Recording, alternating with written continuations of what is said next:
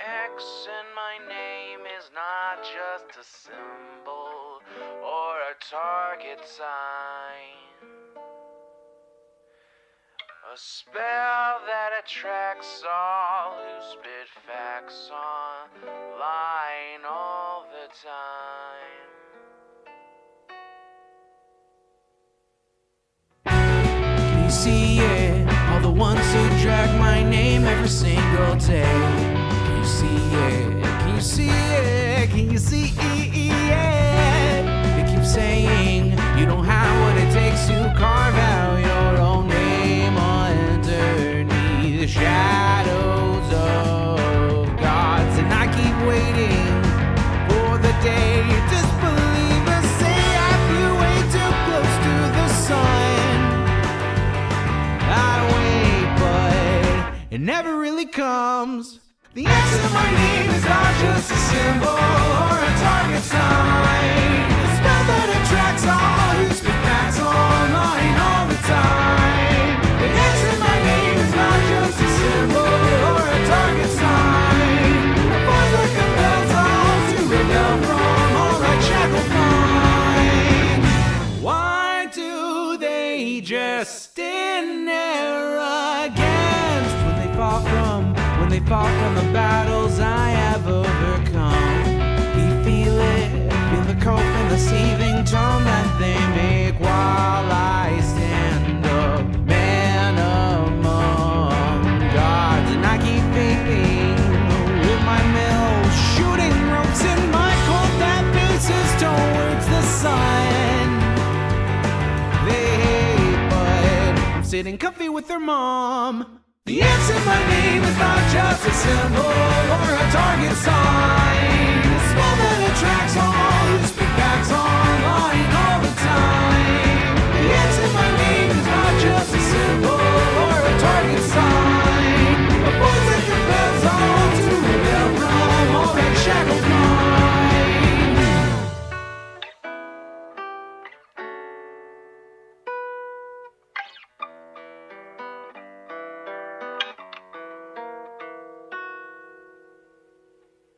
The X in my name is not just a symbol or a target sign. A spell that attracts all who speak facts online all the time.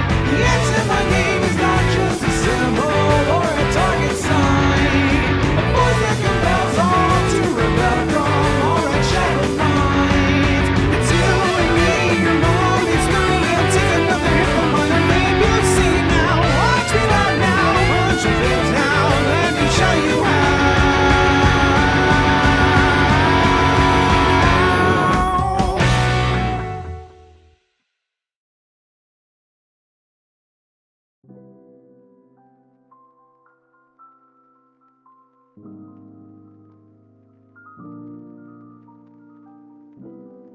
Good afternoon, everybody. Hello, hello. How are all of you doing today? I hope you're all having a good day. It's good to see you again. What's up, Sad Stardust, The Leftist Farmer, Perry Icefire, Mid-Lantern, A Shining Soul, Galaxy Bomb, Gamer PD, what's up? Lucky Otter, how are you? Astronaut Lad 172, good to see ya. Bazooka Horse, what's up? Ride the Rails, how are you? Lord Rose 97, good to see ya. Well, I hope that goes well, A Shining Soul. What is up, everybody? Antifa Private 161, hello. K-Doge, welcome. We got a lot of people over on YouTube chat, too. Madeline Gibson, welcome. Emily Chertos, how are you?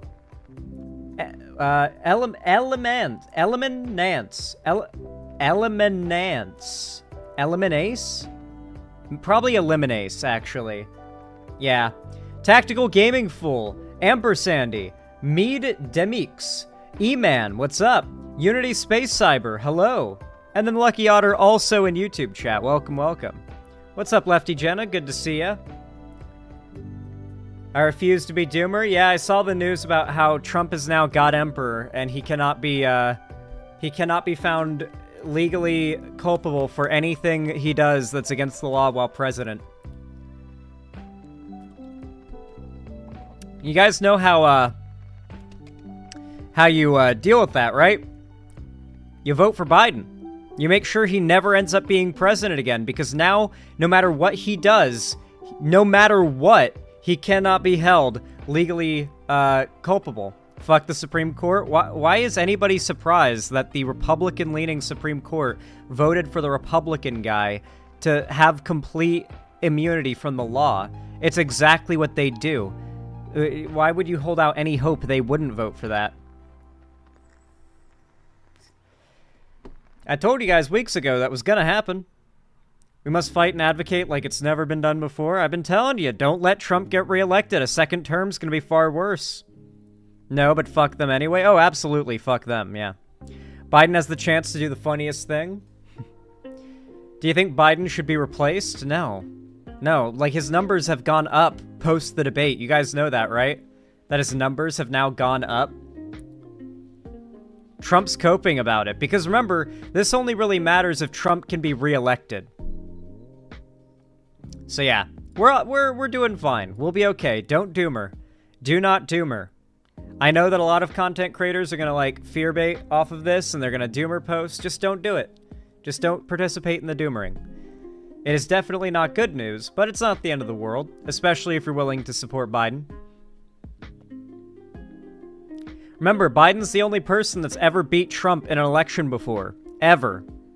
Keep that in mind. Exactly.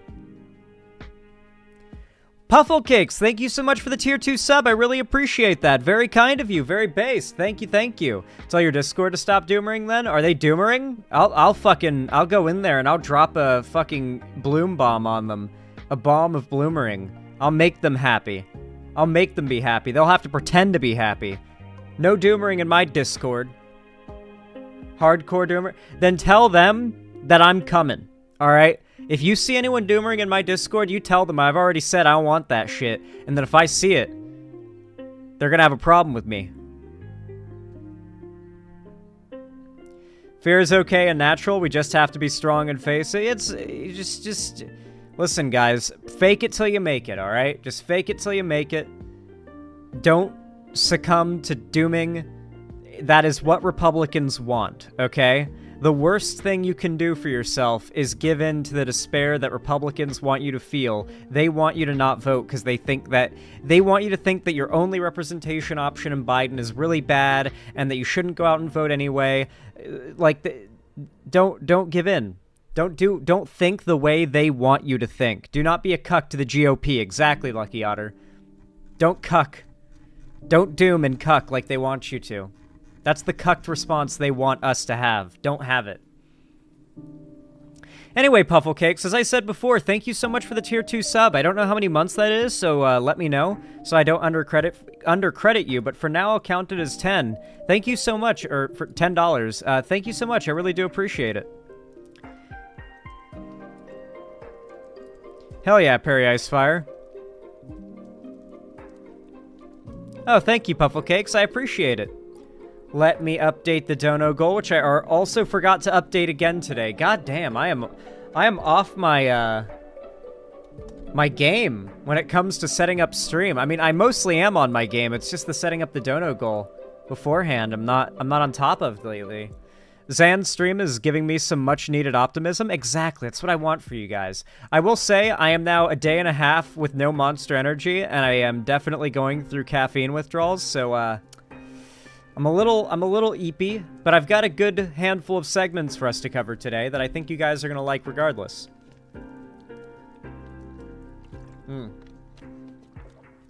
Scapegoat, thank you for the $5 super chat. I really appreciate it. Says, is there any hope of reversing every Supreme Court decision made the last 2 years?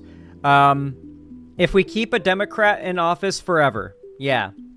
Ooh, caffeine withdrawal sucks. Yeah, I've been through it many times though, so it's just kind of like a super tiredness, you know, with a little bit of jitters on the side, you know. What the Supreme Court did just basically gave Biden another reason to vote for him. Just gave Biden another reason to vote for him? Okay. Xander Hall's one of the segments is Biden DACA expansion? Unfortunately, no. Xander Hall, I asked this yesterday, but I'm not aware if you saw. Can I do a synth V cover, Vocaloid cover of your theme song? Yeah, absolutely, Glowworm. Well, I'm not the one who made the theme song. That was 100% Sweet Myths. So you'll want to ask them, because they own the rights to the song, and they are the creators of the song, not me. I didn't even know it was being created until it was made, you know? So you'll probably want to ask them. Xander Hall, I hope you don't mind me asking, but have you seen Alan Lichtman's take on the Biden-Trump debate? I have not, no. I don't think I know who Alan Lichtman is. Am I a bad political commentator for not knowing who that is? Because I've maybe heard that name once before.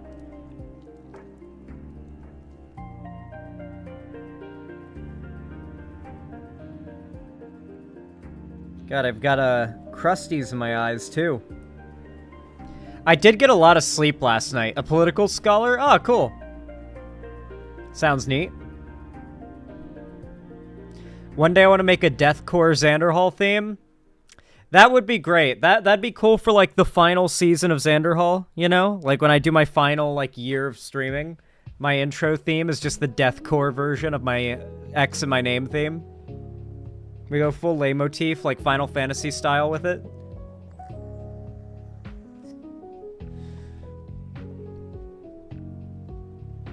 Oh, he predicted every presidential election correctly. Interesting. He's predicted the last several elections to a T. So not everyone?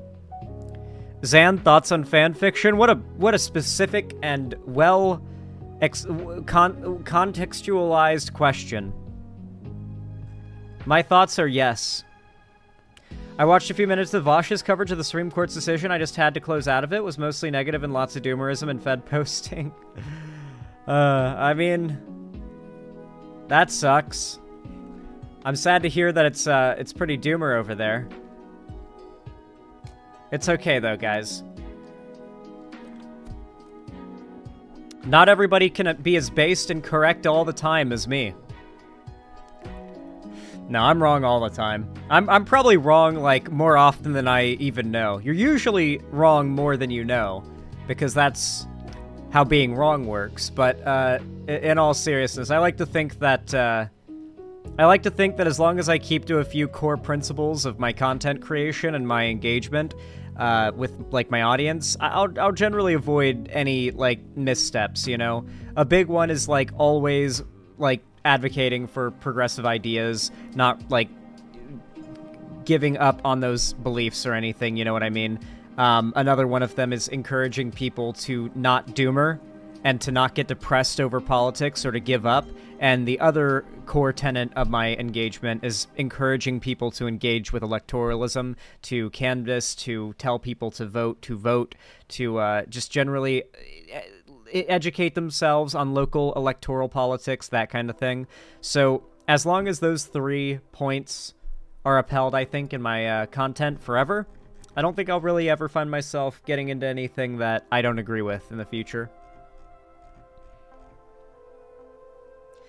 Please do remember that the Democrats were overperforming during the midterm elections. Yeah, the Dems did really well during the midterms. You got to remember that.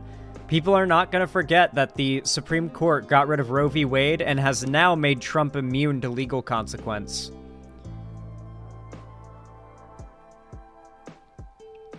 Yeah, I've heard about that One Piece 34. Peepo sad. That's a sub emote, Sad Stardust. You gotta sub. You gotta become a subarino. Well, hey, if you're enjoying the stream right now, and you want to support it and help to grow the stream, get more viewers and all that stuff. Mind you, I've noticed you guys are doing this a lot more because the sub count is going up pretty fast. Viewers are going up. All that stuff is going up. I'm really happy to see it. Consider hitting the like button. Every thumbs up really does go a long way, and I really do appreciate it. Thank you to everyone who does that. It's totally free, and every single like on the streams and my videos really, really helps a lot, as do the comments. So thank you to all the likers out there.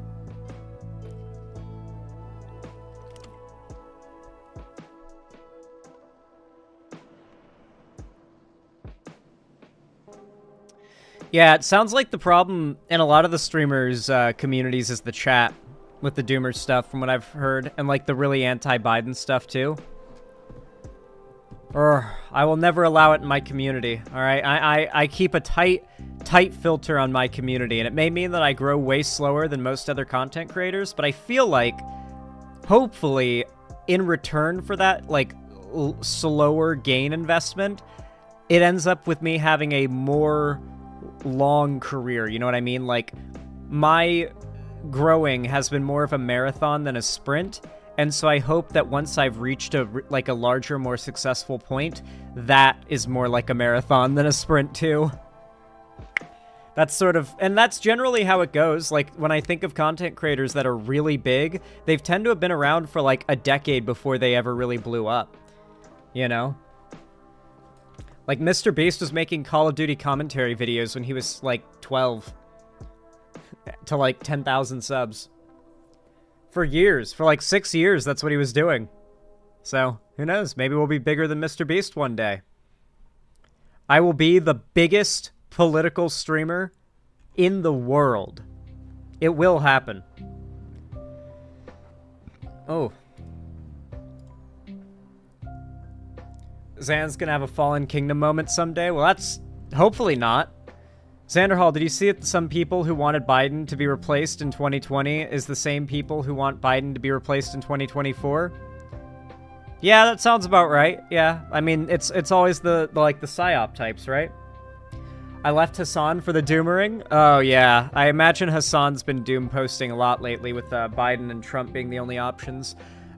Yeah, I know that Hassan's kind of losing viewership because of a variety of reasons, from what I can tell.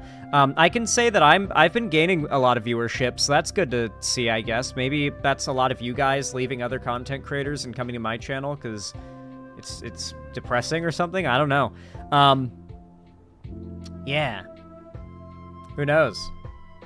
Anyway, guys, I have the Sacred Scroll, and I have quite a few topics for us to cover today. Yeah, I'm stealing Hassan's viewers. Just yoinking them away.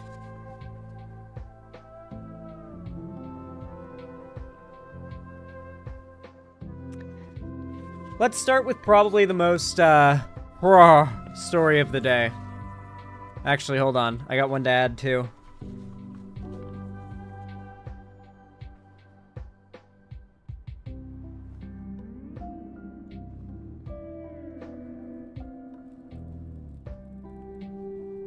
All right. The scroll has spoken. Wah, wah, wah, wah, wah, wah, wah, wah, wah, wah, wah, wah, the scroll. The scroll. Yo, Sad Stardust, thank you for the tier 1 sub. I appreciate that. Thank you once again to everybody who donates subs or gifts subs on my site or supports me financially. It really does help a lot, and it means a lot as well. Thank you, guys. Thank you, thank you. Said nothing, but did gift a or just get a sub for themselves. Thank you. I appreciate that. Man, I feel like when I'm low on Monster and I'm going through caffeine withdrawal, I feel like I get mush mouth. You know what I mean? Where every once in a while I say a word and it just kind of like into sort of a mush-mouthed mumble. Oh damn, Zan, you were at 87.7k subs yesterday. Now you're at 87.9k subs. Yeah, I gained 200 subs. Unfortunately, YouTube only displays like every 100th sub, if that makes sense, right? So you get 87.7, and then I'm probably at something like, hold on, let me actually tell you where I actually am sub count wise. 87,908. So you don't actually get to see the 08, or like if it was 10, you wouldn't see that, or the 99, you wouldn't see that. So you wouldn't see it tick over until it, you know, ticks over to the next 100 place. So yeah, the next tick over will be 90, or no, 88. Hell yeah. I hated that change from YouTube, and I still do. You know, YouTube used to straight up display your exact sub count at all times publicly, and they got rid of it.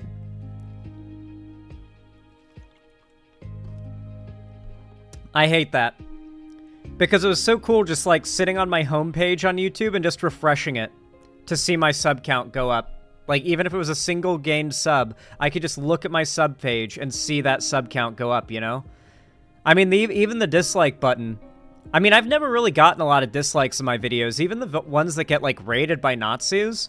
they don't leave dislikes, because that's engagement, and they know it'll help me. So they tend to just leave hate comments, if anything, and, like, mass report. There's an extension that lets you see YouTube dislikes. I know, but it's not really accurate, though. It's only counting those that are using the add-on, and then using that to, like, calculate how many people are likely disliking. The problem with that is, if anyone's getting that add-on in the first place, it's probably because they want to leave dislikes and they're really prone to doing it. So the people with that add-on are super likely to dislike, and so the dislike ratios on, like, every video with that add-on are ridiculously high, higher than they really are. This music, though, do you guys like the music? This is actually Slamma's Hightail Lo-Fi Hip-Hop remix. I've been thinking about putting together a little private playlist that cycles through with this and a couple of songs that are like background music from FF14. FF14 has some really good ambient background music I wouldn't mind throwing in there, and maybe some WoW background music. I think getting like a nice, diverse playlist of music would be nice. It's nice and calming? Yeah, it is. I will say, after like hundreds of streams or whatever, having used it, it is getting a little repetitive, and I don't mind that, but I do want to mix things up, especially because I don't want the literal Hightail soundtrack to be, like, played out for me by the time I play Hightail for the first time, you know what I mean? Antifa Private 161, wow, thank you so much for the tier 1 sub. Thank you, thank you. I hope you enjoy that blue name. Says, hello, new subscriber that has come over from VGG. I appreciate that you're a bit more hopeful than others like Vosh right now. You're rather underrated. Oh, well, thank you. I really appreciate that. It means a lot. Thank you so much. I try to be positive with politics, you know? I do try, until they are literally kicking down our doors, you know, and even then, you know, well, let's just say I'm not going down without a fight. Yeah. Vosh banned me for being hopeful. I don't think that's what he banned you for, Slashy. I think maybe it was for something other than simply being hopeful. I'm not joking? Really?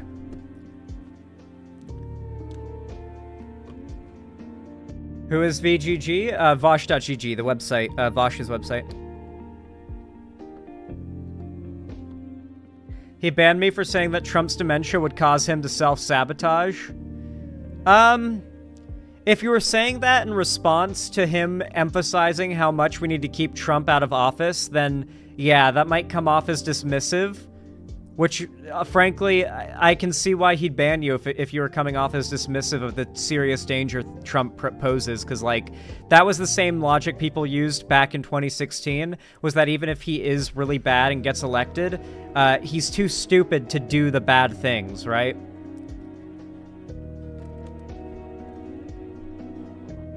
I said it in response to Biden not being a problem.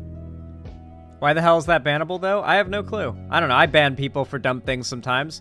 Frankly, sometimes I'm just in a bad mood, and if somebody says something that's a little annoying, I can't help but ban them, you know? Or at least mute them. I've been trying to just, like, go more for mutes when I'm, like, in a bad mood and someone upsets me. Just like, alright, you're just getting muted for an hour. You're not banned.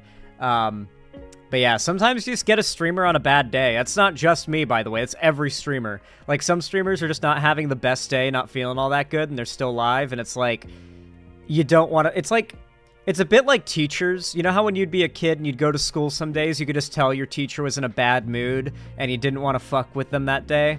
Like, the same thing with streamers, you know? Sometimes your streamer wakes up on the wrong side of the bed, and you gotta be careful, because you might just get banned for saying something too dumb.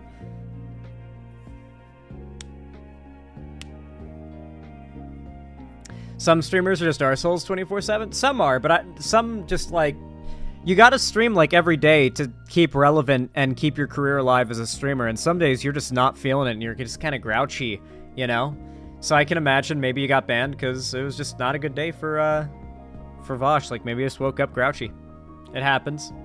Especially as you get older, it happens. Holy crap. Some days you just wake up and you're just grouchy, man.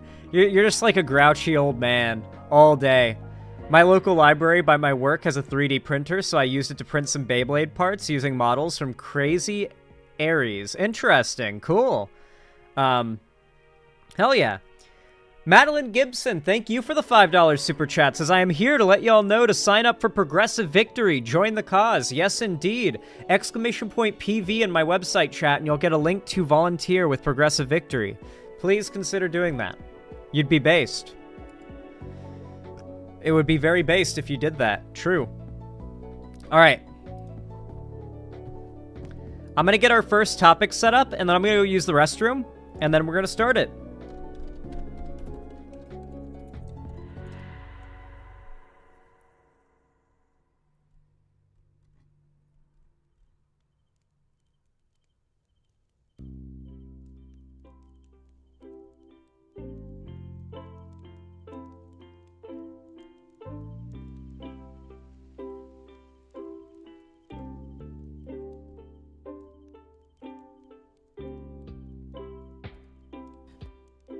All right, I got the first segment ready for you all, so before I start it, I'm going to go use the restroom, and I will be right back, my lovely people.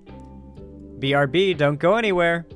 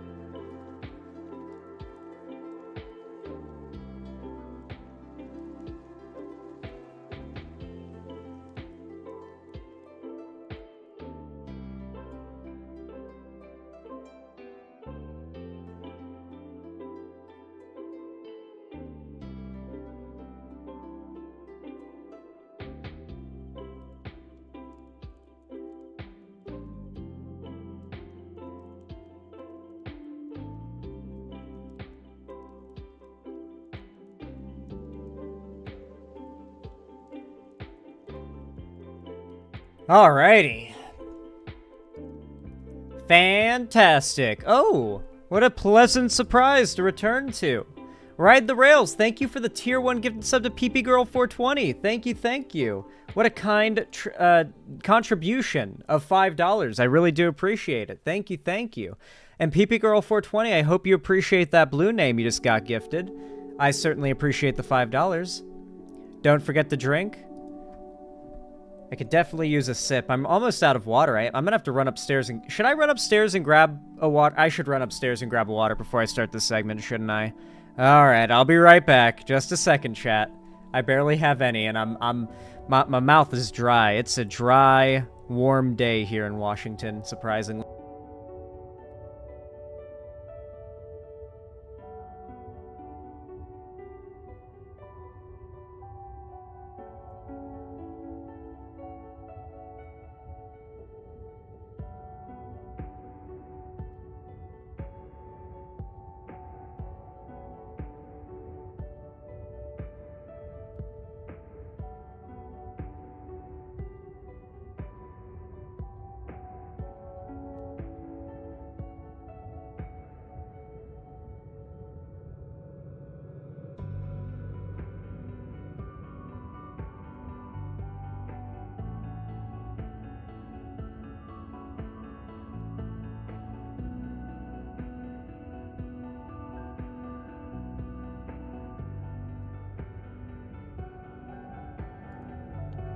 Okay. Hydrate before you dihydrate. True.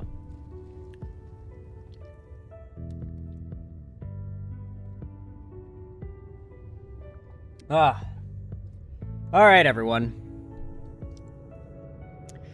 We do not doomer. We never doomer. Not ever. Y'all know what to do when I say action, right?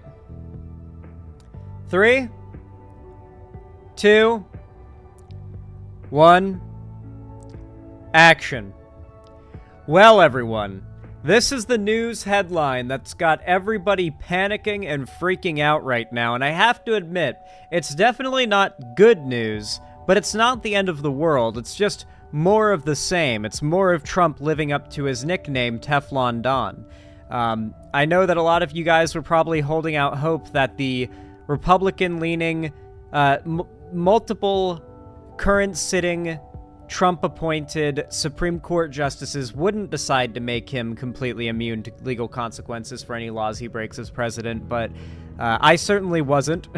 I was kind of expecting this, not in sort of like a, I give up way, but more in a, like, yeah, no, this is what the Republicans do. This is why we can't let him get reelected. Like, this is part of why Project 2025 and his second term would be so bad, is because, yeah, of course he's not going to have any legal consequences for any of the awful, illegal shit he's going to do if he takes office, right? But, like I said before, there is one real solution to this, and that's making sure Trump doesn't get back into office. For a variety of reasons, by the way. Assuming Trump doesn't destroy our democracy and annihilate the country and everything with it, and does end up leaving office at the end of his 4 years, like, even if he does all of that, another 4 years of Trump means that he could potentially appoint another Supreme Court justice, for all we know. If a Supreme Court justice dies or steps down while Trump is in office, he can just replace them with another Trump-appointed Supreme Court justice. And trust me, they'll probably be young. They'll probably be a young, conservative young buck that's going to be around for decades and decades and decades on the Supreme Court.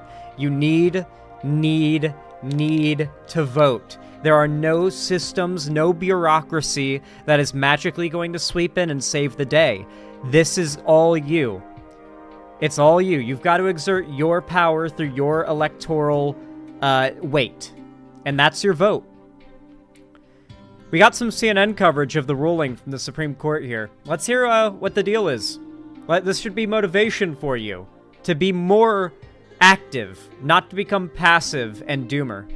Paula Reed, I know you've been listening to this decision. What have we heard? We have. Of course, this is not a thumbs up, thumbs down. This is a complicated decision. We just got it here. It's an opinion from Chief Justice John Roberts, finding that former presidents are entitled to absolute immunity for official acts, but not for unofficial acts. So what does that translate to? It's basically exactly what they've been talking about this whole time, which is like anything that the president does while president, they're immune from any legal consequences, but anything the president does when they weren't president, or before they were president, or after they were president, that's still considered a crime. Because if they were president while they did it, it's still considered official. That's my understanding of the way they're trying to go about this.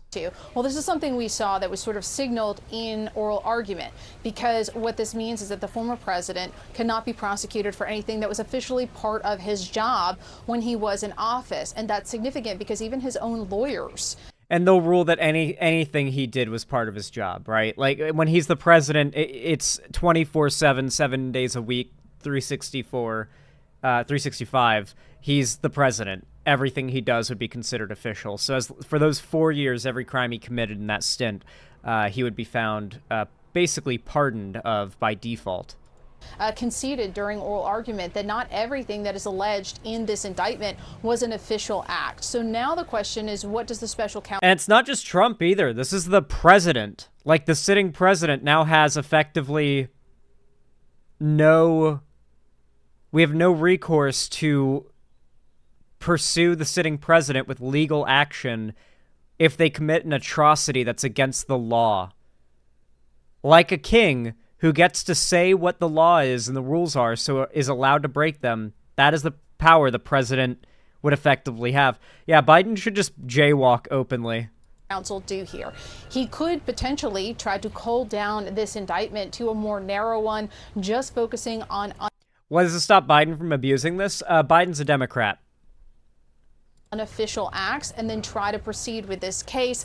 Still an open question, though, about whether even a slimmed down case could go before the election. 3 reasons for that. One, the judge overseeing this, Judge Tanya Chutkan, she has signaled that the lawyers should get some lead time on this. I mean, we're a couple months out from the election. The idea of putting the Republican candidate for the presidency on. Official presidential actions include, but are not limited to, golf, hiring prostitutes, selling top secret info to foreign powers, rape, sexual assault. Yeah, the Trump, presidency commercial. On trial, where he would have to be in court months, weeks before the election. That's something that would likely have us right here again before the Supreme Court. Also, the Attorney General, unlikely to allow something to go ahead that quickly, but we'll see. But right now, this decision, the Supreme Court finding that former presidents are entitled to absolute immunity for official acts, but not for unofficial acts. This opinion, very, very long. It's going to take us a while to get. I just remembered somebody on Twitter pointed out during the debate when Joe Biden brings up that Donald Trump had sex with a porn star while his wife was pregnant with his child, you can see Trump's closing his eyes and smirking a little, like he's reminiscing about it, like he's remembering that time, and he can't help but smile. He does. I'm sorry, it's completely unrelated. But I just remembered that, and I felt you guys deserved to have that thought shared with you. Through everything. Right now I'm looking at an excerpt from the Roberts written decision. He says, quote, Trump asserts a far broader immunity than the limited one we have recognized, meaning the court. The text of the clause provides little support for the absolute immunity claim that Trump asserts. So they're rejecting that. I had to inject some comedy in here, okay? There had to be something funny in this segment, or this topic would just be so sad and so depressing. There's not really much I can add other than this is awful. It's not as overwhelmingly awful as you might hear it reported, and people are going to clickbait it a lot for sure. But it's certainly not good. It's certainly not good. But in essence, all of the details as to the allegations made, the accusations made in the Jack Smith indictment of Donald Trump, not all of them, but many of them, the court is saying, we are sending this back to the district court. They have to decide whether Trump's communications with the American people, calling them to rally to the Capitol on January 6th, and everything that happened after that, the disruption of the counting of the electoral votes. Yeah, he was obviously never going to be held accountable for this, and frankly, from what I can tell polling-wise, the American people are not receptive to any consequences for Trump when it comes to January 6th. The January 6th thing, I don't know how big of a majority of Americans it is, but a majority of Americans think that Democrats should quote-unquote Democrats should drop January 6th. Whether it be because A, they think it's just sort of an endless loop of nothing where no justice is going to come out of it, or because they think it was justified. Americans just don't care for there to be any justice out of January 6th. Certainly not for Trump.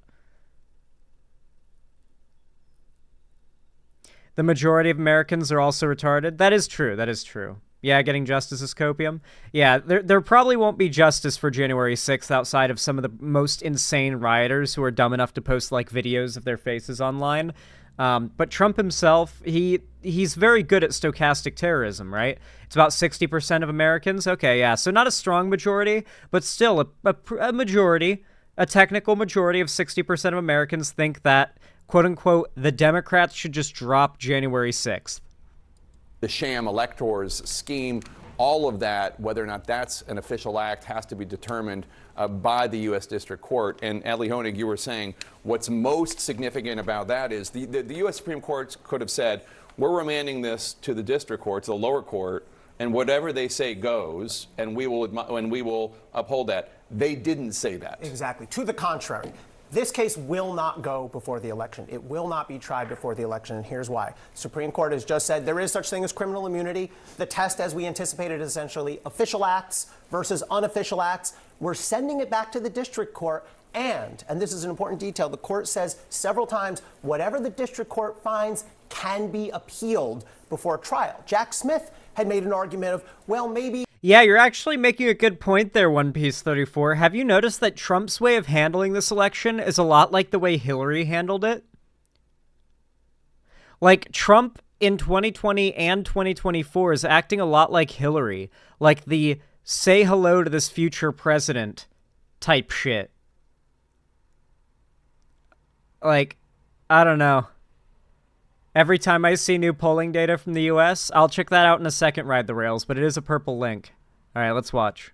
The district judge, the trial judge, can work it out and send it to the jury, and then the jury can separate official from unofficial acts. Several times in this opinion, the Supreme Court, the majority, says explicitly whatever the judge decides about what's official or unofficial, what's immune or not immune, that can be appealed back up. 0% chance that happens before November. So why do that? I mean, if they are saying, hey, we're the U.S. Supreme Court and we're going to have the final say on this no matter what, why not just make it clear? Everything's delineated in the indictment. Why not just make it clear? And if Judge Chutkan decides X, Y, or Z, we will agree with that. Why not just be explicit? Because the Supreme Court, they're in a court of appeal. Is Chutkan the Trump appointee judge? I think hold on.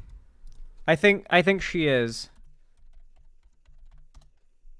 Or he is. Is it yeah, no, Tanya Chutkan. Trump appointed, right? No, appointed by Obama. Okay. Never mind, different judge. Yeah, no, I think she's fine. Okay, what's the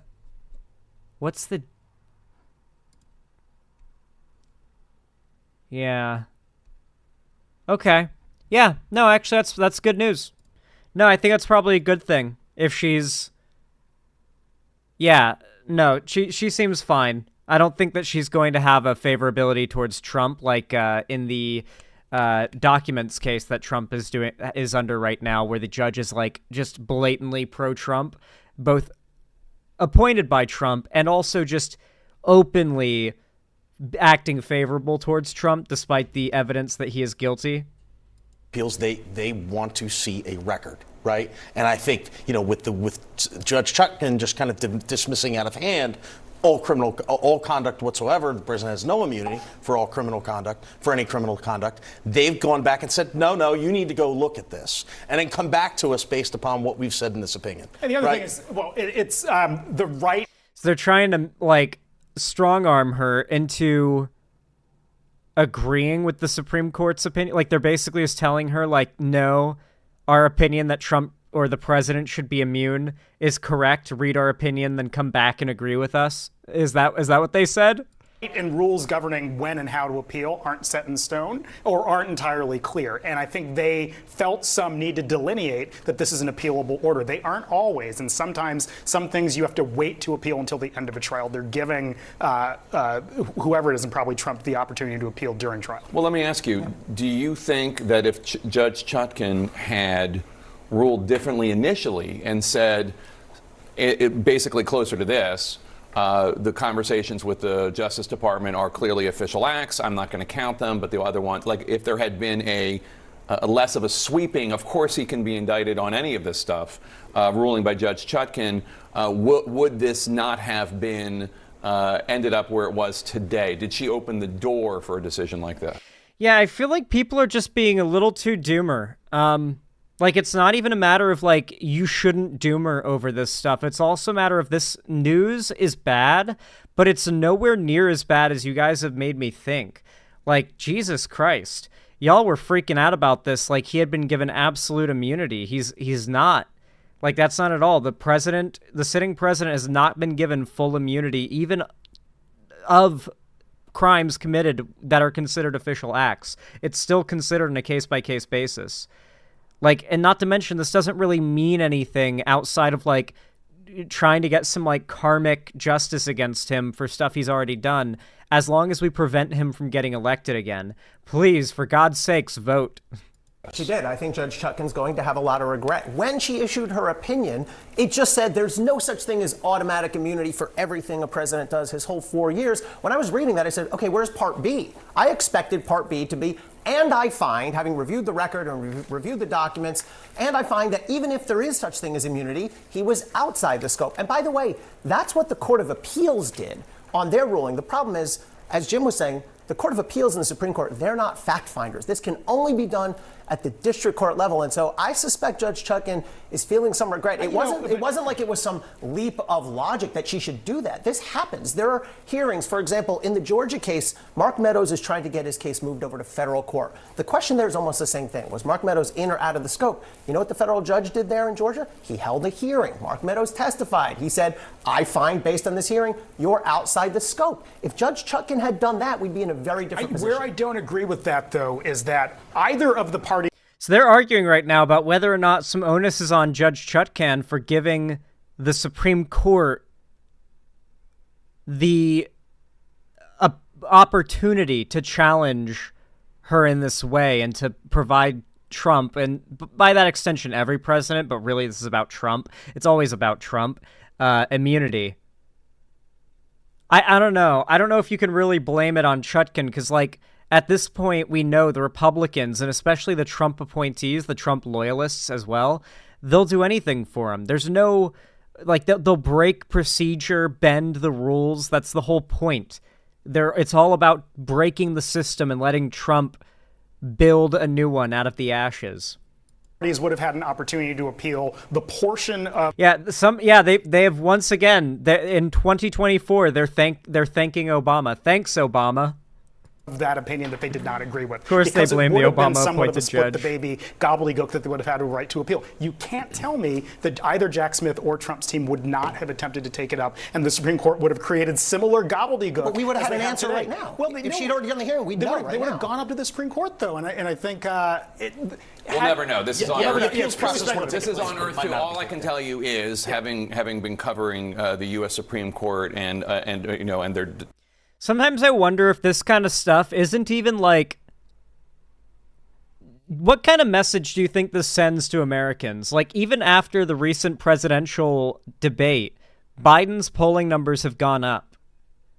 It's very clear that as we get closer to the election, the majority of Americans who have been politically kind of tapped out for the last 3 years are going to reactivate, and they remember what happened when Trump was president. They know about Roe v. Wade. They may have voted during the midterms where the Democrats overperformed.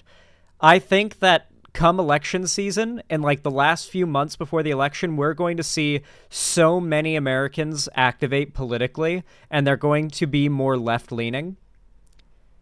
Or at least Democrat-leaning, pro-Biden-leaning. It won't be an enthusiastic support of Biden. Just like in 2020, it won't be enthusiastic, but the enthusiasm will come from making Trump fail. I think that when it really comes to it, everybody is probably going to get drawn together, anyone who's even marginally left-leaning, by a mutual desire to see Trump fail and his supporters scream and cry and bitch and moan again about it. That was such a great time until they started, like, attacking the Capitol. But up until that point, it was so fun watching them scream and bitch about it. It was so fucking funny. We need history to repeat itself there. Just to go back to Bush v. Gore. Yeah. The reason that the conservative court in Bush v. Gore was able to do what they did is because the Florida Supreme Court let them. Yeah. The Florida Supreme Court made so many bad decisions and bad rulings. Yeah. My understanding of the Bush v. Gore thing was that it all came down to Florida, and there was, like, actual election fraud in Florida, like, straight up. And then on top of that, the Florida Supreme Court just straight up allowed it and just gave the election to Bush. Just gave it to Bush. They just said, no, we're going to give the whole state to Bush. He gets all the electoral votes. It was easy for the U.S. Supreme Court to come in and say, no, stop the count. Yeah, what's interesting here, and there's a great line, I'm skimming it very quickly, in Justice Sotomayor's dissent. Give it to Bush. She says, the majority pays lip service to this idea that the president is not above the law, and then in effect says that for certain official acts, the president is in fact above the law. It's how do you sort out what this actually means? Let's do that. Well, the intent behind it is that it would only ever apply to Trump or whoever the next Republican, like, him guy is, right? Because they're very open and transparent about the fact that they just want to destroy the system and any roadblocks that keep them from holding absolute power forever. If you lived in Florida, any of you guys, you'll have seen that, like, a fair amount of Trump supporters in, like, the deep South have signs in their lawn that start with Trump 2020 and Trump 2024, and then they continue on with like Trump 2028, Trump 20, like onward and onward and onward, right? Because they don't like term limits. They want Trump to be president forever, and then for Baron Trump or like Eric Trump to take his place. Like they literally want the Trump family dynasty to rule our country forever now. There are signs that depict that are officially, I don't know if they're even officially licensed, but I know for a fact that tons of Trump supporters have them staked in their lawn all across Florida. They were real popular back in 2020. Right now, because in the oral arguments, there were certain examples that were given. Let's explore a couple of those and what today's... I've seen designs that straight up say things to the effect of Trump forever. Yeah, pretty much that. That is what I'm describing to you guys, Sad Stardust. Decision means. First one was raised by Justice Sonia Sotomayor back in, was this April? What about getting SEAL Team 6 to assassinate a political rival? Let's roll that tape. Well, that's exactly the kind of thing this is meant to protect Trump from legal actions for. Yeah, like that. If Trump gets elected, I would not be surprised if within the first month the headlines start coming in about the arrests and executions of like political opponents that he will say were like criminals, or like, you know, he might go even the extra mile and just straight up say they're pedophiles. You know, just like every person who he's pissed off at in the world of politics just gets arrested. And he's like, we have been rounding up all the pedophiles in Washington. Like, and his fans are just screaming like, yeah, get those groomers. Like, we really don't want Trump to get reelected. Do not be complacent electorally.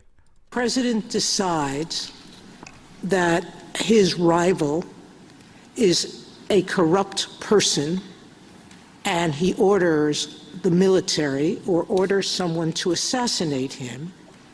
Is that within his official acts for which he can get immunity? It would depend on the hypothetical, but we can see that could well be an official act.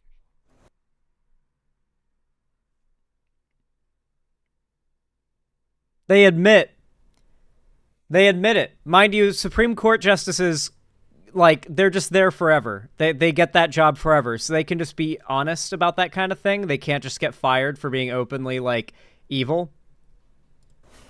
That was a stunning moment in April. Did the court just say, yeah, you can assassinate a political rival? No, I don't think they did. That's a ridiculous... No, they did. They did. Well, yeah, it would depend on the context, but yeah, is what they just said. The question was very clear, and the answer was very clear, Mr. Cope man. To assassinate him, is that within his official acts for which he can get immunity? It would depend on the hypothetical, but we can see that could well be an official act. That is a yes. That was a stunning moment in April. Did the court just say, yeah, you can assassinate a political rival? No, I don't think they did. That's a ridiculous answer by Donald Trump. They did. A dangerous and reckless answer. One really important thing. The basis for Donald Trump's legal argument that maybe he can order an assassination and still be okay is this preposterous argument that they offered below that, well, a president can only be indicted if he's first impeached by the House and convicted by the Senate. The Supreme Court explicitly rejected that argument. They said impeachment has nothing to do with this. That's not the test. To your question, Jake, someone's got to decide. The problem is the exact thing, the political like ruling law. I forget what exact term it would have that they're like trying to put in place. Literally says that for the president to be found guilty of a crime, as like that is done as an official act, he would first have to be impeached by the House and Senate, and then found guilty by the Senate of said crime, and then there would have to be would have to be found guilty by the Senate, and then voted to be impeached by the Senate, and then would have to be tried. There would have to be 3 layers of guilty prosecution in order for the president to be found guilty of committing a crime. That's not equal, by the way. Like, that's not how it should work, just principally, because the president should not have, like, more legal protection, like, on a fundamental level than the average American. That's stupid. That's, like, fundamentally anti-American. If they agree that we can, Biden send Solid Bernie into Mar-a-Lago. Yeah, no, Biden should send Big Boss Bernie into Mar-a-Lago to do the funniest shit ever. Very true.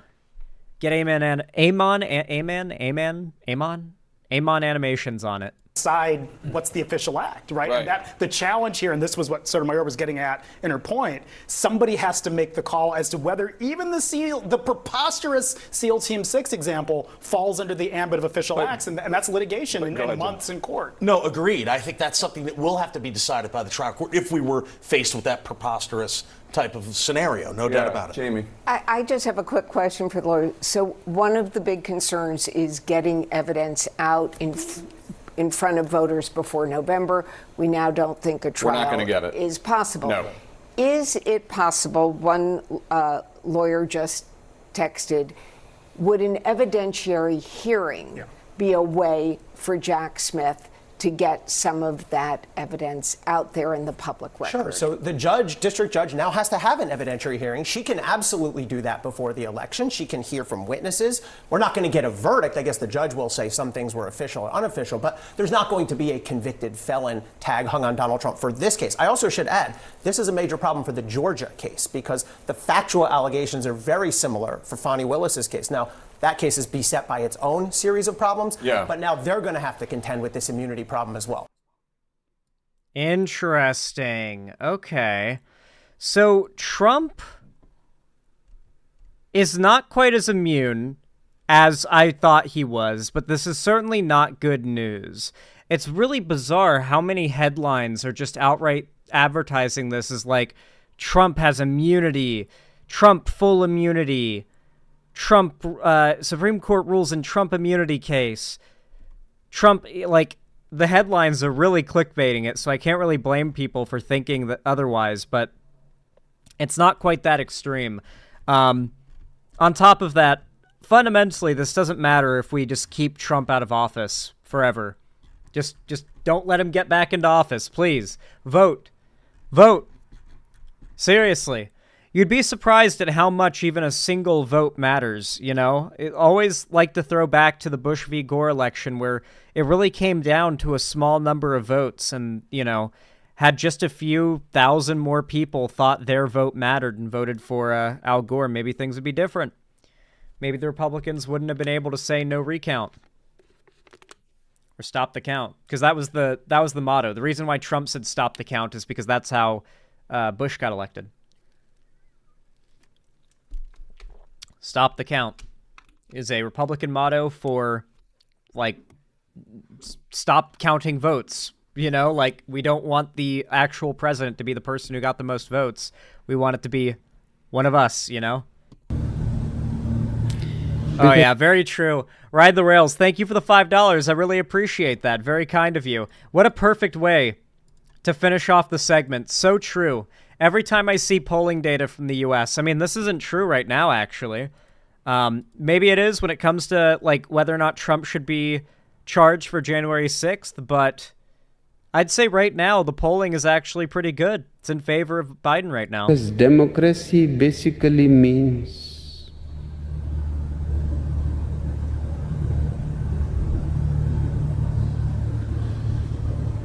government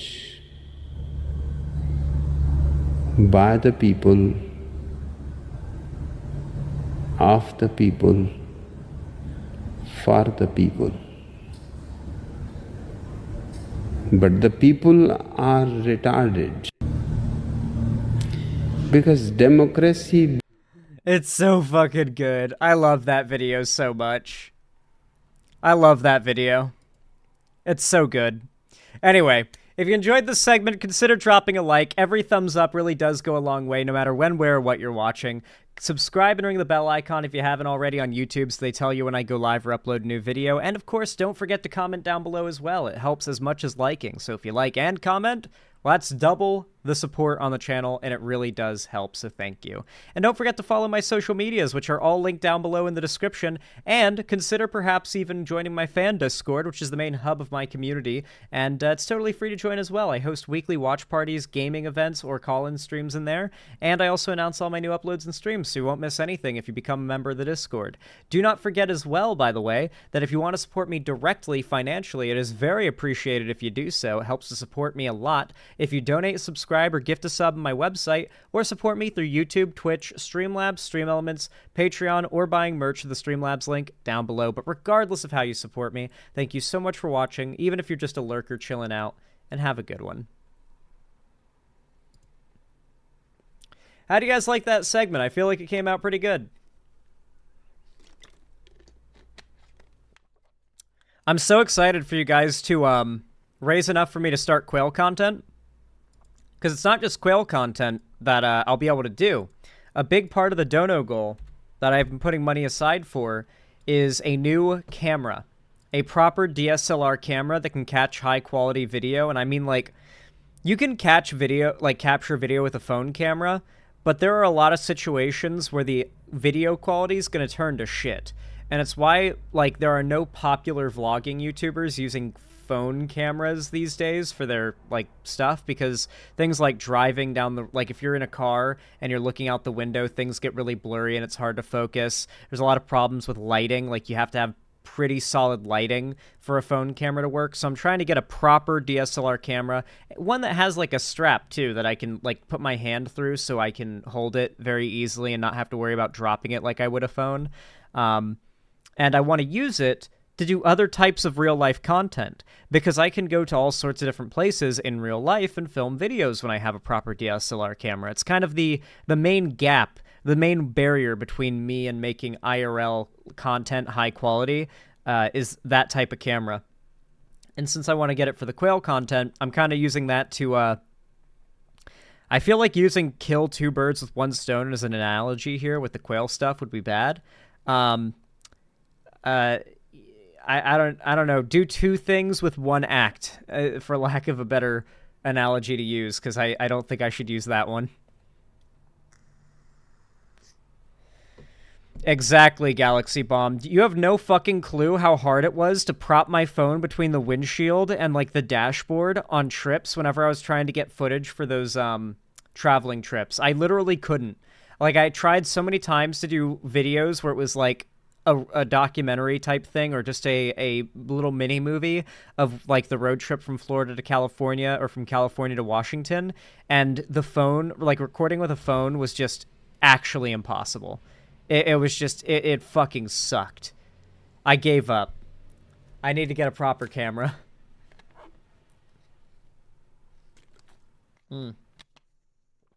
OnlyFans girls know the struggle. So true. Probably true. Anyway, Pepper T21, thank you for the $5 reduce. How kind of you. Thank you. Said, I'm starting streaming again tonight. Wish me luck so I can give Ethan money to get out of Texas. Hell yeah. I hope your streams go well, Pepper T21. Thank you for the $5 reduce. Thank you. And Benny Chew, thank you for the tier 1 Subarino. I really appreciate that. Very kind. Thank you for the 5... Did that add? I think it did. Yeah, it did. Thank you for the $5 reduce, Benny Chew. I appreciate it. Said anti-doomer broadcast. Hell yeah, we don't doom here. Thank you so much. I appreciate it. I hope you're all having a good evening, everyone. This is Mr. New Vegas reminding you, you're no one until someone loves you. You get the little Pepe crying.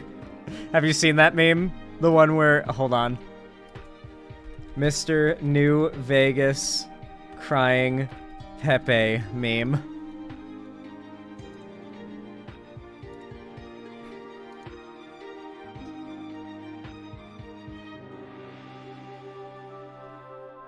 This is so real. It's me again, Mr. New Vegas, reminding you that you're nobody till somebody loves you. And that somebody is me. I love you. And then... Woo! I love that meme. It's so good.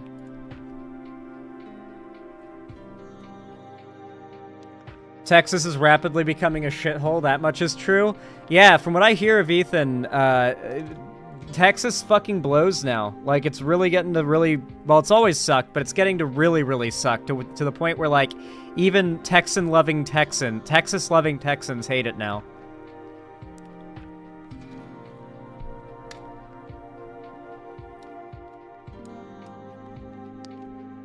Oh my god, we voted Republican and now it sucks here? Who could have possibly predicted this?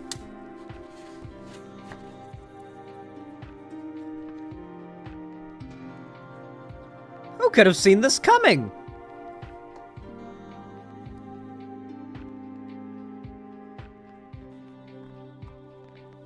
Leopards ate my face, and I voted for the Leopards Eating Faces party?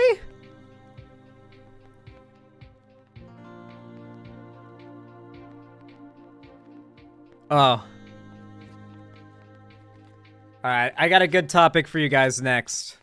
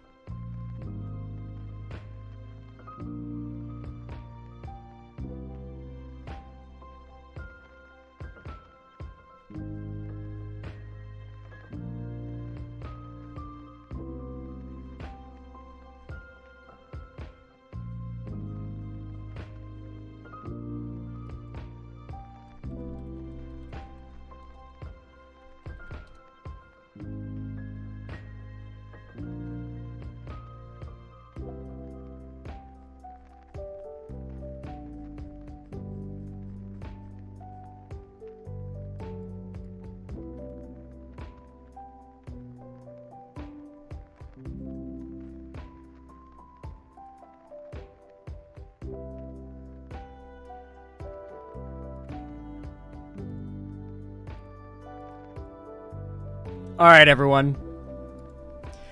You all know what to do when I say action, right? 3, 2, 1, action. All right, everyone. We're going to talk about something that my friends have been quoting nonstop for the last, week. Genuinely.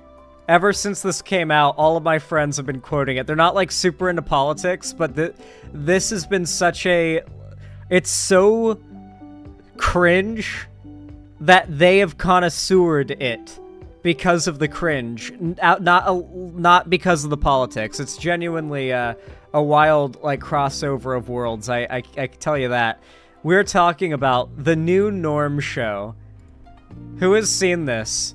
This was put together by Dave Rubin, Awaken with JP, which, for those of you guys that don't know, this guy started out as, a skit YouTuber who would make joke videos, making fun of spiritualists, spiritualist, guru shit, and then he became that. Now he's trying to be Russell Brand, and so now he does, Awaken with JP was originally ironic, but now it's, fully unironic, and it's, Awaken with JP. It's no longer a meme. Yeah. Anyway, I remember my uncle is a big fan of this guy. I hope he doesn't still watch him now that he's a conservative grifter. But this is the new Norm show. The pilot came out on YouTube the other day. Not YouTube, Twitter the other day. And it has gotten pretty hardly ratioed, as you can see. Even with the like bots, it's gotten ratioed pretty hard. Let's look at the quotes here. Quote unquote, the South Park of X, legalize humor, exclamation point, crying, laughing emoji. So these are supposed to be quotes from critics about the show, but they don't even attribute them to a critic. I don't know what is this supposed to be. I don't know. Check out the mini pilot of the first animated sitcom on X featuring Larry Elder, Rubin Report, Awaken with JP, and a special appearance by an animated Elon Musk. Elon Musk does not make an appearance here, by the way. He did not actually... He hasn't even replied or liked this post as well. That's the sad thing. Is Larry Elder, a big deal? Oh, yeah. He's conservative black man. Okay. Cool. All right. Let's watch this absolutely awful video. My buddies have been replying, just, if there is a second of silence in VC, one of my buddies will say, I'm the old Norm, just out of nowhere. And everyone will crack up. Are you guys ready for some genuine, awful, unironic cringe? Let's watch this. I actually haven't seen this in whole yet. All I know is like the running jokes, and I've seen some of the YouTube poops people have made out of this. Oh wait, hold on, I got my background music still on. Let's see, this is the best that our boy Dave Rubin can offer. Let's see. I love how, like, horrible the animation is. What's that? Progress. It's the new norm. The new norm ain't the same as the old norm. Oh. I'm the old norm. I want normal beer. Warning.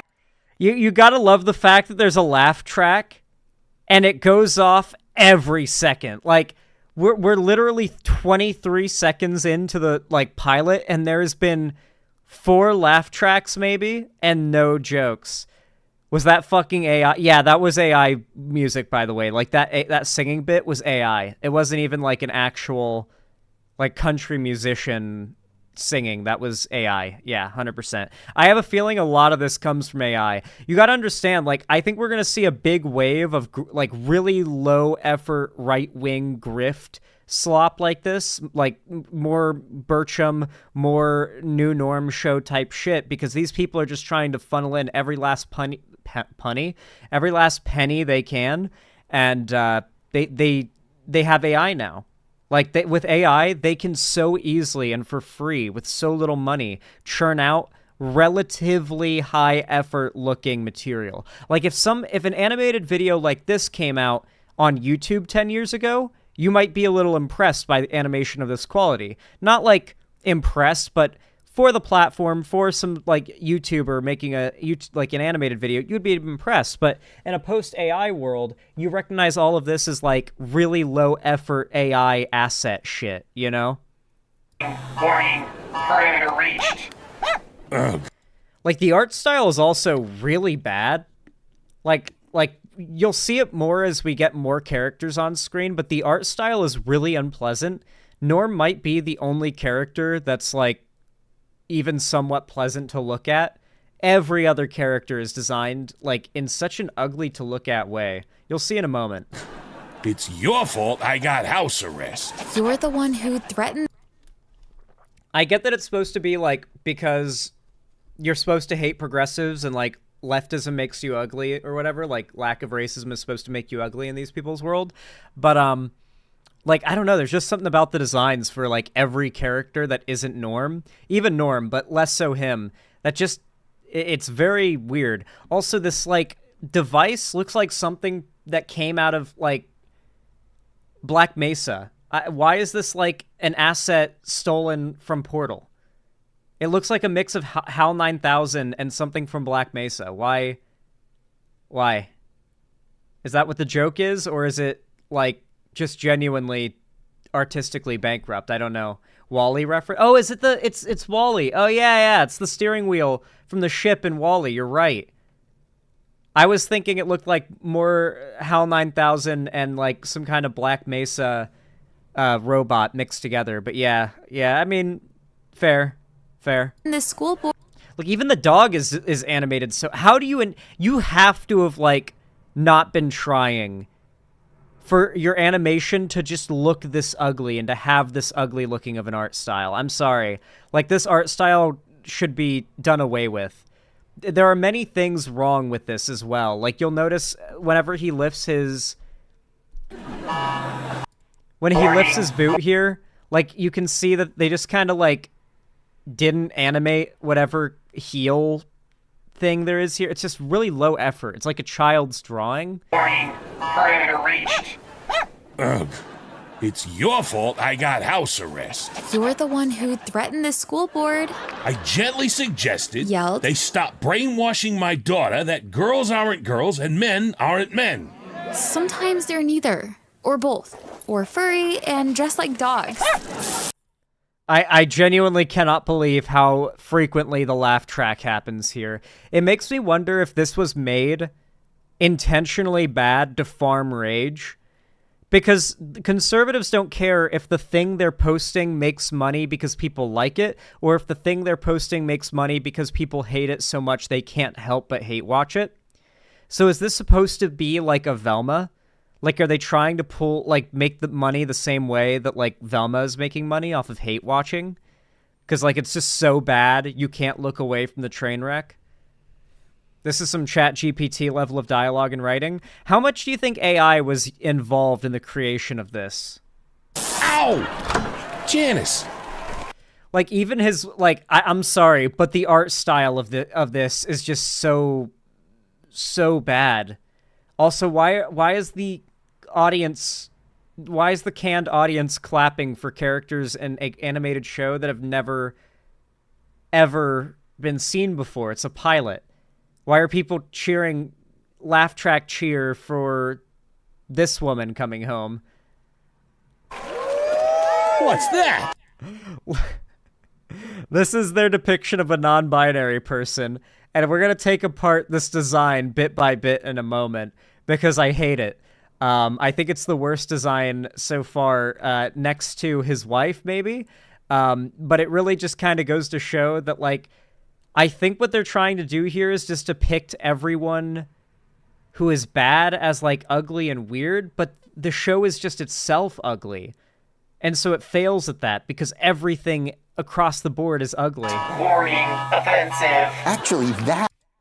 So, this is an interesting depiction. So, alright, we've got the mohawk. Here's where I'll give them credit, okay? The earrings here and the mohawk and, like, this hairstyle, I can imagine a real non-binary person having, okay? I feel like I've met a non-binary person or two who would rock at least the earrings and the mohawk. Fair. Okay, cool. Why do they have a purple eye?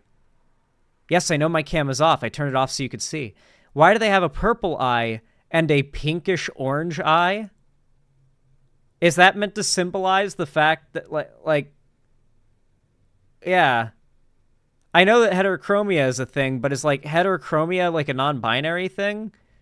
I think it's just supposed to be, like, look how weird non-binary people are. They're so freaky, they would have different colored eyes to depict how crazy they are, maybe? Or maybe they're colored contact lenses? I don't know. The mask, which I guess is supposed to be like, haha, this person believes in diseases and germ theory.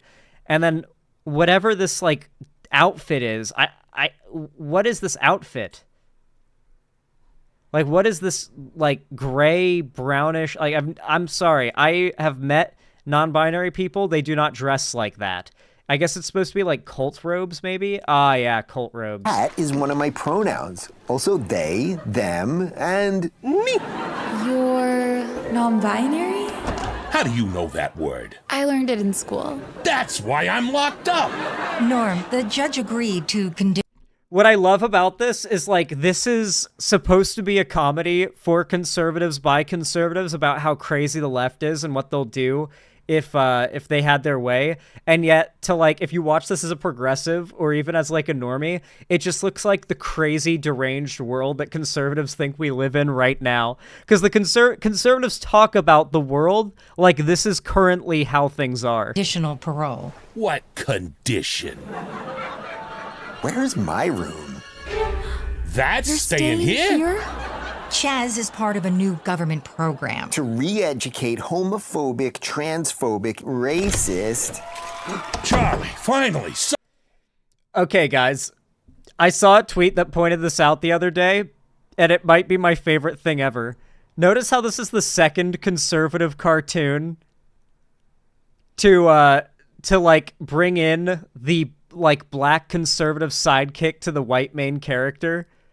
And so he's got, like, the Washington Redskins merch on, and he's, like, a black conservative guy. And he's gonna be like, oh, yeah, that's my best friend. See, I'm not really racist. As long as a black person agrees with me on everything politically, we get along just fine. It reminds me of that one episode of American Dad where the main character, Stan, is, like, super homophobic towards the new gay neighbors that move in, but then he finds out that the gay neighbors are Republican voters. like full-on staunch Republicans, and he's like, you know what? Gay people aren't so bad. Turns out they can even vote Republican. Like, and the lesson he learns is that gay people can be all right as long as they're conservatives too. American Dad's a pretty good parody of like 2000s conservatives, but some of the jokes still apply today. But like Mr. Bertram and this show do the same thing. And I saw a tweet that pointed this out and mentioned that like white dudes needing the validation of a black guy telling them that they're cool is so ingrained in American white culture that even white supremacists like yearn for it, you know? Like even white supremacists yearn for a black guy to be like, you're all right, white boy. Even white supremacists yearn for it. Someone normal. I don't understand. You're black. Did that just black whisper? You're his friend? And boss. Speaking of, when you coming back to the trophy shop? As soon as I get rid of this. You know what I love about this? Just like with the Mr. Bertram show, this immediately got canceled by conservatives for this.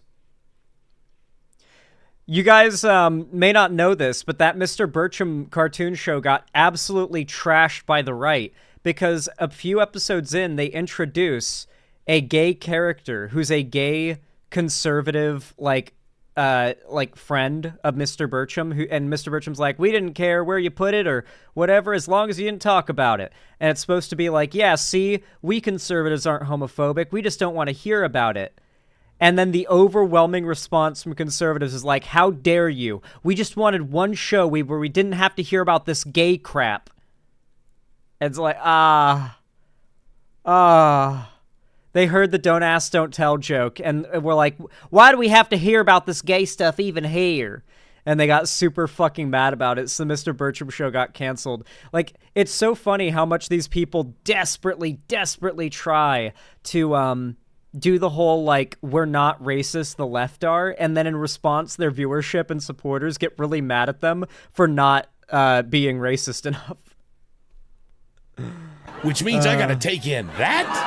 Offensive. Chaz is here to re-educate Norm. In non-bonery studies. Offensive.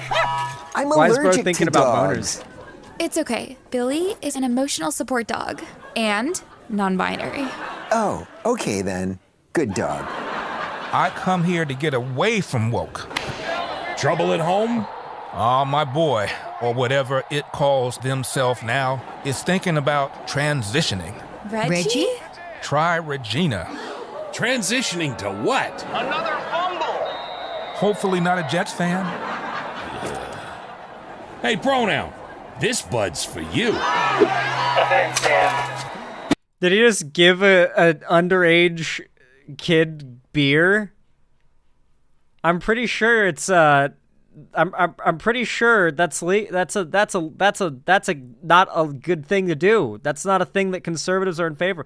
Are they underage? Yeah, I'm pretty sure they're underage. Are Republicans now advocating for giving kids beer? Okay, sure. Actually, no, that's based.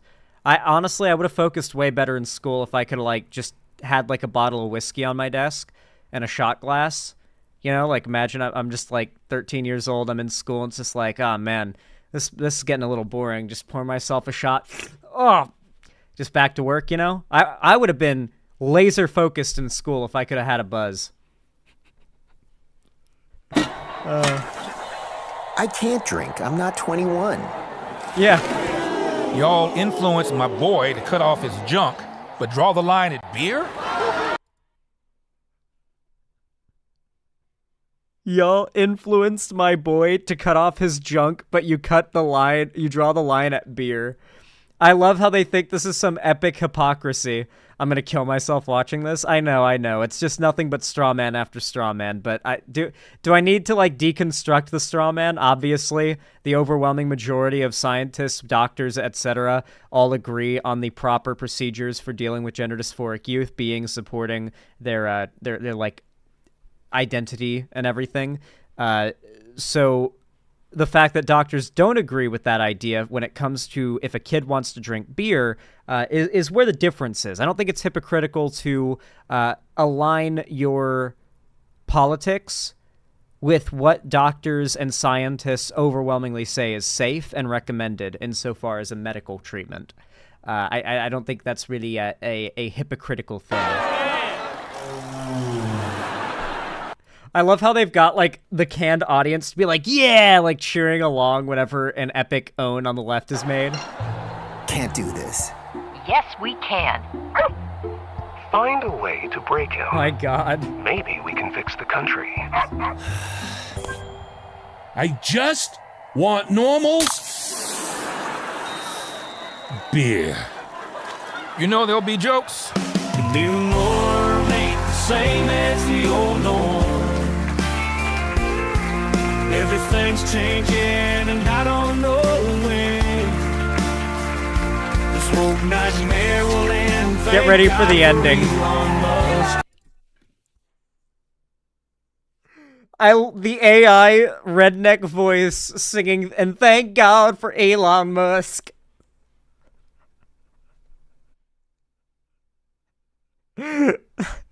Okay, looking at the way that they've drawn Elon Musk here, I am pretty certain that this was done with AI. I think what they probably did was had all these designs created with AI and then, like, cut them out and tried to do, like, the South Park style, like, cutout moving type animation is what I think they probably did. Here, let's hear that again. Oh. Everything's changing and I don't know when. This whole nightmare will end. Thank God for Elon Musk. Heaviest shit most means. X is the home for free speech.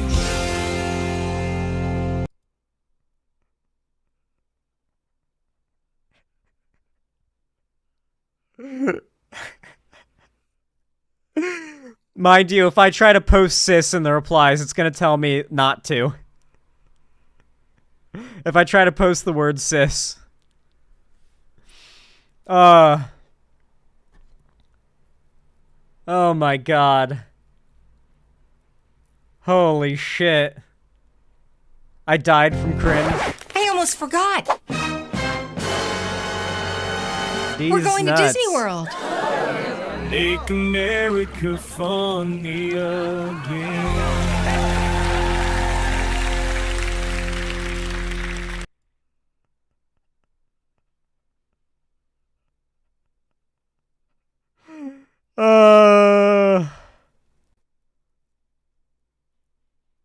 Oh my God.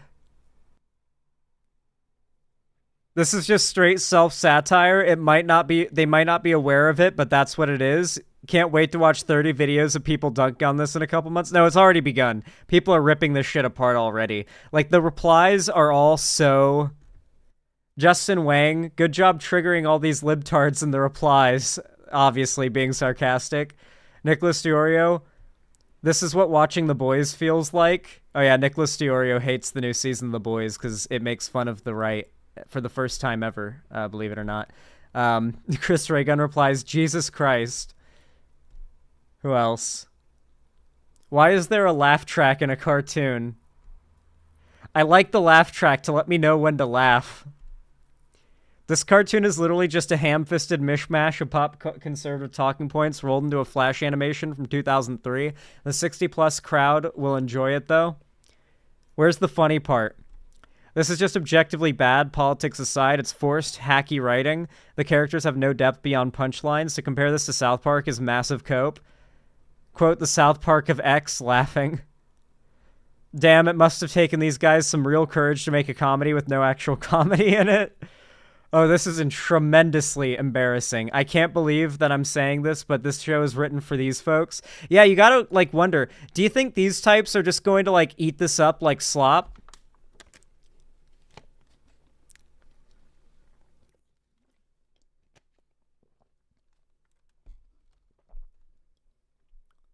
Yeah. Immediate yes. No, you don't think they're gonna like it? I think they'll love it, but never watch it. Yeah, if they find it, I'm sure they'll, like, blow it up. Could you imagine you're in, like, Times Square and there are ads for the new norm because, like, the show blows up with this audience? It ends up Velmaing, you know?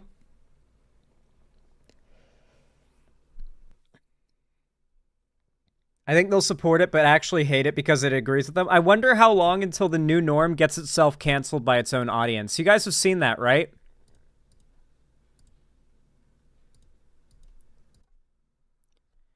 Conservatives mad at Mr. Burcham. Did you see the other cringe conservative show get canceled by its own audience?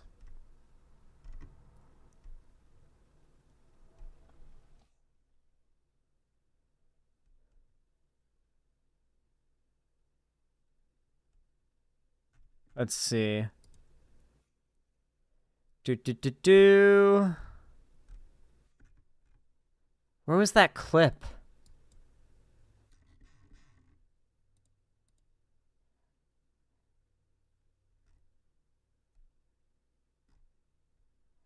Oh, yeah. Yeah, I covered it. I guess we'll see if in my own segment, if I covered the video. Oh, yeah, here it is. Yep. Yeah, I showed the clip. Okay, no, I've shown this before. That's actually really funny.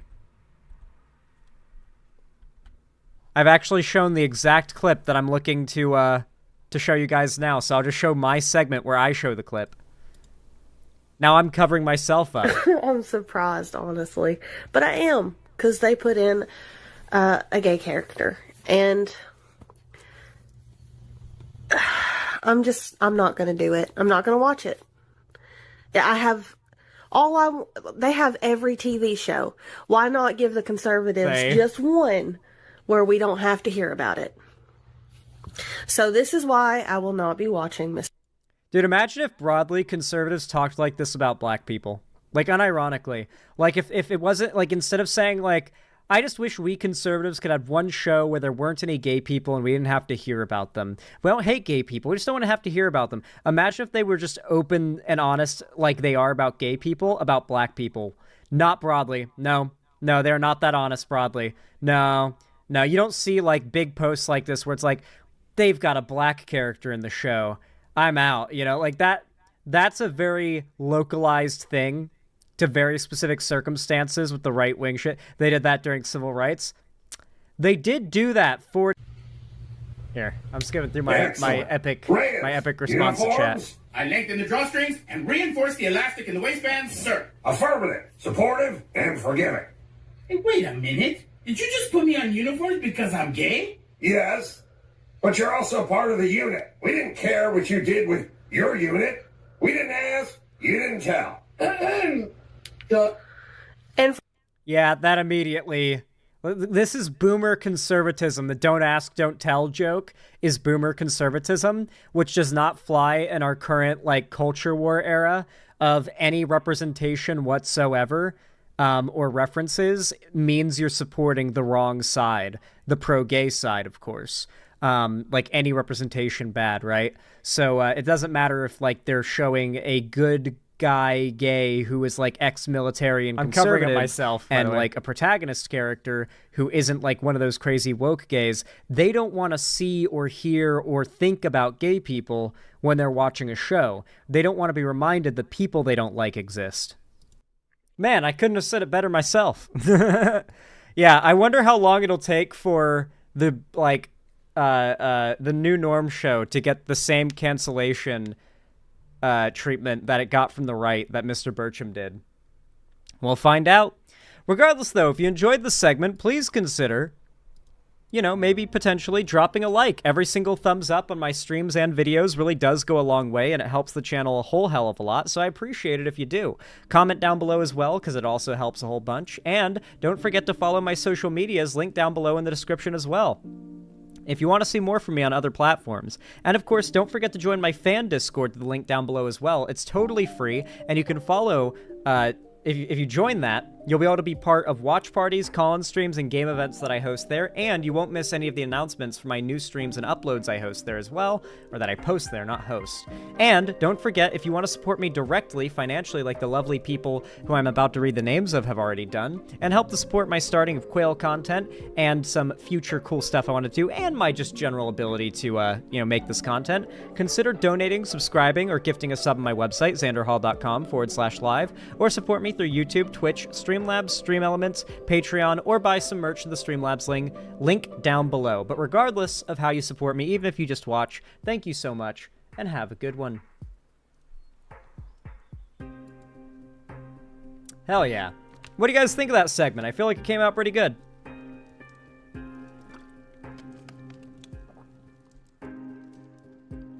Good Seggy? Hell yeah. Thank you. It was a funny segment? Hell yeah.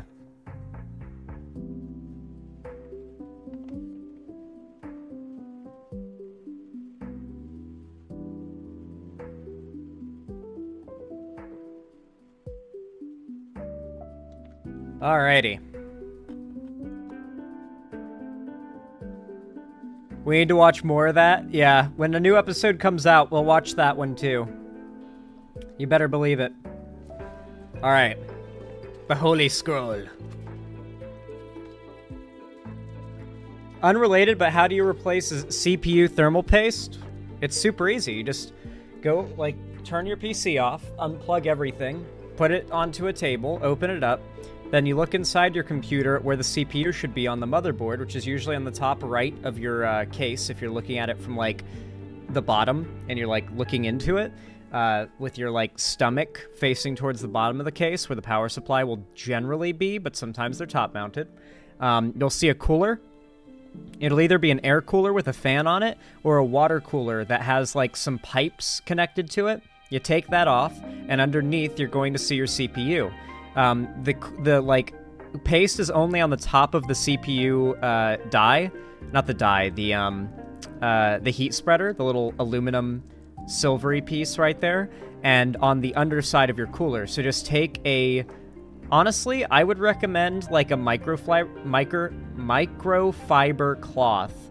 I would recommend using a microfiber cloth and maybe just some isopropyl alcohol, just a little bit, just to dampen it, ever so slightly, and just wipe it off. Very gently, but you don't have to be that gentle if it's as long as you're not taking the CPU out. Just wipe it off and then wait for it to dry fully. Wipe it off dry with something dry as well, and just make sure it's really clean, and then apply some new thermal paste. I would recommend Thermal Grizzly thermal paste.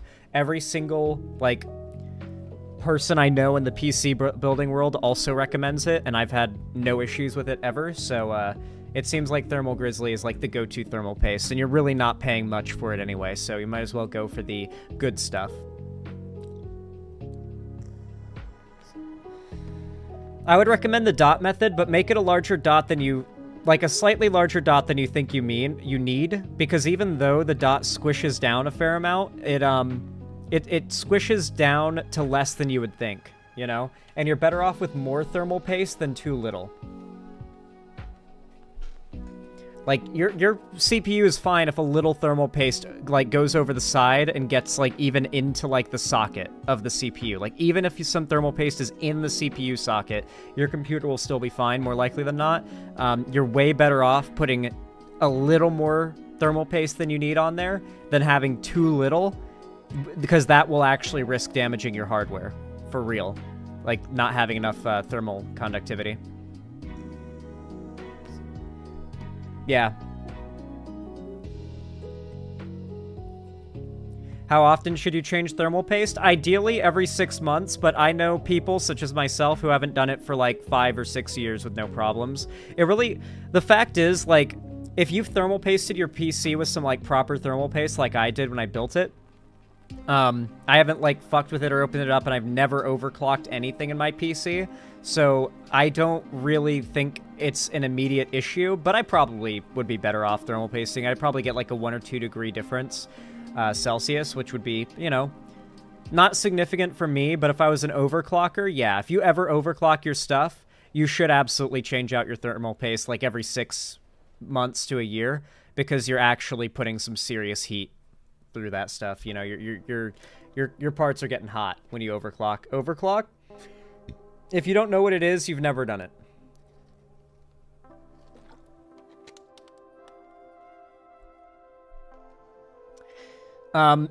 Yususha116, thank you for the $5. I appreciate that. Very kind of you. Thank you for the $5 super chatterino. Said, if I had a time machine, I would go back to not knowing the new norm existed. Well, I'm really sorry that you were forced to endure that, my friend. Hopefully you still enjoyed the segment, though. And then, SB, thank you for the $5 Canadian. I really appreciate that. Says, New Norm is the worst show that I will ever watch every single episode of. Yeah, we're not missing a single premiere. So true. We're hate watching that shit. Not really, though, but thank you. I appreciate that. Thank you so much. And then Glamorous Frog, thank you for the €2. I appreciate that. This is for the Glamorous Caffeine Fund? Oh, well, thank you. Yeah, I do need to order myself some Monster Energy. Need to get some delivered. My groceries. Anyway, Slashy, thank you for the $5 donation. I really appreciate it. Very kind of you.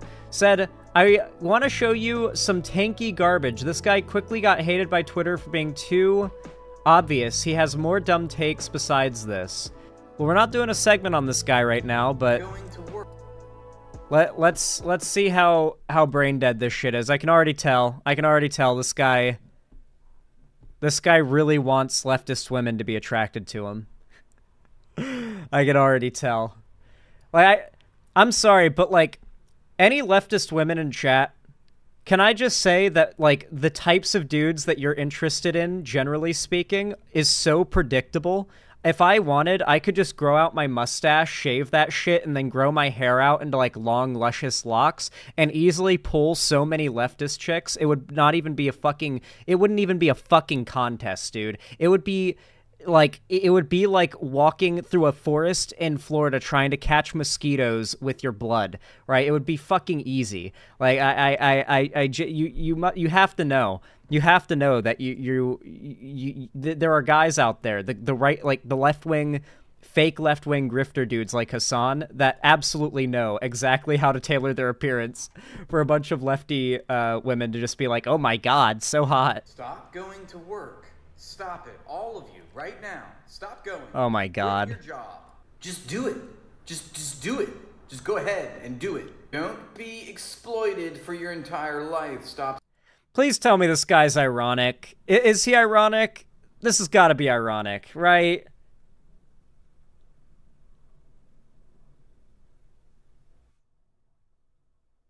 His hair is so frizzy? Well, yeah, leftists don't shower. Apparently. This sounds like a parody. It has to be a parody, right? Stop simping for your capitalist overlords who do not love you or protect you or like you. They will melt you down into biomatter and use you as jet fuel for the next flight to space if it came down to it. Stop loving capitalism. You have no capital. You're not a capitalist. Okay, maybe this person's actually legit. I'm gonna be honest. I think this person might not be trolling. I think they're actually, like, 100% serious. Because now they're just repeating the, like, arguments I would hear from, like, insert populist lefty account on TikTok number 5. Capitalist, you're a worker. You work for a living. What are you doing? What are you doing? Methinks the chud doth loveth the boot too much, Remove the boot from your throat. Why are you giving your life away to these overlords? Why are you giving your life away to these parasites? There is... what I love about this type of content is that you have to be somebody who has made every penny of their entire adult life off of posting videos online to have this opinion. Something called a spine. Grow one. In case... Guys, did you know you're spineless for not, like, literally starving on the street and not working a job? Did you know it's spineless to go out and work a job? I love this, like, brand of leftism where you call people who go out, who wake up every day at, like, 5 a.m. and go out and work a job, suckers or losers or spineless. When, like, the vast majority of, like, Twitter lefties you hear say that shit couldn't, like, speak to the guy at the pizza place to ask what they want, like, their order to be, right? Like, they'll stumble on their words the second they hear what their order is. or they hear like what will your order be, right? Like they just go you know, like how the fuck are these people going to? I don't know. It's just the biggest fucking losers that tend to say this kind of stuff and try to make their being a loser sound like some kind of moral accomplishment. In case you didn't know, you don't have to be a worm for the rest of your life. You can have convictions. You can have morals. You can be a better person. Stop going to work. God, what an amazing example of tanky politics right there. Absolutely fantastic. And he proceeded to make $1,000 after that. This got 1.8 thousand likes, but it did get ratioed, I'm happy to say. Soaked on Left said, don't do that. Don't do that. This will not stop exploitation. All workers must sell our labor to live. Quitting one boss just means selling labor to the next boss at the next job. Search up EWOC, win the union election, join a socialist organization. Only when we organize, we win. So true. Soaked on Left, always like coming into the replies to some like virtue signaling nothing video to actually say something of value and substance. You know, I fucking love Soaked on Left.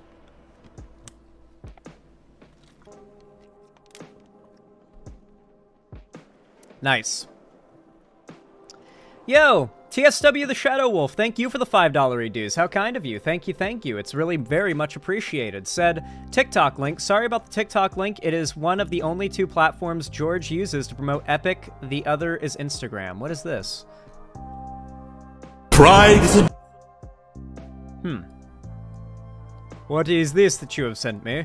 damsel in distress. Okay. Hiding away where only I can undress her. Try as she cannot to confess. In the end, it's all the same. I like the guy's voice. Apply all the pressure. Thunder, bring her through the ringer. Show her I'm the judgment call, the one who makes her kingdom fall. Lightning, wield her, use and gild her. Show her what she can't conceal, for true nature will be revealed. Tell me. That's cool. Pretty sure that song's about the fall of Olympus. That's pretty cool. That's neat as hell. Well, thank you for the TikTok song recommendation, TSW Shadow Wolf. Thank you for the $5 dues. Epic Floyd, or Epifloyd, or Epifloyd. Thank you for the tier 1 sub as well. I appreciate that. This is for the Quails, 3 months. Oh, wow, thank you. I really appreciate it. That's very kind of you. I appreciate the $12. Thank you, thank you, thank you. Your 3-monther really means a lot, and I hope you enjoy that blue name. PepperT21, thank you for the $5 donation. How kind of you. It really is appreciated. It says, this segment reminded me of this video existing. Just read the title. It's all you need to know. Greetings, my... I ranked Mr. Bertram Yowie.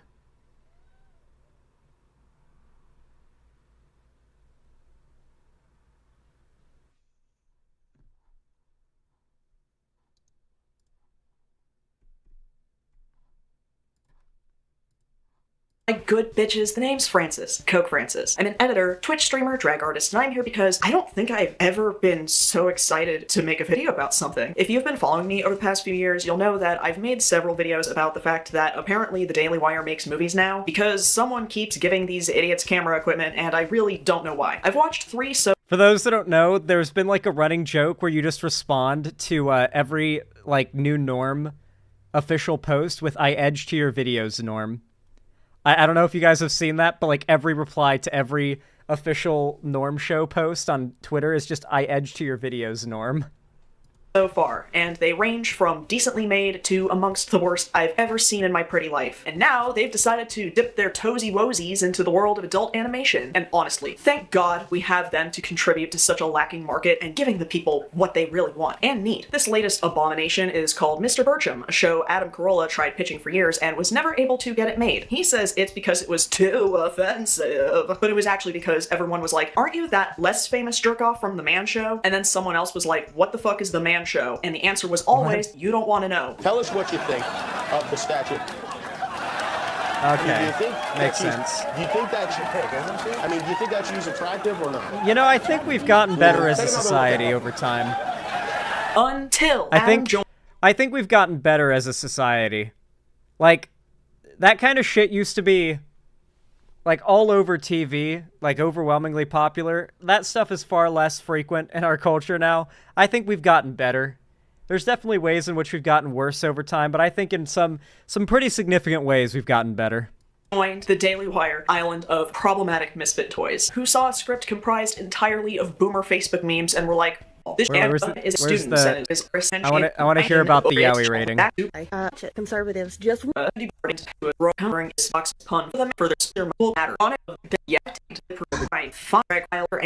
the art after MK. This is his fantasy. Who are we to judge? Good work overall. I'm gonna put this one in the B category. This next one is from Captain Calcium. This one definitely deserves points in the originality department. It's actually a quite tragic representation of their relationship. Clearly, both these men want something that they believe only a higher power could possibly give to them. I'm not super crazy about the artwork itself. Maybe in this universe, Mr. Bertram got into a horrible woodshop accident and lost an arm. I'm not sure. I'm putting this one in the C category, not because it's bad, but just because the others are that much better. I'm a big fan of this next one from Candy Melody too. Here the pair are actually getting married and it's so funny because the one like woke character in that show is just literally Vosh. There are so many great nods to the original show and the dynamic between the two. As you can see, Mr. Bertram is looking radiant in his wedding gown. Elliot is looking handsome as ever with his little tux and name tag. There's a reference to Mr. Bertram's love of wood, of course, and to Elliot's habit of asking people for their consent. Great background and shading too. I'm gonna give this one a high A. I wasn't able to find the artist for this one, unfortunately, but here we have a simple black and white sketch of our couple. The art style is actually pretty similar to the show itself, and there's nothing like a good nose boop. It's a great addition to any yaoi art. Once again though, I am putting this one in the C pile, not because it's bad by any means, but just because the others are...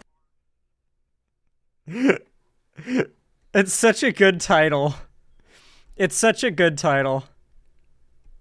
I'm so glad we yowied right-wing propaganda. So good. So good. Exactly. I like how you can tell it's Vosh even in black and white, of course. Thank you for the $5, Pepper T21. Transgender Femoid, thank you for the tier 1. Give the sub to Oxpecker, I appreciate it. Thank you for the $5 dues. Said, change my username from Trans Daughter of Water to Transgender Femoid to clown on transphobes and misogynists at the same time. Also, here you go, Oxpecker. Hell yeah. I love trans-affirming radical misogyny. Medidemics, thank you for the $5 donation. Says we need to draw we need to draw Bertram and the old man from the new norm pregnant. Mash share it to send a message. Exactly. Can you draw them giving birth, please? Now please draw him giving birth. Who remembers that meme? The now draw her giving birth. God.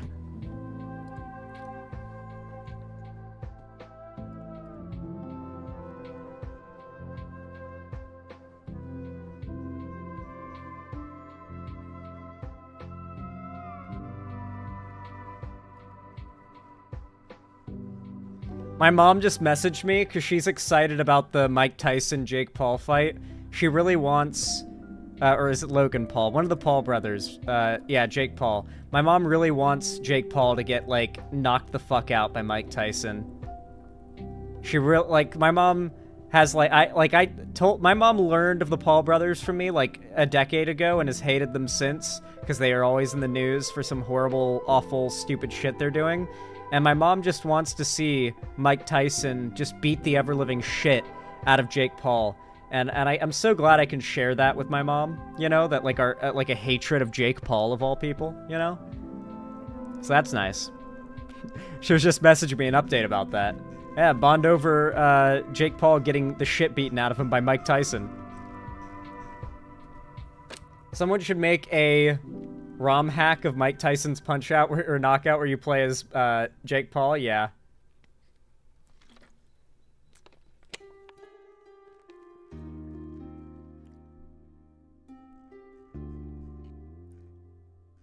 Jake Paul's gonna lose an ear? I hope so. I hope Mike Tyson goes, like, ultra instinct on him. Like, I hope he taps into, like, 20-year-old him and just goes psycho on him. Just, like, puts on a show for the world to remember and then retires.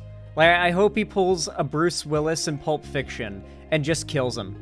Just straight up. Am I allowed to say that? Hopefully YouTube's okay with it. I am begging Tyson to roll back the clock one more time.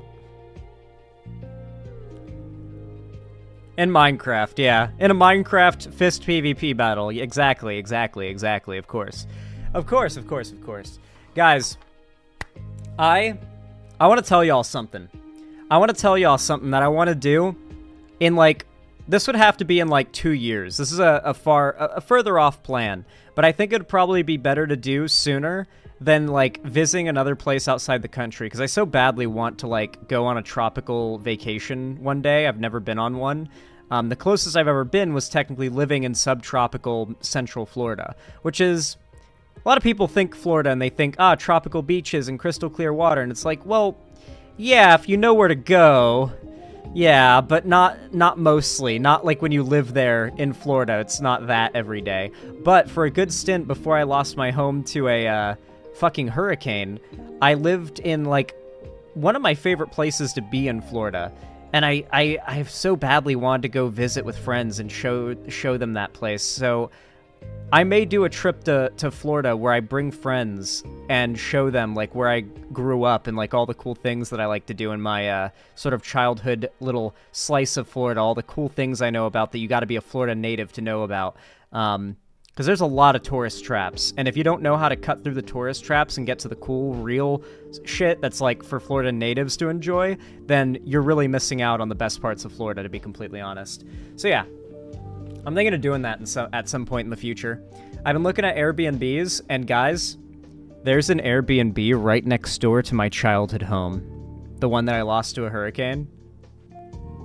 There's an Airbnb right next door to it. We might do, like, a bros trip, as we like to call it, and stay in an Airbnb right next door to my childhood home as, like, our base of operations for that trip. That would go hard. Mind you, that was the house that I lived in from the time I was 11 till I was almost 17. So I consider it, like, that's where I lived the longest in my entire life, especially as a kid. So I've got a lot of memories of that place, and it's sad how quickly I lost it to just a natural disaster. Next topic. Oh, yeah. And the cool thing is, I can vlog that stuff, because, you know, I'm going to be getting a camera for the quail content first. Like, that's a big, like I said before, a big part of getting the nice camera for quail content means in the future, I can take that camera to do all sorts of cool things, which means I'm basically taking you.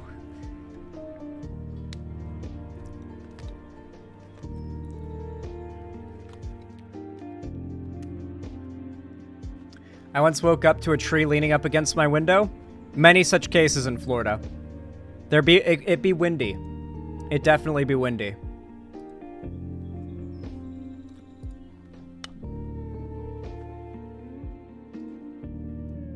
All right, let me bring up the next topic.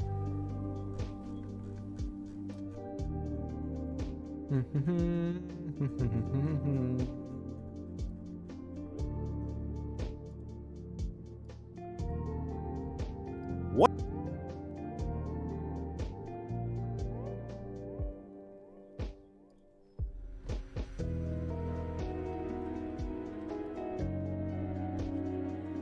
All right, everyone. Y'all know what to do when I say action, right? 3, 2, 1, action. All right, everybody. We're going to be talking about a new right-wing chud grifter today. You've probably heard of him, or maybe even seen his videos in your recommended, because he's kind of up and coming right now. He's called Endymion TV. I think he originally started out making, like, commentary videos, if I remember correctly. Now he makes some of the, to be fair, what seem to be higher quality chud grift videos. Like, at the very least, it's not like a black box on the side of the screen with like white and red text saying "it goes woke" or like a three-word sentence that's mostly comprised of buzzwords. You know, I recognize him.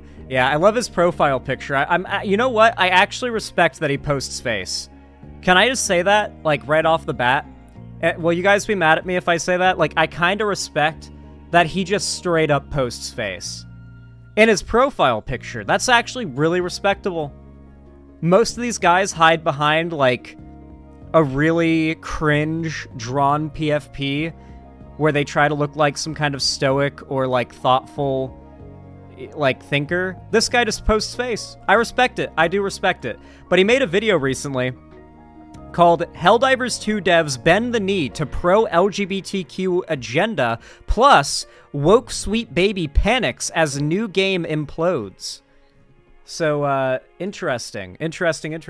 So, what I love about the Helldivers thing, the same goes for the Starship Troopers thing, was like getting to watch the conservative way of handling a popular piece of media that everybody likes in real time, right?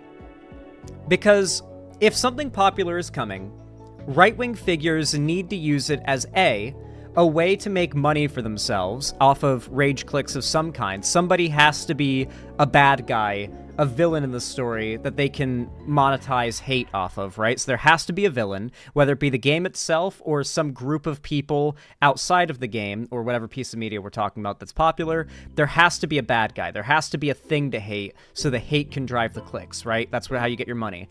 And then there also has to be a way for the popular thing to support their side politically, right? And so a really good example of this was the recent controversy, or discourse, I guess you could call it, over Helldivers 2 and Starship Troopers. Two very popular pieces of media about, like, super soldiers, or I guess less so in Helldivers, but space marines in armor going out with guns onto foreign planets to kill bugs and shit, right? Like, the idea is something that on the surface level is fairly appealing to the average conservative, you know, guns, fighting, conquests, that kind of stuff. But it's actually, even with the slightest bit of introspection about the content you're watching, very clearly a commentary on the evils of war and fascism. And you don't have to take my word for it. You can take the director and writer, head guy of the movie, Paul Verhoeven, like, at his word for that.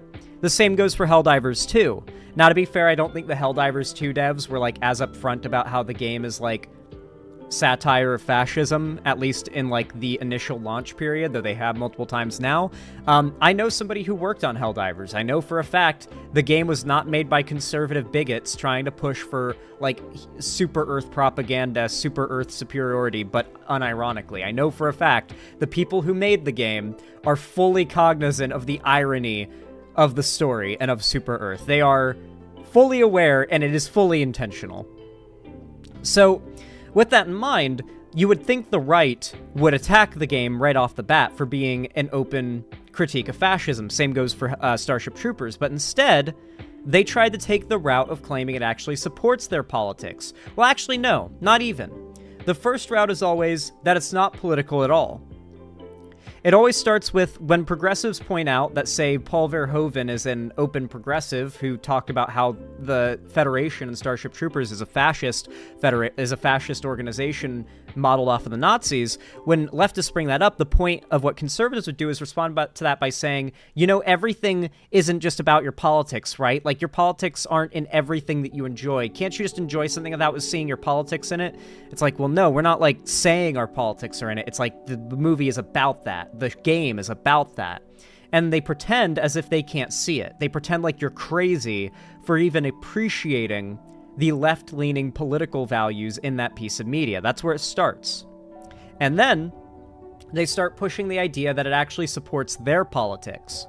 And then you get the idea that, like, actually, no, Starship Troopers is very clearly pro-humanity. Like, why are you defending the evil, awful bugs? Like, what are you doing, dude? If you think the movie's in favor of you and you think the bugs are the good guys, then I guess you're the ones comparing yourselves to bugs now, and we don't even have to do it you're doing it for us, right? And so then they start claiming that it's in favor of them. But eventually, time and time again, these pieces of media, maybe the creator comes out, like what happened with The Boys recently, or usually it's the creator. A quote from the creator comes out that so definitively pegs the piece of media as progressive that there can no longer be plausible deniability anymore. And at that point, the claiming of that piece of media ends, and they disown it, and they try to cancel it. That is what's happening to Helldivers, and that's exactly what happened to Paul Verhoeven's Starship Troopers at the end of that discourse. Eventually, the discourse got to the point where leftists just started replying to conservatives saying you're crazy if you think Starship Troopers is anti-fascist, with video clips of the Paul Verhoeven quote. And so the response became from the right overwhelmingly, well, Paul Verhoeven's a hack, and the Starship Troopers movie sucks. However, Robert Heinlein's book series that none of them have ever read, on the other hand, that they all pretended to have read, that's the real Starship Troopers, and that's what we meant when we said we like Starship Troopers, and it's not satire. Because to be fair, the Robert Heinlein book, as they would later find out, is actually a pro-fascist, unironic, and apparently pretty boring piece of literature, yeah. So there's this very predictable loop they take where it starts out with, we like this new popular thing and the left is attacking it. Don't you hate how the left is trying to make it political? To actually, if you think about it, this thing is political and it actually aligns with our politics, the right's. And then it gets outed as not aligning with right-wing politics, and then they lose their minds over it. So now we're going to see the response to that, which is going to be, despite them celebrating this game when they thought it was politically supportive of their side, now they are going to admonish the game because they found out it's politically supportive of the other side. But they're not going to admonish it for simply supporting the other side politically. They're going to admonish it for supporting any side, despite supporting it when it supported their side in their view. It's very clearly hypocritical. There's no honesty or consistency in their messaging, these grifters, so I wouldn't be surprised. But let's hear about how the Helldivers devs have bent the knee to the woke. Helldivers 2 is now woke, guys. Let's watch. What's up, it's Endymion, and you guys remember Helldivers 2, the game that was supposed to take over the internet and become the next big live service game? Whatever happened to that game? Well, it turns out instead of winning players back, Arrowhead's own teams are allegedly doubling down and making everything even worse than before, and beyond this, sweet baby narratives are starting to form as their next big flop in the making is soon to release. Firstly, let's start with Helldivers 2, which has been bleeding players for months now at this point. It's no secret that the once okay, that makes sense. So for those of you guys that don't know, when games release that are live service games, there tends to be less playership?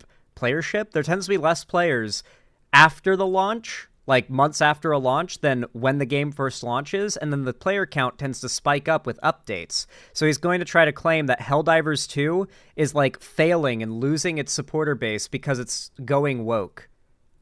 Interesting. This mega hit has been brought down to its knees with 1,000 smaller cuts all over it the past few months. Players have left the game in droves ever since the whole PlayStation Network account controversy happened. And when Sony retracted that, it still didn't win the players back, as many saw the move by Sony to be a breach of trust. This resulted in loads of refunds. Okay.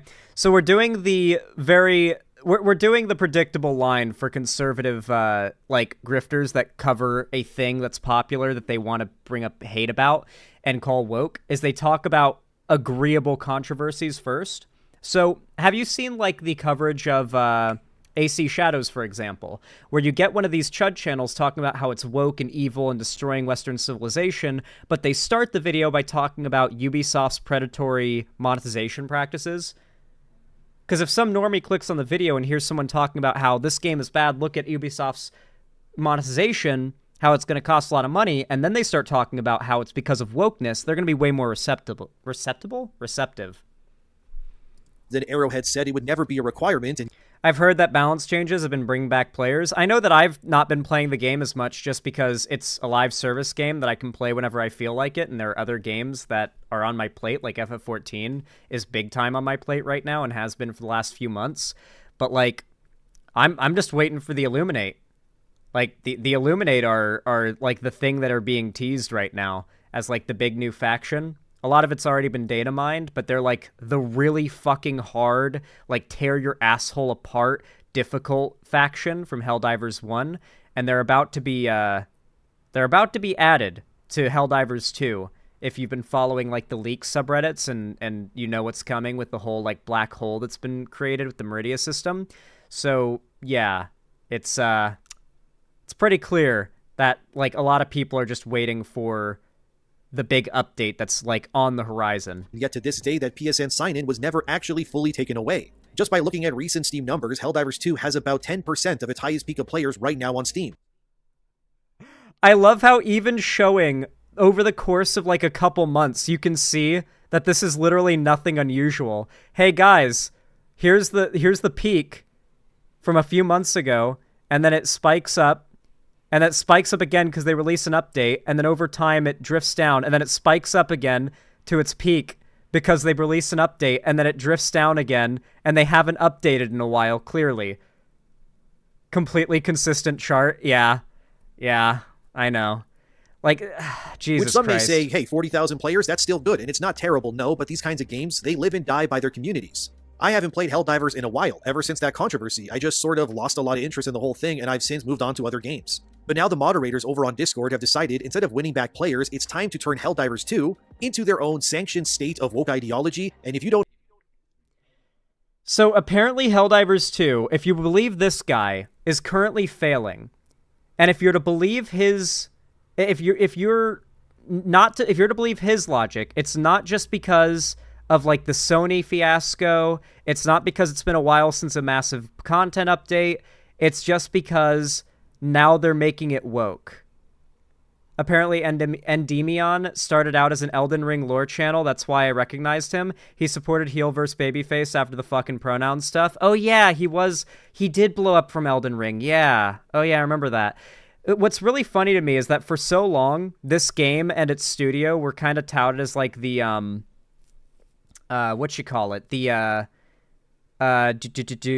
like the most soy Reddit studio. Like, I don't hate this studio or have anything against them, but like the quote, "A game for everyone is a game for no one," is like possibly one of the worst quotes ever when used incorrectly. When it's actually used correctly, how it's meant to be used, it's a great quote. That like a game studio should focus on making a game for a very select audience, and like that should be what they focus on. Like they want to make a super hard game for hardcore gamers, make that game and focus on pleasing that audience, and other people will see their excitement and hype and enjoyment of the game and they'll want to be a part of it. You want to make an MMO for like whatever it may be, right? Any type of game. And so with this game, they knew the idea they wanted in mind, which was a cooperative, no PvP, live service game that's focused around a cooperative war effort, right? And they did not back down from that, even when Sony tried to make them add a PvP mode. And so the quote from Philsdat, the like main guy behind the game, was, "A game for everyone is a game for no one," because the insistence was that the game should have features and game modes for everyone. But they said, no, we're going to focus our time, effort, energy, and money on making the main thing of the game we want to make, which is the fundamental gameplay loop, which is fun and enjoyable, and even on repetition, it's fun, especially with friends. And so that quote is a good one in context, but it was used by conservatives and repeated by conservatives as like literally that a game for everyone is a game for no one, in reference to like identity groups. Like, oh, you want your game to have gay people in it? Well, a game for everyone is a game for no one. They basically repurposed it into the new go woke, go broke. And so for a while, that quote was being like butchered by conservatives online, and now like I guess the right is turning against the studio. Don't agree with it? You're out. This comes from Grumps, who over on Twitter posted what someone... Of course, yeah, so all of this is completely made up and bullshit then. This all comes from Grums. For those that don't know, like, a lot of these chud game content creators are just reposting shit from Grums. Oh, and Grums follows him, so that's a very good idea of what this guy's deal is. For those that don't know, Grums spent the last week like retweeting and reposting posts from a white guy named Garrett pretending to be a Japanese dude who was offended by AC Shadows. And then everybody used Wayback Machine, found out he used to be Garrett on Twitter, and dunked on him. Like, literally everything Grums has ever talked about in regards to gaming has been completely fake. Like, down to the, like, Sony censored the camel toe in fucking Stellar Blade. That was made up. You know those screenshots Grums would share where it's like before and after the censorship? Ended up getting out of that every single one of those before photos was photoshopped, where they added in a non-existent camel toe that wasn't in the original game.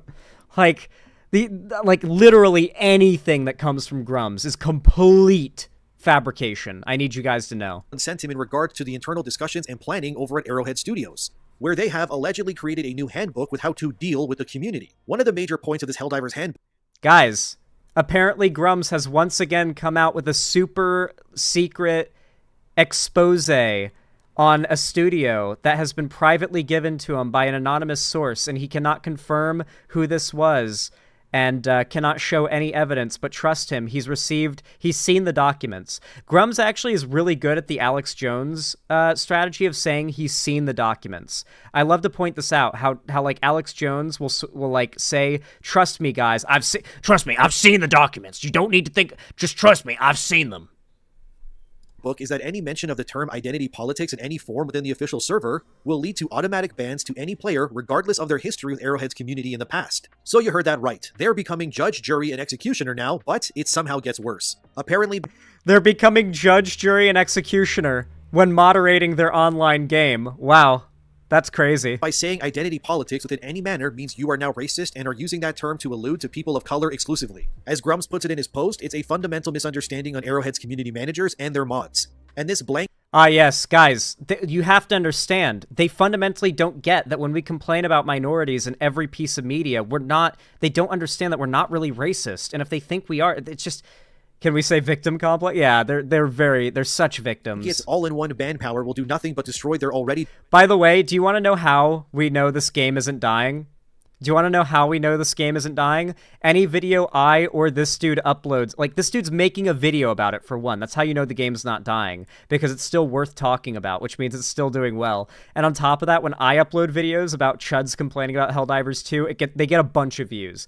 Videos on Helldivers on my channel, which is not a gaming channel, do well. And I'm pretty sure this video is also doing well. So if you're making a video about how bad it is that the devs of this game are going woke, then clearly a ton of people still care about it if they're watching the video.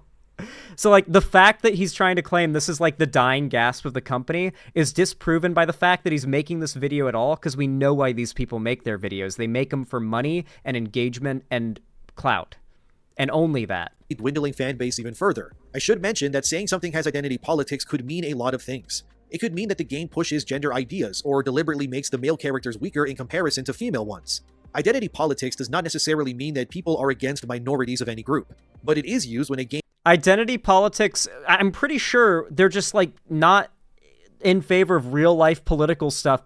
My understanding of the Discord server's policies is the same thing as, like, this is just a larger-scale version of the Ashfall, like, Fallout mod drama, where, like, there is a game, they have an official Discord, and that official Discord bans discussions of politics, but these guys consider politics to be, like, when a person is gay or trans. So these people see a server that bans politics, but, like, if there's a trans person there, they still use the trans person's pronouns, or will ban you if you misgender them or bully them for it. And they say, wait, I thought you said no politics allowed here. Why is that person being referred to by their preferred pronouns? Because in their view, they see the no politics thing as defaulting to progressive politics, which, to be fair, has some truth in it. But that's pretty hilarious to hear conservatives get mad at when for a very long time they have been the ones advocating for no politics when it really means conservative politics. So they can stay mad, I guess. The media is pushing what is quite literally political agendas that are tied to the identities of individuals. The mods argue in this handbook that there is nothing inherently political about one's identity, but I disagree with that. If there is nothing political about your identity, as in your gender or what you identify as, then these concepts would not be tied to actual laws where someone can be jailed for misinterpreting someone's preferred pronouns or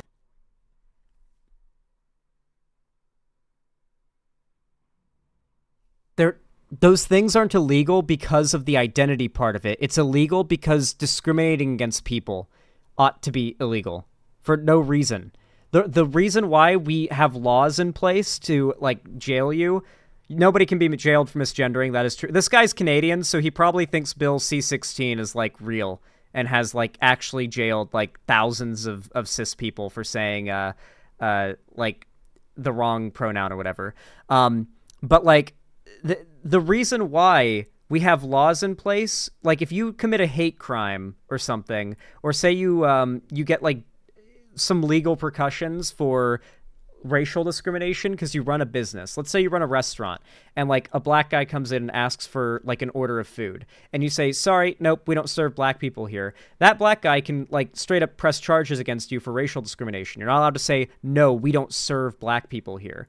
And the reason we have laws like that is because if we didn't, there would be a pretty significant amount of the country that would basically be off limits to people of certain sexualities, certain like genders, certain races. And at that point, like every person, depending on their identity, has to walk around a patchwork of where they're allowed to be and where they're not allowed to be. Because people will just say, I don't allow Mexicans on my private property. Well, I'll shoot you on sight if you're Mexican, and that could be allowed. We don't want that to be a thing. We want laws that actively punish people for trying to instill rules against a certain type of person simply for how they were born, whether they be gay, black, a woman, whatever it may be, from being able to be somewhere or do a thing anyone else can do. Like, that's a fundamentally anti-freedom thing that our government should protect us against. I think it is good that our government protects us against, like, you're driving for like 5 hours on the road, there's one gas station left and your car is about to like run out of gas, and the gas station employee says, sorry, you're black, we don't like offer our services to you, and now you're like stuck on the side of the road with no gas because the only gas station is a whites only gas station. We don't like that, and I think it's good that our government protects us from that, actually. Believe it or not. The concept of your identity was not political, say 10 years ago, when there was largely just he or she and everything was... Oh my god, really?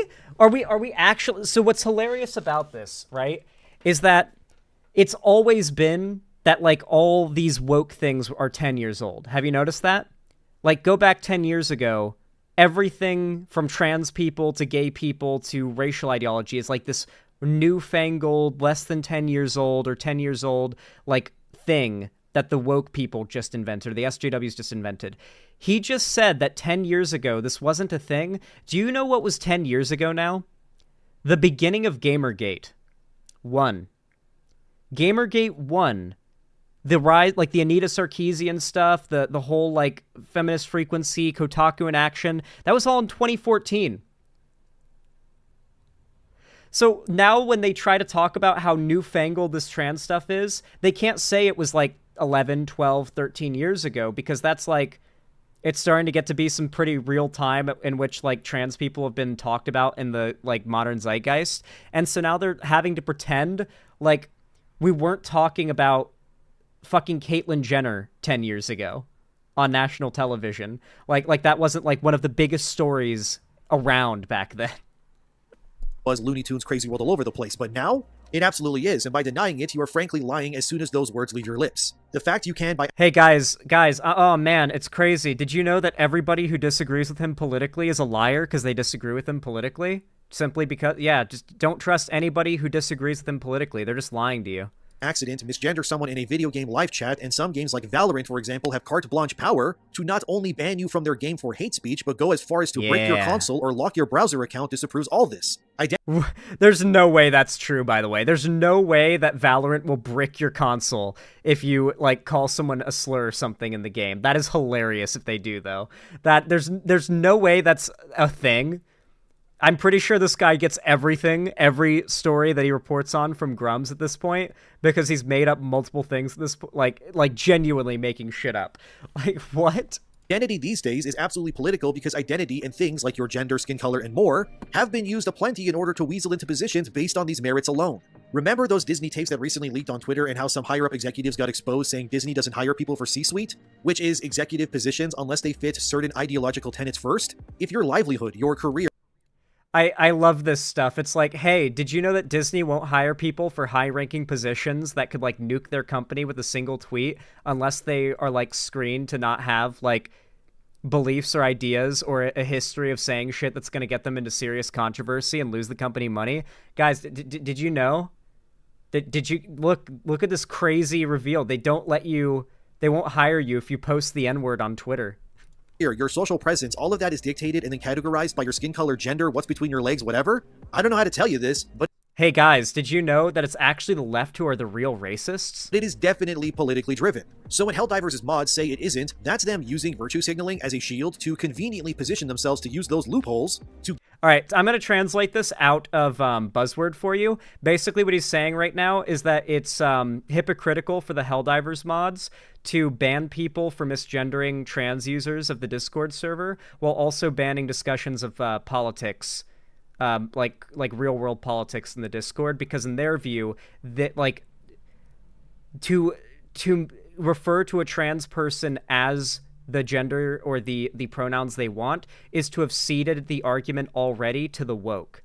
So that's already political, right? So like you're not allowed to exist if you're trans because your existence is making a political statement, and so allowing you to be in the Discord at all is a is being hypocritical. It kind of reminds me of the video we watched yesterday from that like psychotic dude who hates the devs making that one Fallout mod, where he found that like there's somebody in the Fallout Ashfall fan Discord server, like the Discord server for people that are following the mod development, who's 17 years old and has a trans flag in their name, and then accuses the like development team of grooming the kid for having a kid who quote unquote uses pronouns, or a minor who uses pronouns quote unquote in their server, and then accuses them of being pedophiles because, and I quote, minors follow them on Twitter.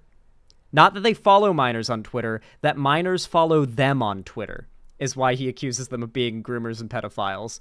Like, we watched that video yesterday. It kind of, you got to understand that, like, the standard for what is Starlight House levels of shit. I mean, yeah, we've actually just entered the age since, like, I'd say 2020, where the main conservative method for dealing with, like, any type of disagreement is just accusing, like, minorities in the left of either A, being pedophiles, or at least heavily implying it, right?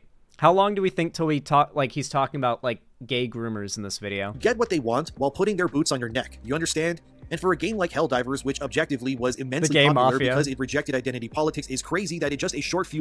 Oh my fucking god, that's hilarious. Guys, did you know that Helldivers 2 was only popular largely because it rejected identity politics? Let me tell you guys something funny, okay? I think I'm allowed to tell this story. I'm pretty sure it's fine. I'm friends with somebody who worked on Helldivers 2. They worked on the UI.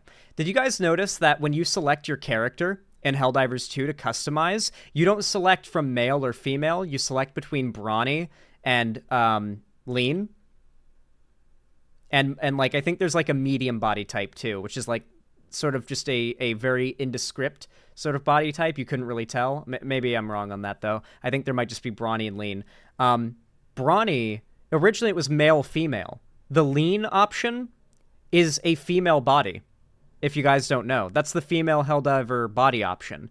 The reason why it's brawny and lean is because, A, they went with like the woke option of not having gender or sex options for your character customization, but also because in the lore, it makes sense that Super Earth doesn't care if you're a man or a woman. They only care about what size suit fits you because you're a soldier to be sent down onto the planet and fight bugs. So they don't care if it's a woman's suit or a men's suit. It's just a brawny or a lean suit. Wear what fits you and go kill some bugs. That's all Super Earth wants.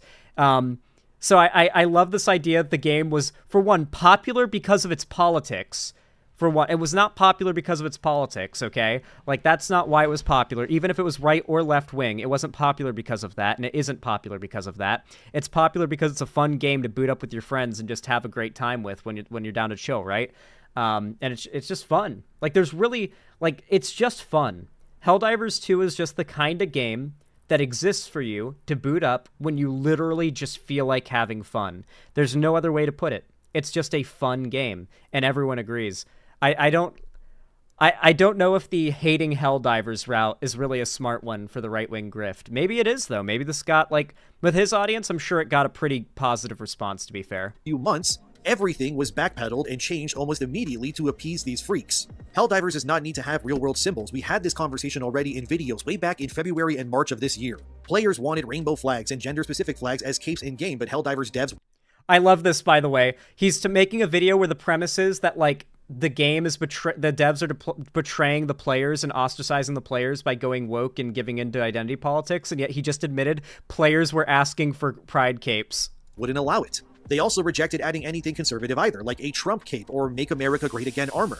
Nothing was allowed, not even real-world flags, because of the obvious implications that would have on the game's community. Like I said in a video months ago, if Helldivers did that, imagine... Well, they still apply that outside of, I guess, the review bomb flag from the Sony thing? If one player had Israel as their flag cape and another had Palestine. You can already tell exactly what would happen in a game like this with friendly fire enabled by default. Those two players would be killing each other over and over, wasting all of your revives and getting nothing done but screaming at each other over politics. Yet if you remove the ability for such flags to be available, those two players could be playing with each other right now as we speak. And neither would know the political angles or agenda of the other, yet there they are in-game playing together towards a common goal. And personally, I think that's great. I guarantee you at some point, the most conservative guy you've ever met has played Helldivers unknowingly with the most left-leaning activist ever. And neither... What I really love about, like, conservative propaganda stuff is that it's meant to make you think of politics as unimportant. Like, this type of political propaganda, this type of conservative propaganda is meant to encourage that sort of lethargy, that sort of, like, politics is stupid and if you care too much, you're gay kind of stuff. And then eventually this type of stuff is supposed to lead you down the rabbit hole into, like, the caring right-wing politics where you care so much you're willing to go shoot up a synagogue or something. But it always starts with the, aren't these lefties crazy for caring so much and trying to push politics into everything? Like, why do they care about politics so much? Why would you not be friends with someone who thinks that black people aren't human? Like, why would you let politics get in between you and your friendship? Why not work together for a common goal, man? Like, why does it matter so much to you? Like, politics are so unimportant to, like, who you are as a person. They're not even secondary. They're like 100th down the list of, like, what makes you... I'm pretty sure, though, most people can understand the fact that someone's politics definitely tell them a lot. Like, someone's politics can tell you a lot about a person, right? And whether they be good or bad politics, you can glean a lot from what somebody believes. Not everything you need to know about them. I've met plenty of progressives who are just awful fucking people. And I've had to teach that lesson to my audience, like, as a collective over time. And if you think that's not true, look back to my videos from 2020. Where I had to argue with my chat and explain, guys, I get that Thought Slime is a leftist. But what I need you to understand is that just because someone's a leftist and they make videos that might even be a little agreeable doesn't mean they're a good person. Thought Slime is a bad person. I remember having to make those arguments back then, right? And people didn't understand because there was this assumption that, like, oh yeah, the bad people online are conservative shitheads and the good people online are like lefty, progressive, like socialists, right? Obviously that's not true, but nonetheless, someone's political values can tell you a lot about a person, and sure, I'm fine playing a game of Helldivers in a random lobby with some conservative, who cares, but, like, I'm not going to be friends with someone who thinks that, like, trans people don't have the right to exist. Or yeah, Second Thought is actually a great example. I remember arguing with my chat on numerous cases because I had bad vibes about Second Thought, and look where we are today. Knew who the other was or anything, they just played the game, had each other's back, and eventually went their separate ways. And that's kind of beautiful, isn't it? But like always, with every Western game ever made pretty much these days...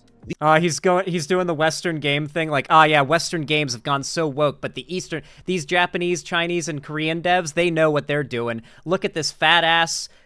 character with big titties out. This is what gamers really want. And it's like, well, sometimes.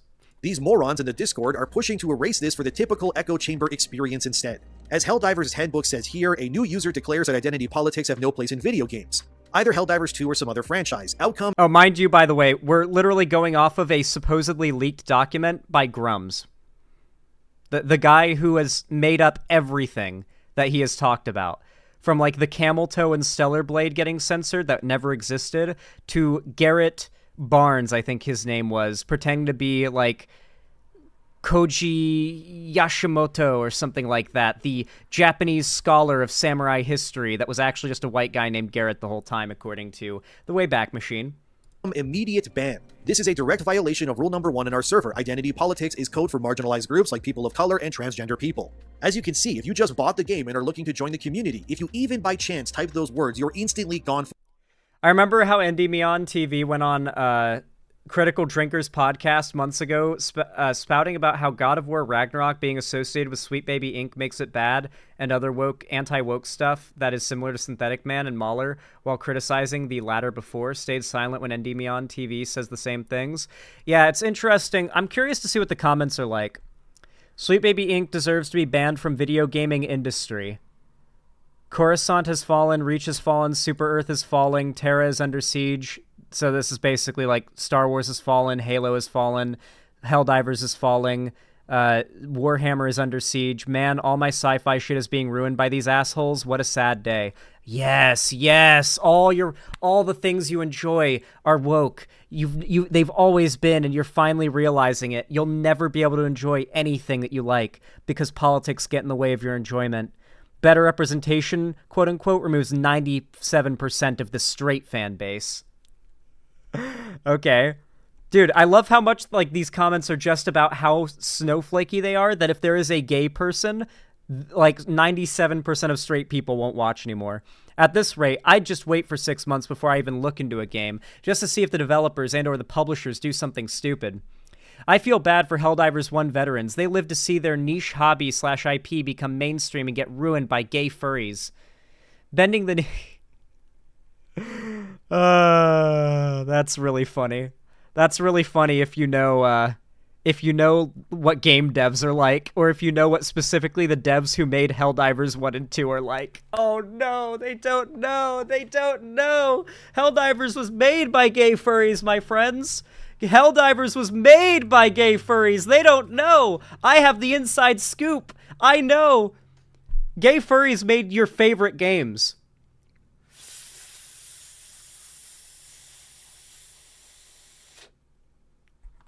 Oh, need a nice rip of nicotine for that one. God, I gotta settle my nerves. Do not compromise to any Sweet Baby linked game. They will not compromise for you.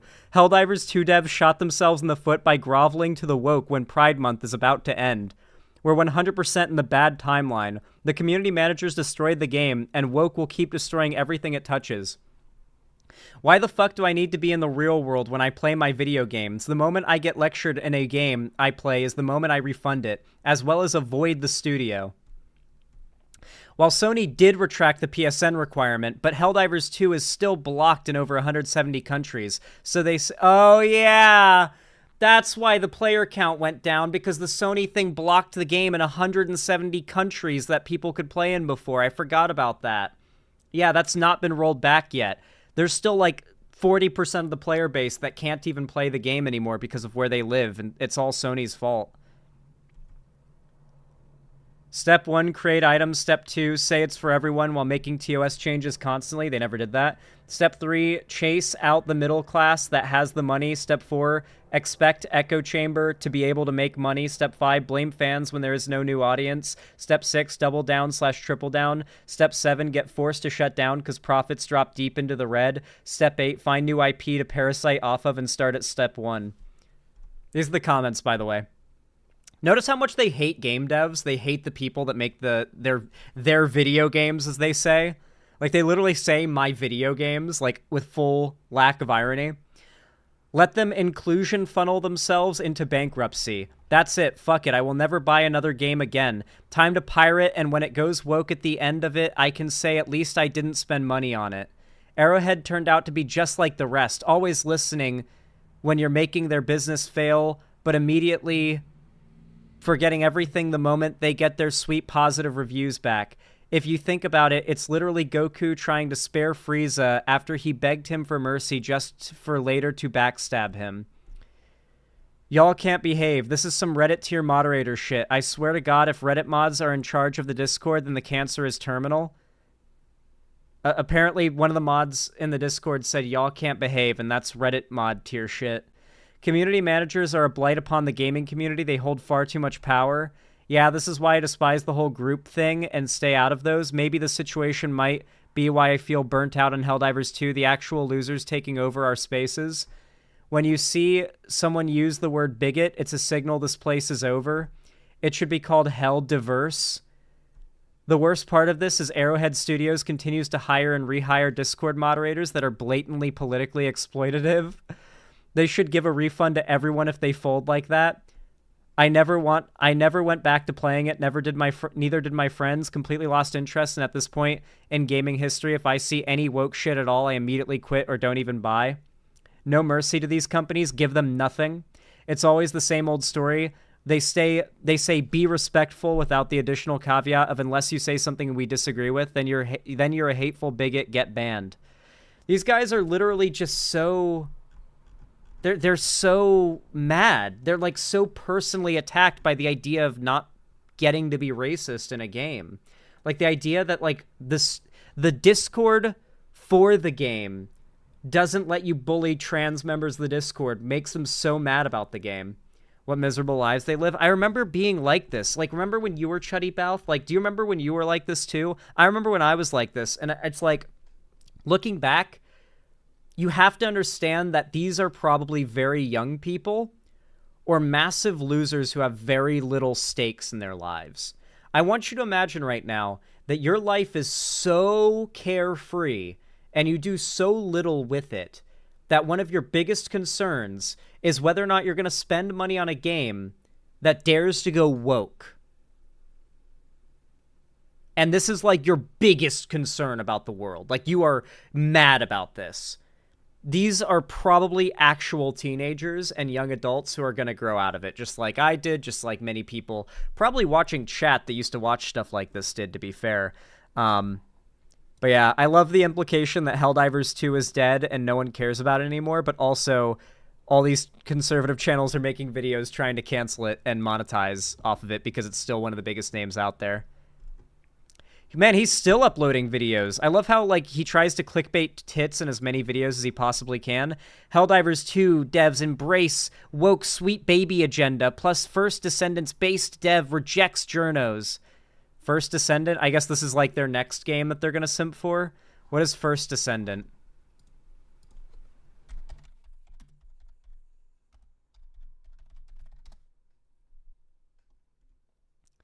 It's a free-to-play online co-op RPG third-person shooter developed by Nexon Games. Glay is able to drain her own HP for more damage alongside siphoning the HP of enemies to fill her own. Is this like a Gooner game, or is it like... how's it...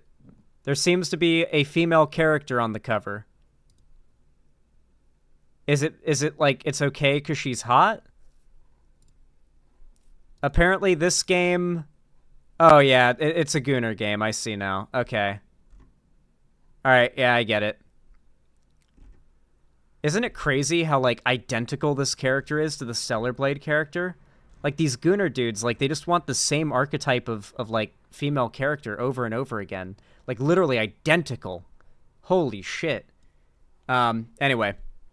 Yeah, I think a lot of this stuff is just, like, Gooner rage, to be honest. Once again, while I respect that he posts face, at the same time, reminder that this is what he looks like IRL. Guys, we have to save Western civilization from the woke. These woke assholes are destroying our video games. We have to save Western civilization.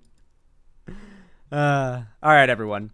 If you enjoyed this segment, I'd really appreciate it if you drop a like and a comment down below. It really helps a lot. Every thumbs up, whether you're watching the segment live or after the fact, it really does go a long way and helps the channel a whole bunch, so I really do appreciate it. Every one of you guys who goes the extra mile to do that.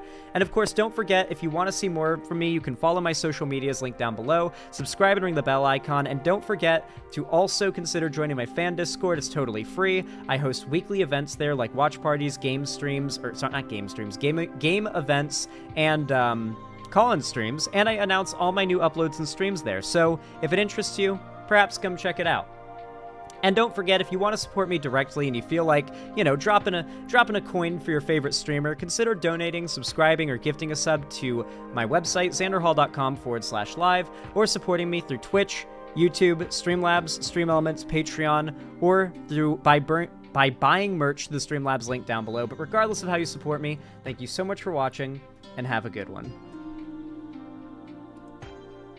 My nose was so itchy towards the end there. I don't know why, but specifically when I do my outro, I feel like my nose gets extra itchy. It's weird.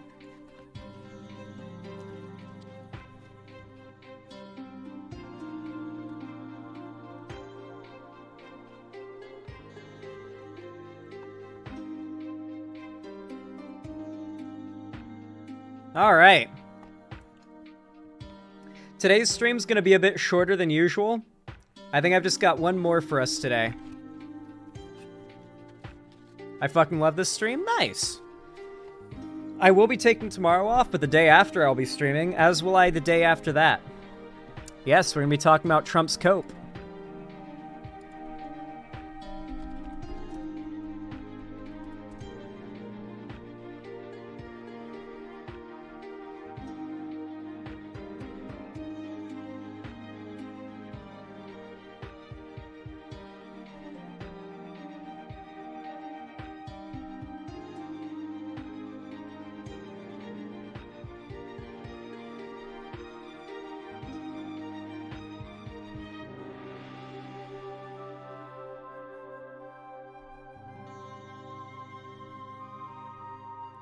We have new reports.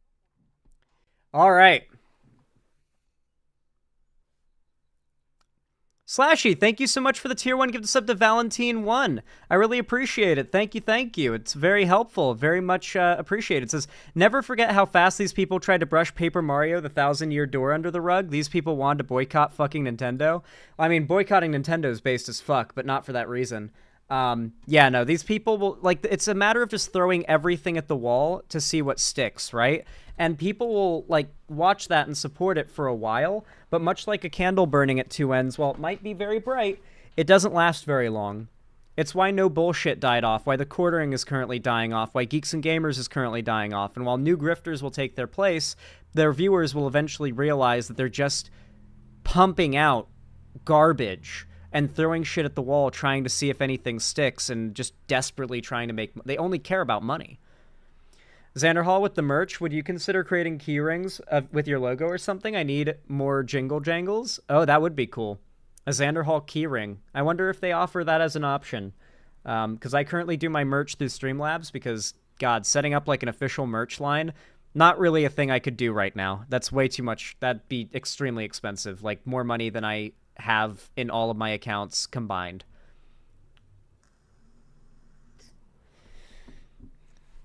Yeah, I know that Vash's merch is like the real deal, like made through like a partnership with a company and everything. That is a very expensive undertaking, and I am fractions of the size I would need to be to bankroll that kind of project. Keychains now with spurs that go jingle jangle. So true, so true. All right, everyone. You all know what to do when I say action, right? 3, 2, 1, action. All right, everybody. So we're now a few days out from the debate, and the polling has finally come in. It is finally time for us to find out what kind of effect Biden's performance in that debate, which is overwhelmingly believed to be not great, had on the polls. This is the first big poll post the debate. It's time to see if Biden's muttering is going to lose him the election or not. Obviously, these polling results won't be what, like, gives us the final result. Even if they're in favor of Biden, that doesn't mean Biden's going to win. And if they're in favor of Trump, it doesn't mean Trump's going to win. But we are getting closer to the election, and the closer we get, the closer to accurate these polls are likely to be. What does action mean? Like recording a video? Yes, I do a countdown, and I say 3, 2, 1, action. And when I say action, that's the cue where my editor cuts the video to start. Like at that point, the recording has already started, but then my editor cuts it right there. And so it has like a nice fade in to me just sort of seamlessly talking about the topic. And I don't have like, there's not like an official intro. It's just the video starts and I'm talking about the thing. There's no like stinger or intro thing. I think there's an intro, but besides that, it's pretty quick into it, I think, my videos. So I think that's what people prefer too. Reporting that President Biden's family is encouraging the president to stay in the 2024 race, defying calls for him. Why are we even giving like any lip service to quote unquote calls for Biden to step down? Like, why are we giving any lip service to that? He's literally the currently sitting president. And on top of that, he's already the incumbent. So like, he's beat Trump before. Who's calling for this? The Trump supporters? Him to step aside following his alarming performance on Thursday's debate. The family is meeting at Camp David tonight. This is part of a planned gathering that was scheduled before the debate, we're told. And the message out of that meeting, at least for now, appears to be support for the president to continue pursuing a second presidential term. CNN's Priscilla Alvarez joins us now in Washington. Priscilla, what's your latest reporting at this hour? Well, the president is huddling with his family following the immediate fallout of his debate performance on Thursday night, and Biden advisors are telling CNN that his family is encouraging him to stay in the race and supporting him and expressing that support, including Hunter Biden and the president's grandchildren. These advisors also saying that the conversations have been focused on how the family can help the president and not whether he should reconsider his candidacy. Of course, all of these conversations follow what has transpired since Thursday night's debate, as there have been calls for the president to withdraw from the race, including in editorial boards, as well as all corners of the Democratic Party. Now, this is really what upsets me about the left. It's the fact that there's this very, very clear lack of unity. I hope it's able to show itself when it comes to either the fascist or the liberal controlling this country for the next 4 years. But God, there are a lot of lefties posting memes where it's like,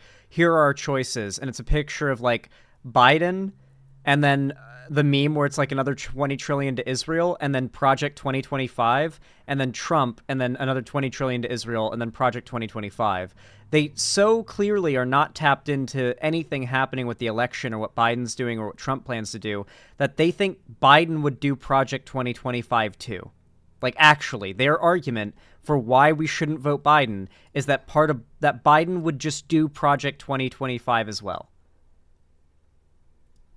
They literally don't know what Project 2025 is. I've even seen some claim that Project 2025 is like a lib conspiracy theory pushed by CNN and MSNBC or MSDNC, they'll say, right? It's so brain dead. It's like, okay, I know you've replaced like political knowledge with memes, but at a certain point, you need to know what you're talking about, I think, if you're going to try to like spout your opinion out there. Well, the president himself has also been collecting data anecdotally and through public polling as he too tries to assess what folks are feeling across the party. And that has been a deep concern. Panic has certainly set in. Donors have been racked with anxiety over the president's poor performance on Thursday night. Now, the president, of course, did participate in a fundraising blitz over the weekend where he, too, conceded that Thursday night was not his best debate performance, but said that he would continue to fight and that he wanted to stay in the race. But the president and his campaign are certainly, Allison, under great scrutiny tonight. And what we know so far from the huddle that he had with his family at Camp David today is that he has the support of his family and their encouragement. Of course, that is no small thing. These are key players in President Biden's orbit and have been crucial in a lot of his decision-making when it comes to running for president. Priscilla, thank you very much for all of that reporting. We're joined now by CNN senior data reporter Harry Enton. Time for the data. He is here to run the numbers. So, Harry, do we have new poll numbers for President Biden post-debate? Are you ready to see some infuriating bias where, like, yep, 72% of voters are going to say that Biden's not mentally fit to run for president, while like 20% say that for Trump, despite Trump clearly mentally declining. But Trump's always been like that. They see it as goofy and energetic, if anything, while Biden, they like the memes about, like, we fucked ourselves by posting those memes where it's like the photoshopped image of Biden's eye bleeding and like the fake videos of him falling asleep. Like when we posted those memes and liked those memes back in the day, we fucked ourselves because that has like grown into what is now like just a false truth about Biden that everyone chooses to believe, regardless of its truthfulness. Like, you know how sometimes people just get together and decide to believe a convenient lie, just actively, like, choose to believe it even after it's not true, like it's proven to be not true? Basically, that's the Biden cognitive decline issue. Like, multiple experts have come out to say Biden's brain is certainly aging, but compared to Trump, his brain is far healthier because Trump is showing signs of a deteriorating brain, not an aging brain. And so the lack of consistent standard for Trump is very bad and very clear that there's like a bias there. Oh yeah, it's mostly bad media reporting, TBH. It's the media did. If the media did their jobs, we wouldn't be in nearly as much of a relative mess. And yeah, Truzan, yeah. We do. You know, CBS News YouGov conducted some polling post-debate. We can compare it to the pre-debate numbers. And the bottom line, Al, it's not any good. It's not any good. Look at this. Voters who say that Biden has the mental health to be president. It was just 35% pre-debate. Look where it's dropped to now post-debate, 27%. How about that he should be running for president? It was 37% pre-debate. It's now 28%. I have never seen numbers this bad for an incumbent president during my lifetime. I mean, that mental health to be president, just 27%. You might say, okay, you know, that's low, but a lot of people thought. I need you guys to understand, like, how good of a job the president is doing does not matter for these polls. I really need you to understand that.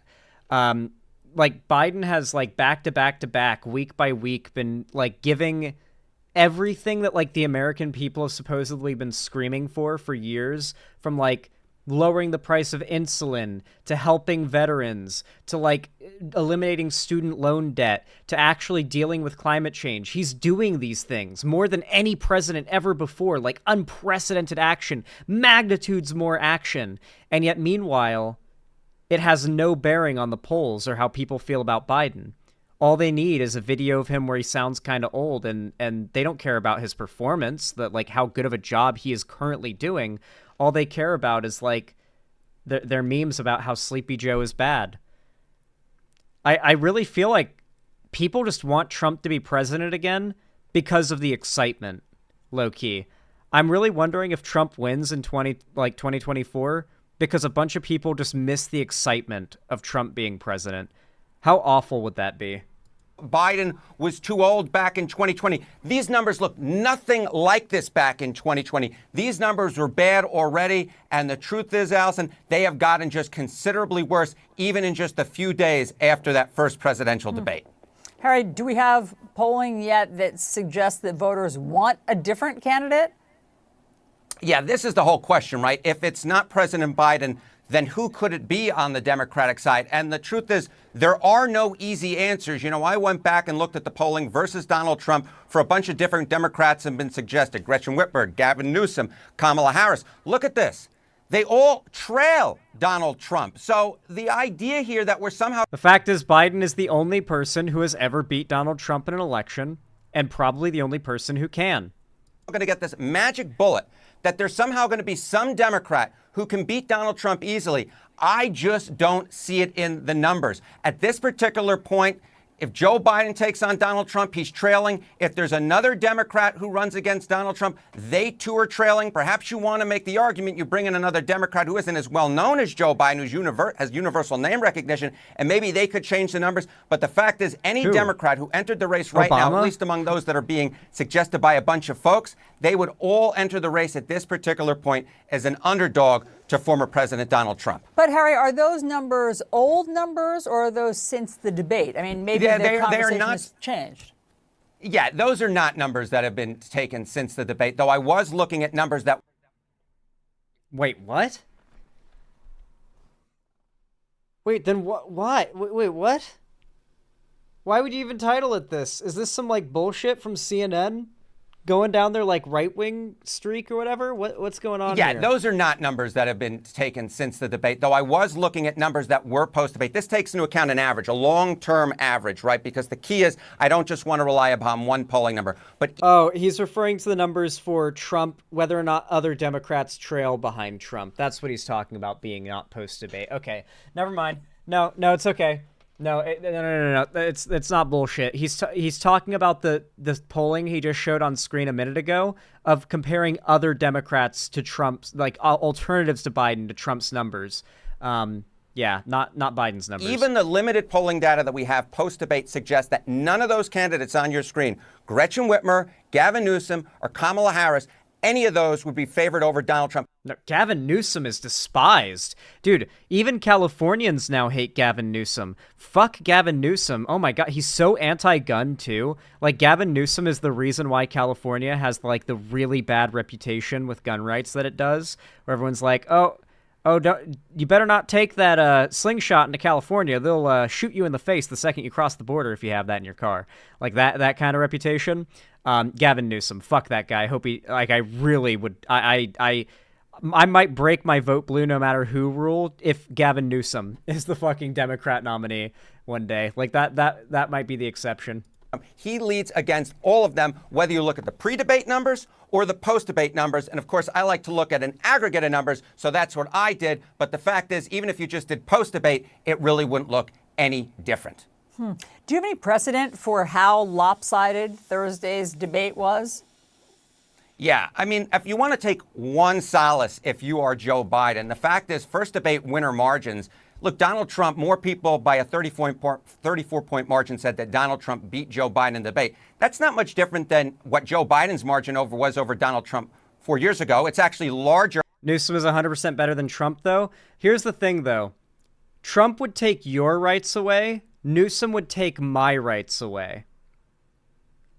So it's sort of an issue there where I'd just like to never see Newsom in power because he will go after my gun rights, like, entirely.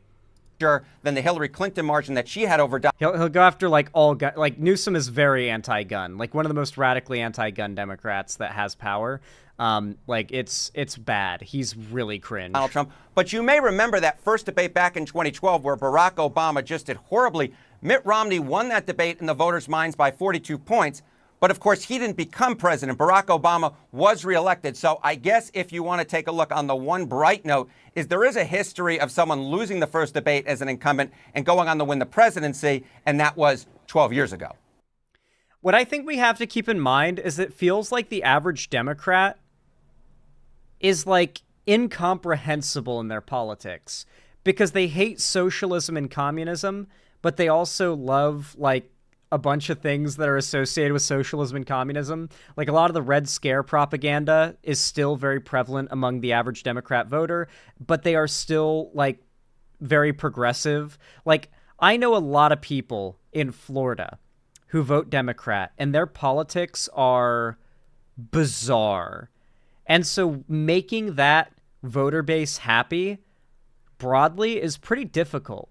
I lived in Florida and knew Democrat voters who dropped the N-word regularly. White dudes who would drop the N-word, the hard R, because they are in fact racist, but they vote Democrat because the Republicans are too racist. They just like saying slurs, but the Republicans want to, like, actually hurt minorities, and that's too racist for them. I'm telling you guys, there are people who vote Democrat who are politically incomprehensible. The people, I need you to imagine right now, a person who loves saying slurs and making racist jokes, but doesn't want to vote Republican because they're too racist against minorities, and they don't want, like, anyone in power who would actually hurt minorities. They just want to be able to be racist.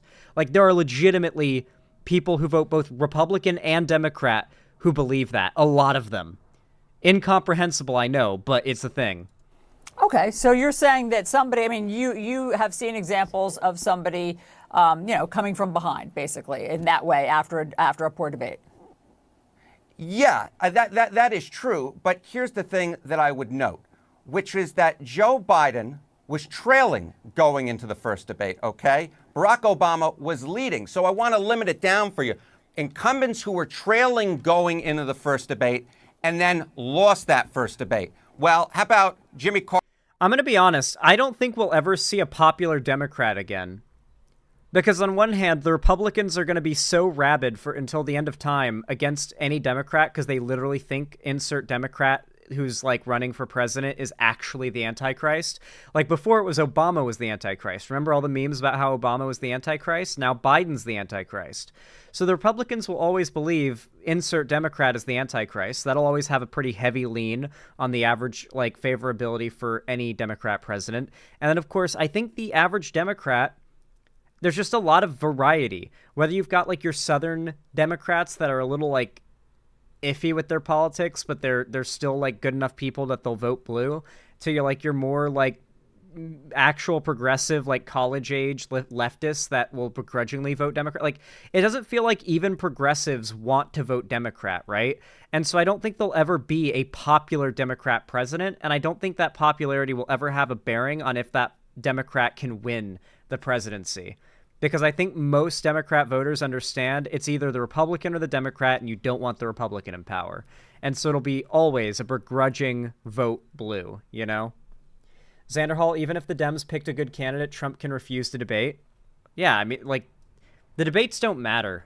Carter lost that one debate he took on Ronald Reagan in '80. George H.W. Bush lost that first debate to both Ross Perot and Bill Clinton. And in 2020, Donald Trump lost that first debate to Joe Biden. Well, guess what, Allison? They all lost. They all lost. So the question is for Joe Biden, can he defy history, create new history, and be an incumbent who trailed going into that first debate? Well, I mean, Obama lost his first debate and won. And then won? Well, he's going to have to do it if he wants to get reelected in November.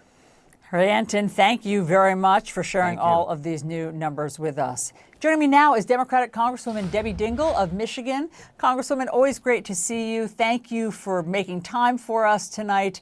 You've known President Biden and his family for a long time. What do you think he's wrestling with tonight? Do you think he is wrestling with this decision? First of all, I have not talked to anybody. Did Trump really win the debate? Well, the decision on who won a debate is pretty much a decision of public opinion, and the public believes Trump won in a pretty strong majority. In the family since the debate on Thursday night. I said on Friday morning, we can't sugarcoat this. Thursday night was not a good night. And we know what he's got to do. He has to go out and prove to the American people that he can still, not that he can. I mean, he has done a great job as president. And we have 4 years of Donald Trump compared to 4 years of Joe Biden. But he got to go out there and show people it was a bad night, that he is capable of doing the job. He can't make mistakes. And I think he gets that. I think this family is a very close family. They're talking to each other. And I think a whole lot of people are wringing their hands, adding to the drama. I know one thing. I know what'll happen if we have another 4 years of Donald Trump. And I am working to remind everybody of how much he doubled down on Thursday night about a woman's right to make her own health care decisions, how January 6th was okay, making fun of veterans, not saying he'll protect seniors and Social Security, that he will protect his billionaire friends. By the way, those seniors and like what in the UK I guess you'd probably call like pensioners, right? Those motherfuckers are going to vote for Trump in droves, despite the fact that it's Trump that's cutting their Social Security and Biden's the one that's saving it. Same thing when it was fucking McCain and Obama and Romney and Obama. Obama brought the ACA in, the Republicans attacked it nonstop, and people whose literal fucking dialysis and their like pain meds are paid for by the ACA were attacking Obama and like wanting to vote Republican and destroy the Affordable Care Act. They hated Obamacare, but they needed Obamacare. I've been to probably 30 events since I left Washington on Friday. And while all my friends in Washington, my colleagues, everybody else is talking and wringing their hands, believe it or not, back here, people are talking about here at home. Some people are saying it was a bad debate. I had one African-American male who was not leaning towards Joe Biden said to me after listening to Donald Trump Thursday night, I think I know more why I should vote for Joe Biden. It's a long time between now and November. The fact is, it's the same game we had to play in 2020. It's not a matter, well, it's a little easier now to sell people on how good Biden is. I think if I got the average lefty in a call and was just like, all right, why don't you like Biden? They would probably list a bunch of things Biden's done and say they're upset he hasn't done it yet. So it'd just be a back-to-back list of me saying, oh yeah, that thing you said you were mad he hasn't done, he did that. Like the climate change? Oh, did you know about the coal industry thing? Oh, you don't? Oh, well, prepare.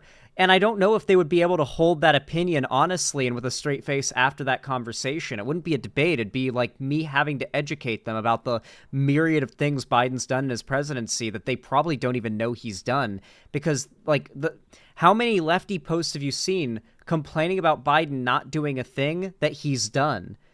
So many of the people on the left that are mad at Biden are so not tapped in that they're still using talking points to criticize the Democrats that have expired because the Democrats handled those issues. I saw a lefty the other day complaining about insulin prices on Twitter, and I Googled it to check. Yeah, Biden limited the capped the insulin prices to like $30, $35 from what were before hundreds of dollars. He did the insulin thing. And people still repeat the insulin thing because it's just a talking point, a buzzword to shit on the Democrats for not being good enough. But it doesn't apply anymore. It's expired. The only reason you use that like talking point anymore is that your politics are just memes and like talking points and buzzwords that are you're not even caught up on what memes, talking points, and buzzwords you should and shouldn't use anymore. What should be swept under the rug and what shouldn't. Much like Alex Jones does in a smaller dose. I guess kinda. It is entirely about Israel. That is it.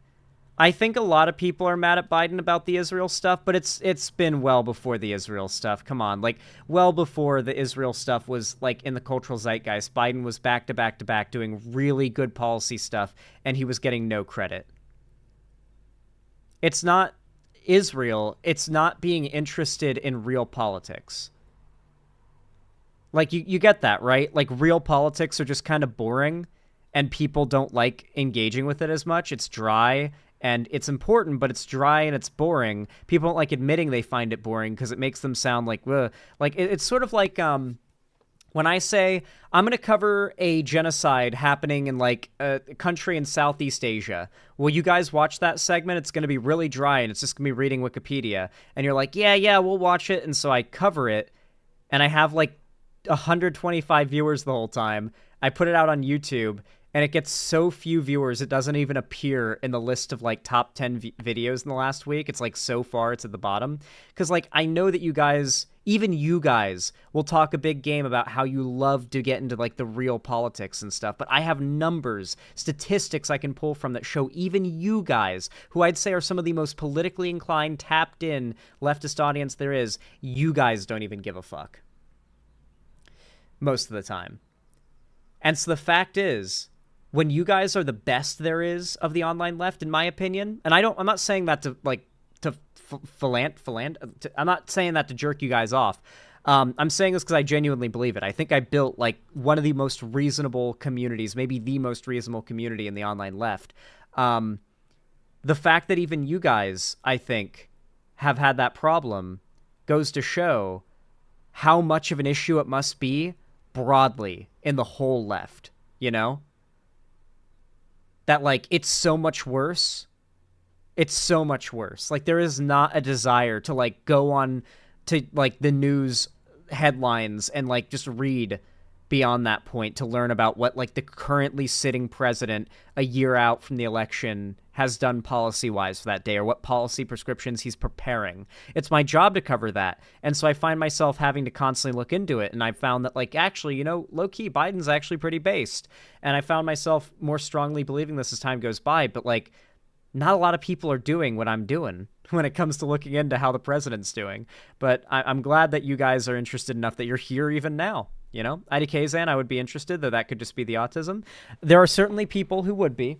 But like I said, there's a clear lack of desire for real politics as opposed to like a video of me reacting to Critical talking about like Dr. Disrespect outing himself as a pedo. You know, that's going to do way better than a video about how Biden just capped insulin prices at $35. You know, that video got like 3,000 views when I talked about Biden capping insulin prices. That video did awful. I uploaded a video about like my Helldivers going woke video will outperform that video. And I'm not saying this to like bitch about video performance because I'm comparing it to videos I've made that are doing well. I'm complaining about the fact that if I could trade the video performance from like the who cares drama video to like the important topic, I would. Right? Like I wouldn't get any more views in the long run, but I would prefer that there was more interest in the hard politics, but that's a hard audience to grow. But I will grow that like segment of the audience that's like super into the hard politics over time, especially with the stuff that I'm covering. But like, yeah, I usually just share your videos on my channel. Hell yeah. I appreciate that. No, but I bring this up because it's a really good point about how there isn't even a desire to know if Biden's doing a good job or not. It's just an immediate flash in the pan assumption Biden is and has been doing a bad job. And every one of us has a job to do to remind people what will happen if we have a second Trump presidency. Well, I mean, a couple of things. Unfortunately for Democrats, the president's poor performance eclipsed some of the substance or the answers of what Donald Trump gave. And so obviously the president is having to, and Democrats are having to fight that wave also. There's, basically, it's not just pundits. It's also voters, because we do have new polling out. And you just heard from Harry Enton. So there's this new CBS poll out today. It shows that 72% of the voters polled do not think that Joe Biden should be running again. That's up 9%. Fundamentally, though, I don't know if this changes much from 2020. Because, like, the meme was that Biden was old and dying in a month in 2020, that he won't make it to the end of this term. And now they're just doing it again this time. So I don't know if, like, the fact that he is 4 years older will have a genuine impact, or if it's just going to be the same, like, all right, I'll vote for Biden then, as Trump gets crazier and crazier towards the election, right? Because Trump's going to get crazier and be on TV all the time, ranting and raving pretty soon, and doing, like, the stuff that people didn't like about Trump, you know?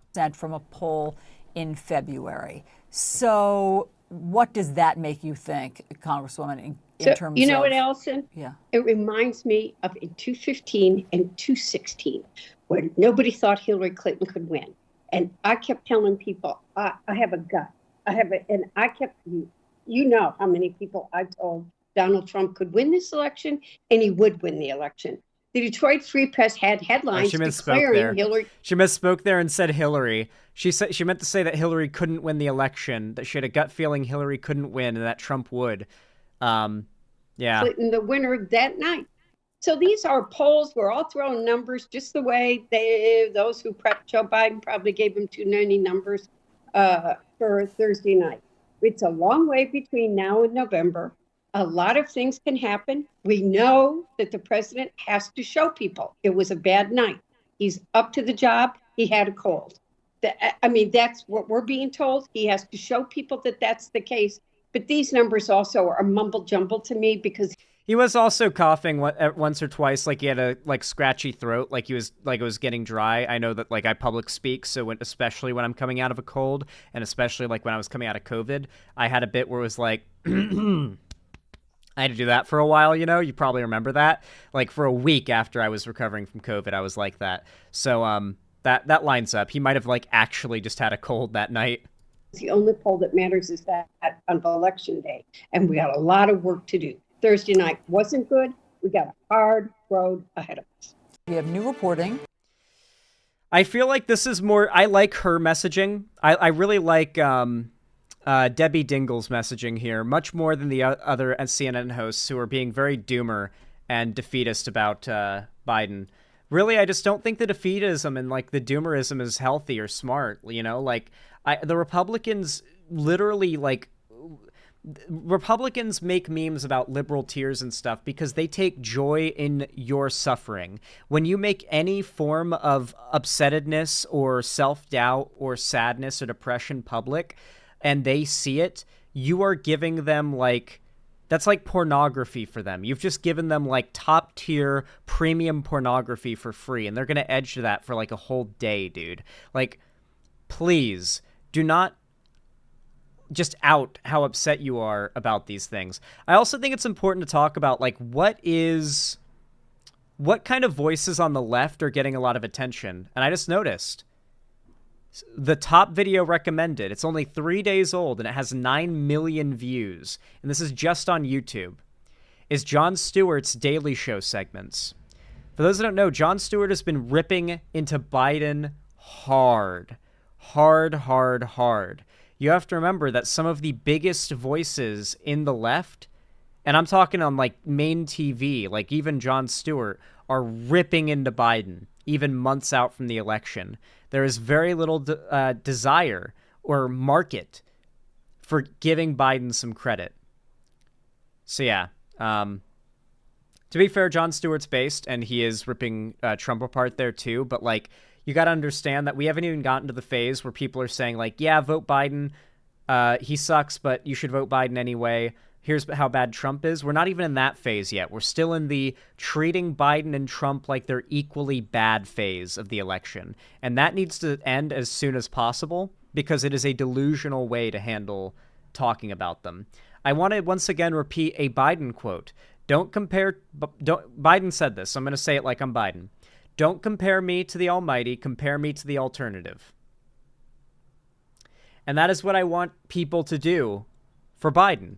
I want you to do exactly what he said, because it's a damn good quote, and it's very fair.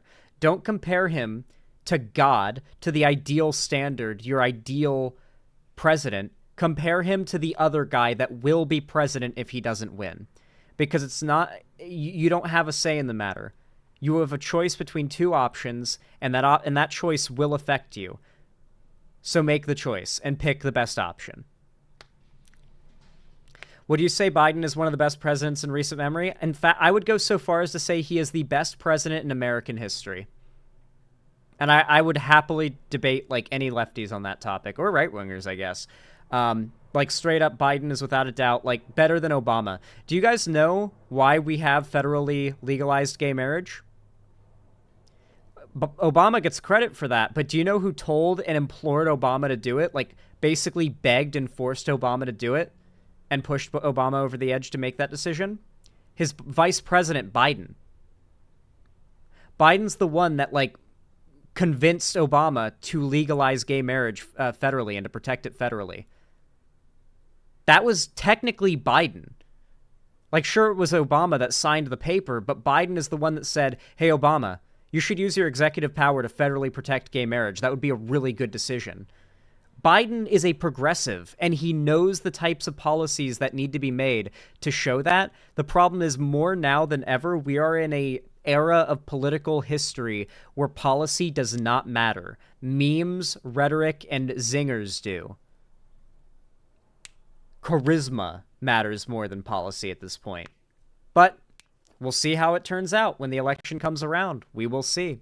If you enjoyed the segment, please consider leaving a like. It really does help a lot. Every thumbs up goes a real long way to help the channel, both live and when I upload my videos. Comment down below as well for the similar effect. I really do appreciate it. And don't forget to subscribe as well and ring the bell icon so YouTube actually tells you when I go live or upload a new video. And also, if you want to see more from me on other websites, consider following my social medias, which are all linked down below in the description, including joining my fan Discord. It's totally free, and there's a link down below for you to join. I host watch parties, call-in streams, or game events there every week, so I hope you decide to join. I also announce all my new uploads and streams, so you won't miss anything if you show up for that. So, yeah, I hope to see you there. And if you want to support me directly, financially, you can do so by donating, subscribing, or gifting a sub on my website, xanderhall.com/live, or supporting me through YouTube, Twitch, Streamlabs, Stream Elements, Patreon, or buying merch to the Streamlabs link down below. But regardless of how you support me, even if you are just watching the stream and lurking, thank you so much for watching, and have a good one. Nice. That was a good segment, huh? Akeem Morrison, I'm not ending stream. Every time I do my outro, I lose like 12 to 13 viewers because people think I'm ending stream, and a few people say peace, bye, like, because they think I'm wrapping up stream because I ended the segment. The segment has to have an outro, guys. You scare them, Zan? Yeah, I guess I do. Yeah. Well, that was a good segment. What do you guys think? I didn't know Joe Biden was based like that. Oh, you must be new here then, because, like, that was just me talking vaguely about how based Joe Biden is. I guess I listed a few things, but, like, maybe if you're new to you might be new to the channel. I'm kind of assuming it, but if you're not, I'm sorry. But if you look around on my channel, like, if you name search Biden in my video uploads, I have done segment after segment where I'm, like, specifically covering big policy decisions Biden has made and what kind of effects they're going to have and how big of a deal they are. Like dozens of videos that are all about individual policy, because I've been keeping people up on them, like keeping people updated. So I do highly recommend you check those out if you really want to know how based Biden is. Like, it's actually borderline criminal how gatekept the knowledge of how based Biden is, like, in the politics today. It's actually rough. Did you hear how, like, I don't know if you could hear that. My My shirt was so stuck to my leather chair. It is a warm day today. It is actually an uncharacteristically hot and like kind of dry day for Seattle. Speaking of the heat though, since I've expelled my segments for today and I just want to kind of chill until I wrap up stream, I wanted to go over some stuff that I plan to do for the future of the channel. Obviously, quail content being one of the biggest, and your very kind contributions right there, and through YouTube and whatnot, and ad revenue over time, is how I am saving up for that. But, in the meantime,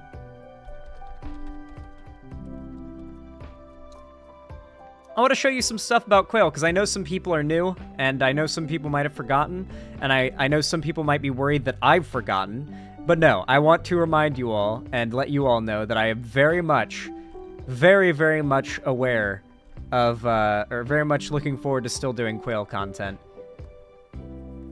What about Trump Cope stuff? That was the segment. Making money with Caternix quail selling eggs? I don't think that's the one that, I wanted to show you. Which video did I want to show you? I saw it before in my recommended. I'm trying to find it.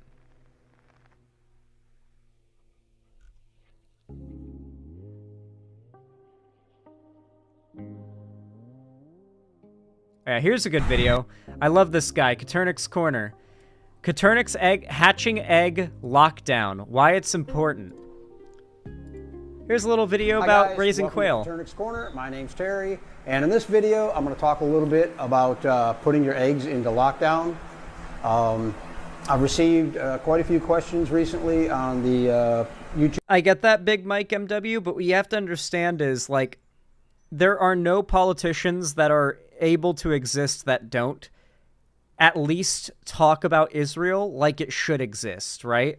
There is no political party or position, like there's no, not even like the most radically anti-Israel, like going against Palestine politicians like AOC and like whatnot believe that Israel shouldn't exist, right? Or talk about Israel like its existence came about in a wrong way. Like, fundamentally, Israel is, like, you're not allowed to think Israel is bad in American politics. Like, so much so to the point that there is a PAC. It is the biggest money group in all of Washington. This is not a joke.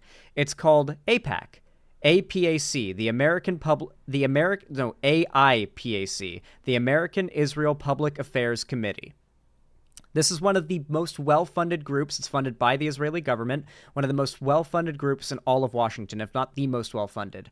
In this coming election, they are going to be spending hundreds of millions of dollars to oust the squad. That's like AOC, Rashida Tlaib, the squad, the like really woke progressive Democrats out of their seats. They're going to like be funding the biggest political campaign, most expensive political campaign possibly in political history in America to get them ousted because they are anti-Israel. AOC survived hers. Thankfully she did, yeah. Bowman did not. Yeah, the AIPAC got Bowman.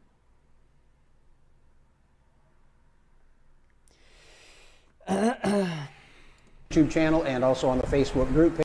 Zan, you were correct about the person replacing Bowman from the squad with a liberal and also not anti-Israel and will not do performative actions. You were correct about the person replacing Bowman from the squad with a liberal and also not anti-Israel and will not do performative actions.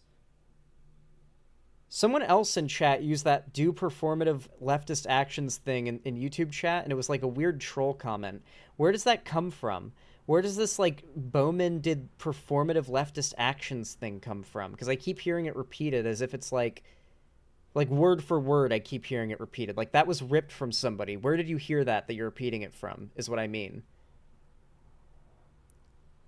Because what I've seen primarily are Republicans celebrating Bowman losing his primary to a Democrat. I want you to think for a moment. What kind of Democrat do you think won that primary that Republicans are celebrating that Bowman lost it? Why are Republicans celebrating the results of a Democrat primary Ask yourself that for a moment and think about whether those results are good. Page from people wanting to know what lockdown is, when should you go into lockdown, why do you have to go into lockdown. So I've done videos in the past on incubating eggs, and we touched a little bit on humidity and whatnot, and also putting the chicks in the brooders. But I guess I never specifically. It's a cringe lefty copy pasta. Makes sense, because I've seen it a couple times, so I know it's like not an original statement. The Jamal Bowman performative leftism thing, those words specifically are copied from somewhere, because I've heard it repeated word for word so many times. It's like a repeated quote, like a stolen quote. Specifically targeted lockdown, and what probably happened was I just assumed that everybody understood the term lockdown and what it means.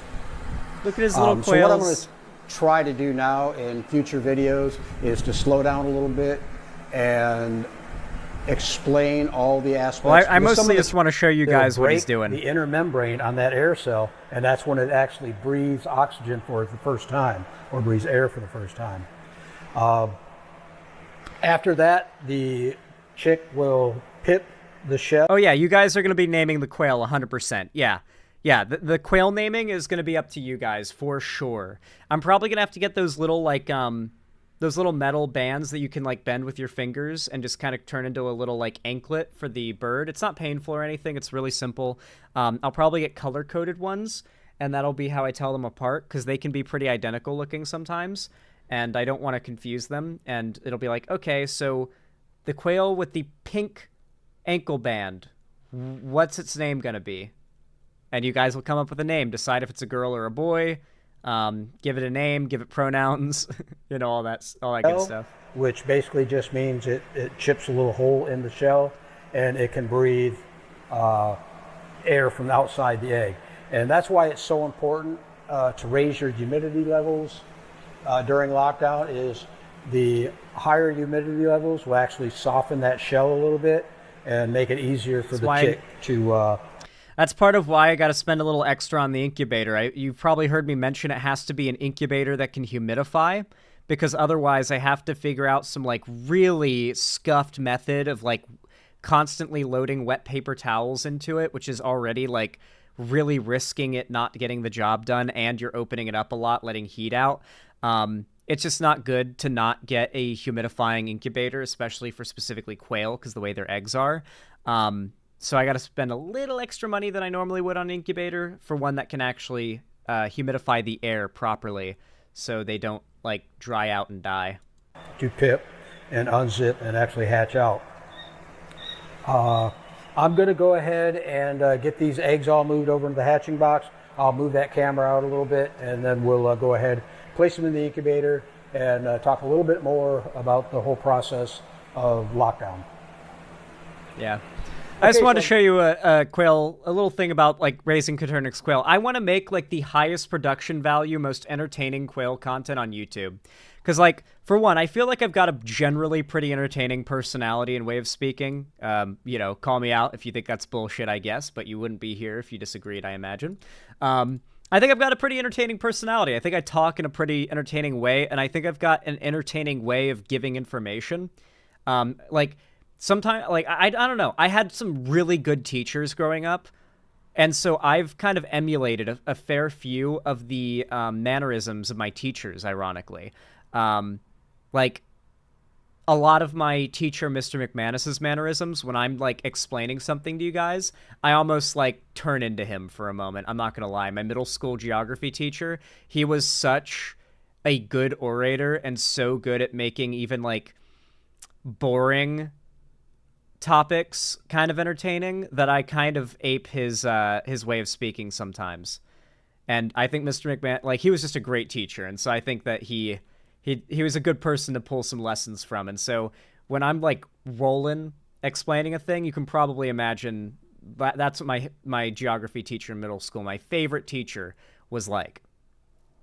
He was very entertaining, and he would stun lock a lot too, just like I do. But I did not get that from him. That is all me. I hope my students will want to emulate me someday. Hell yeah, Floyd. Be a good teacher, and they will. Only leftist streamer I can watch without wanting to rip my ears off. I'm sorry, Rat. Well, I'm glad I'm that person, and you know, I'm glad you're here. That's how I feel about my AP Psychology high school teacher. Dope. Guys, a cool thing, I mentioned it before, but another cool thing about me doing quail content is that Are my lights out? I think my lights are out. No, they're on. It's just so bright in here you can barely see them. Another thing, a prerequisite for doing the quail content is I need to get like a proper high-quality DSLR camera. And when I do, I want to get one that's waterproof, like a nice one, like one that can go underwater. And so, or a case that comes with it that can go underwater. And so, at some point, not this year, honestly, probably not even next year, because next year I plan to be like the year of stability for me, right? I'll have my quail set up. I'll be fully moved into this house. It's like the year I plan to decorate for Halloween for the first time in my life, and then decorate for Christmas in my own home for the first time in my life, and just have that one stable year. You know what I mean? Like, I'm moved into my place. I've got furniture all moved in. I'm going to decorate for the holidays and have friends over for the holidays. I'm going to cook, and I'm going to like just enjoy having my own place and there not being things to do. The election will have passed as well. And so I'm going to enjoy that year as a very chill year, right? Obviously, quail content's going to be a thing, and I might do some travel, but for the most part, it's going to be a lot of content here in the state. I am going to travel a bit, though. That is going to still be a thing, but nothing crazy. However, the year after next year, I've been planning this for a couple weeks now with friends, and it's kind of taken the place of the tropical vacation that I plan to do it'd be 2026. This has kind of taken the place of the tropical vacation I've always wanted to do. I love Hutch. Yeah, Hutch is dope. I've talked to Hutch multiple times, by the way. Hutch follows me on Twitter. He's pretty cool. He's like the shining beacon of reasonability on PKA as well when he goes on PKA. But yeah, Hutch is super cool. He's really nice too. Just a really chill guy. He's always been really nice to me in every interaction we've had. We've never like one-on-one called or anything like that, but like we've talked like in voice, and so he's just always been nice. Yeah, Hutch the COD guy. He's a progressive content creator now. He's like actually based too. Like I don't know if there's much politics that we like don't really align on, honestly, like coincidentally enough. Like I haven't really heard him say anything that was like problematic. He's like more progressive than your average Democrat, but he also doesn't like rip on Biden and it's like, yo, by the way, look at all these policy things he's a lot like Soaked on Left. Like the best way I can describe it is he's like Soaked on Left if Soaked on Left was like had his entire history online as like back in the day as like a big Call of Duty commentator guy. You know, it's hard to put into words. He's very cool. He's a cool guy. I like Hutch. I'll stop glazing him now. Pepper T21, thank you for the $5. I appreciate it. Thank you so much. Says, Zan, you're ending stream soon, and I'm starting my first stream in 30 minutes. Can I send another dono where I shout out my channel? I'm asking for permission, so I'm not a dick. Of course, you don't even need to donate to shout out your channel. I don't mind if people self-promote in my channel, as long as it's not like spam that's getting in the way of the chat experience. If it's just like, hey guys, I'm a content creator. Would you watch my videos? Here's the link. That's fine.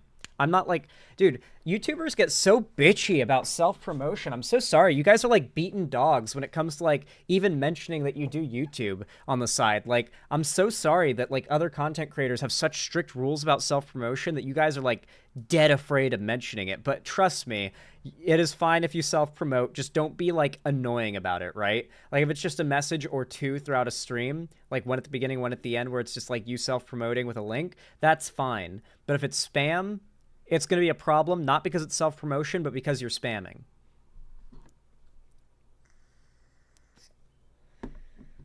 Let me post my OnlyFans real quick. Go ahead. My chat's, I'm pretty sure, adults only. It's marked that way, I think. No worries, Zan, and thanks for that, truly. Hell yeah. All right. I want to show you guys something. I've been planning this for weeks now with my friends, and it has taken the place, like it's consumed and replaced my idea for a tropical beach vacation trip, because this trip could basically be that, but also something even cooler. I've told you guys about how I lived in a place called Hernando Beach, right? It's like a little beach town in Central Florida on the West Coast. I grew up there, and it was really nice. we didn't have a lot of money growing up. And the way that we were able to live on a canal, like on the water, in a nice little 2-bed, 2-bath house was because the lady renting it, one, didn't have flood insurance, I don't think. And that place is prone to flooding. And so you really can't, like, it's pretty hard to rent places out like that once, like, that knowledge is gained. And the woman renting it out did not know the internet. So the way we found that place was, like, days and days and days of just us driving around neighborhoods looking for sale or for rent signs, actually.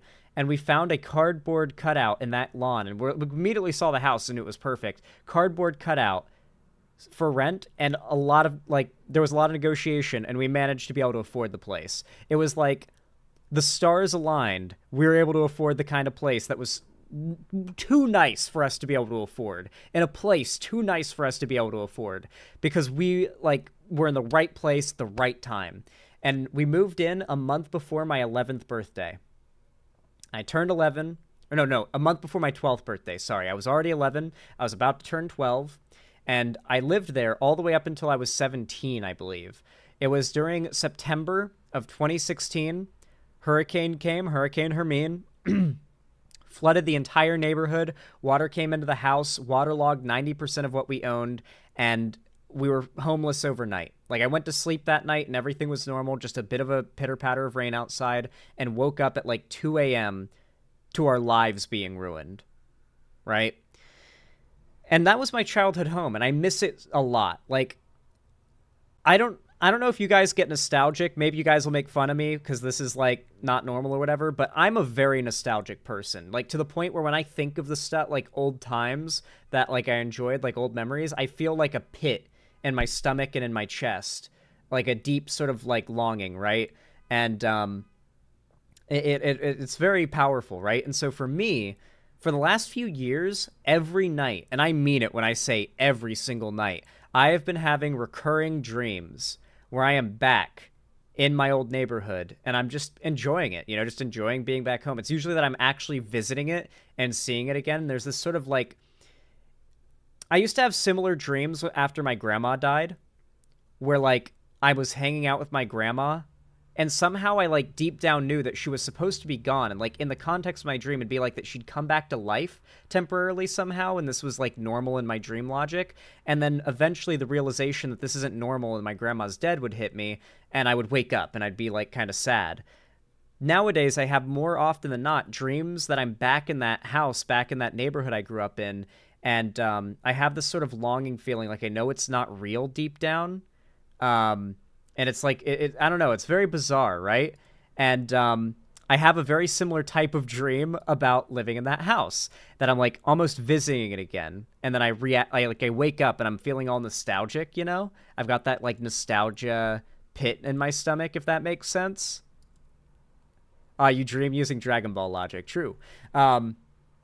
Like, I've got that, like, nostalgic pit in my stomach. And so I was telling my friends in Discord about this the other day. Like, yeah, I get these really nostalgic dreams, and I had one last night, and I woke up with just such a longing in my heart for that neighborhood I grew up in, And my buddy ends up asking me, if you grew up in, like, a little beach town, how much you want to bet a bunch of those houses are Airbnbs now? I was like, you're a fucking genius. How did I not think of that? I literally never thought of that. And so I go to Airbnb, and I decide to go specifically to my old house, and I hover over it, and I look down at it, and I come to find out there is 2 houses that are adjacent to my house, right? One on the left, one on the right.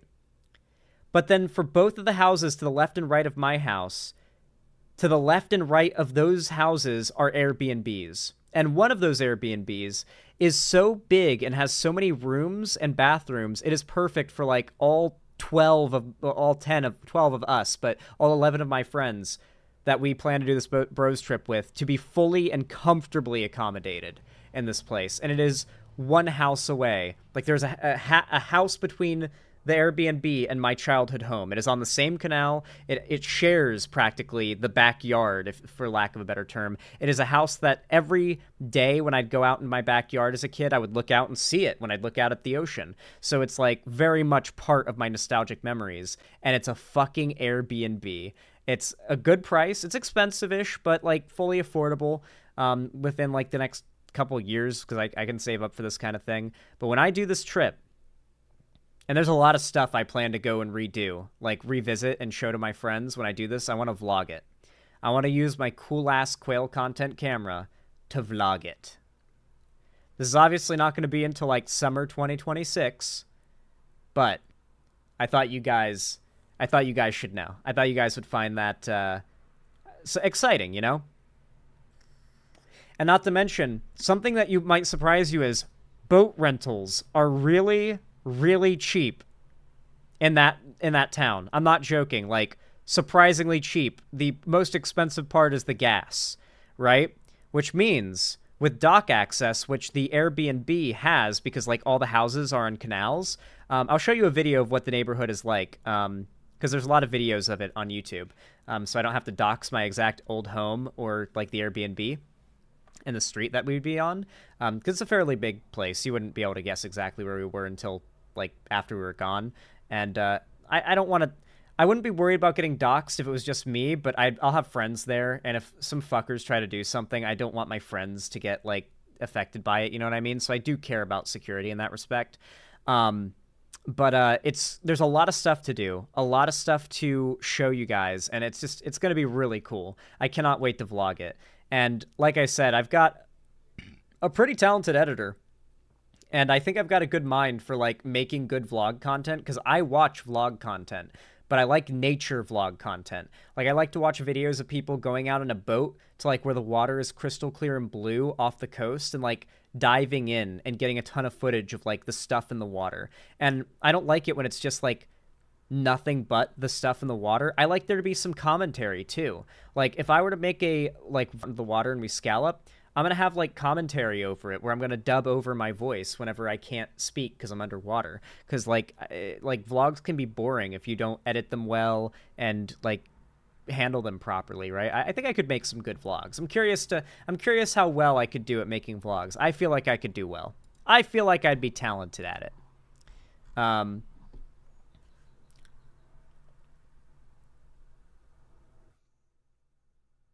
right, I want to show you guys something. Let me show you a video. Oh, this is a boat tour of Hernando Beach.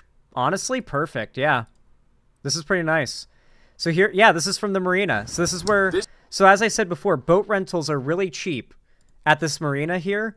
The gas is more expensive than the, like, amount that would add up for over time. That's the Hernando Beach water tower right there, by the way. So you can, like, look at on a map of, like, the little town, and you can see, like, where this video is. What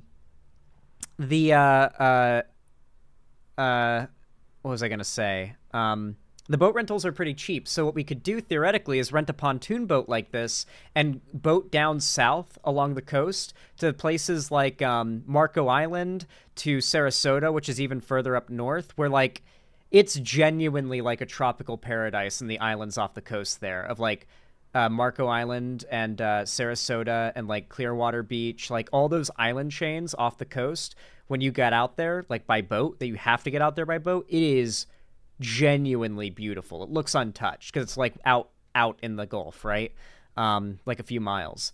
I want to explore that stuff. I've never been able to go out, like, that far on a boat before, and I have my boater's license. I might have to get it renewed, but I got it when I was 12, and you know, I've done a fair amount of boating. I just haven't gone out that far and been able to see, like, the really beautiful, pristine, crystal clear blue water. And I want to do that. Would you guys watch a video like that? I want to do some boating adventures on this trip. There's, like, that's a big part of being in Florida. This is a video boating tour in Hernando Beach, This Florida, is the town that I grew up where in. we are traveling the canals of Hernando It's a very, Beach, it's a small Florida, town. and we are every house is built onto a canal like this. These are the backyards of houses, and they have like a little thing down to a canal. This is, or down to a little dock. This is like what I grew up in. Showing you Right? what the canals Pass look by like a house from that's just our like it. vantage point in a boat. The previous video showed the south side canals. I'm gonna speed this video up. Creek, and we're Boats now are going slow. to show you the canals on the north side of Cheeks Creek.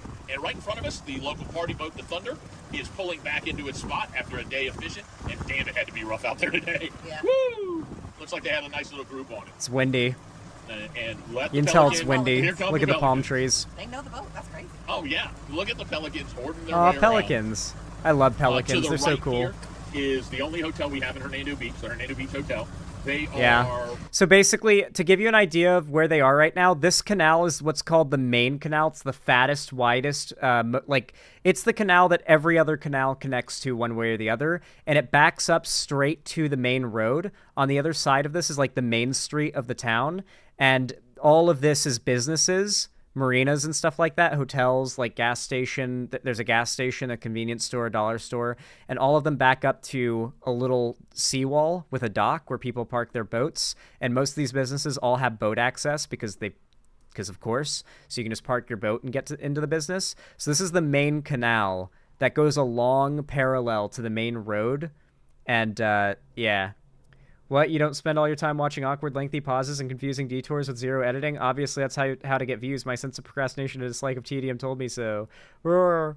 No, in all seriousness, I think that the Freedom it's Boat important Club. to edit So it's a boat your club vlogs where well. one day if you want to take a pontoon, you take a pontoon. The next day you can take a fishing boat. The next day you can take a runaround boat. Just neat. It was a very cool place Chevron to grow here up. is where we get And, like, it looks tropical. I get it if you're thinking, like, Zan, why are you so much, like, why have you always wanted a tropical vacation when you grew up here? This looks like a tropical paradise. I agree. Like, having lived up, like, in the north for, like, a year and a half, I definitely look at this and it's like, damn, this is a tropical paradise. I am even getting that vibe. But when you actually live there and it's like, you've seen videos of, like, real, like you see places like Belize and stuff where the water is, like, deep and blue. Like, the water here's nice, but, I mean, it's nice that there's water, but, I mean, it looks like this. It only gets so clear and so nice in this part of Florida. You have to go out a bit with a boat or, like, go really far south, like Miami or the Keys, to get that nice tropical blue water with, like, tropical colorful fish and coral and all that. Like, you got to go out a ways to see that. And that wasn't really around where I grew up, but it is a good access point to it for a trip. So that's the plan. Here, I want to show you another video. Hernando Beach scalloping. So, like, to give you an idea what I mean by that, like, let me show you the nicest part of Hernando Beach, which is when you go out into the open water outside the canals. This is what the water out there looks like. And it's great. I love scalloping here. But as you can see, it's not exactly, like, postcard material, right? Like, it's definitely some nice, like, ocean water. It's inviting even. But it's not postcard material, you know what I mean? I want to have been able to say that I've been to a beach that looks like a postcard. I never have before. I guess technically, like, when I was a very little kid and I went to the Keys, but I barely remember it, right? I was so young. I'm gonna be disappointed if the tropical blue water doesn't taste the way I imagine it to. I've tasted a lot of seawater. I expect it to taste exactly the same as any other seawater, honestly. What is this music? Jesus Christ. So this is like, you can tell this is a house in Hernando Beach. I love, like, Hernando Beach is such a vibe. Look at this, like, backyard dock. What a vibe it is to live here. They're smart. They set up, like, a bunch of lights and stuff. I wish we'd done that. Yeah, look how cool this is. They've got a nice little back porch set up, and what is this lighting? Holy shit. Oh, it's their floor. What is that floor? That's crazy. Dude, there are some crazy houses in Hernando Beach. There's probably, like, a bit under 1,000 houses in the entire, like, little town area on the coast. So, like, when you see a house like this and it's one of the insides, like, I've probably seen this house from the outside before and never knew what it was like on the inside. Weird. Because I grew up there, and so I've seen every house that was in the town, you know? But yeah, when you go out by water, it's about, like, 10 minutes by boat, and you get out to here, the flats. Oh my god. That music is god-awful. And probably very copyrighted. But yeah, you can see the water isn't, like, I wouldn't call it gross or dirty. It's actually very clear, as you can tell. It's actually like 6 or 7 feet deep here. And like you can see, it's very clear. It's just got like sort of a greenish tint to it. And it's kind of turbid from the sand. And like it's kind of shallow, which means like there's pretty frequent like turbidity. You know, it's hard to put into words. I've scalloped a lot in this water. You know how I talked about how I can get thalassophobia from watching videos, but when I'm actually in the water, it kind of goes away because I just focus on the task at hand. This is the water I was talking about, like this dark, murky green water.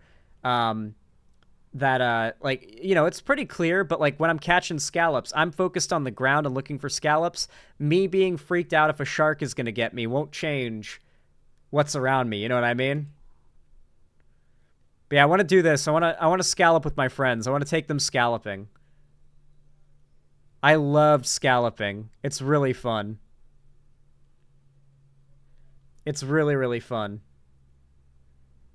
It has the same tint as the nuked part of the map in Fallout 4, exactly. But if you take a boat, let me show you. Keys Boat Adventure. I don't know. I watch a lot of boating vlog channels, so this will probably...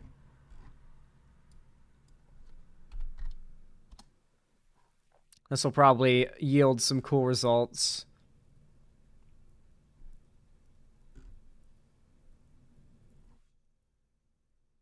Oh yeah, here you go.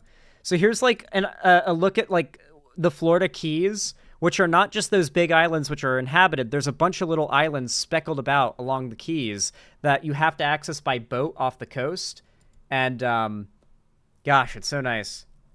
If you want to live in South Florida, the rule is you gotta be someplace that has air conditioning between the hours of 12 p.m. to 4 p.m. If not, then you need light-colored clothes and water. Well, Madeline Gibson, I grew up in Florida for 21 years. I'm very aware. I'm very aware. I spent 21 years of my life in Florida, from when I was born to when I was drinking age. And I want to return. I want to return for a trip and to show my friends the place. They're gonna need that. My friends do not know the type of heat they're in for, though, when they come to Florida. It is true. I'm going to have to give them, like, a whole explanation of the fact that, like, after about 10 minutes of stepping outside, you're at risk of heat stroke, you know? Anyway, here's a cool idea of the kind of places I'd like to go by boat on this trip and vlog. Ooh, is that a big snail? Look at that water. That's the kind of water I'm talking about. We're going camping. We got a late start. It's already like 6:30. Well, I want to see it all pretty during the day. Here we go. Imagine camping on this nice little island. Yeah, I'm a self-taught Floridian. One thing you gotta know, though, is in Florida, the best place you can be for camping is on the water like that. Because you get what's called the Gulf breeze if you're on the West Coast, and you get the nice Atlantic breeze if you're on the East Coast.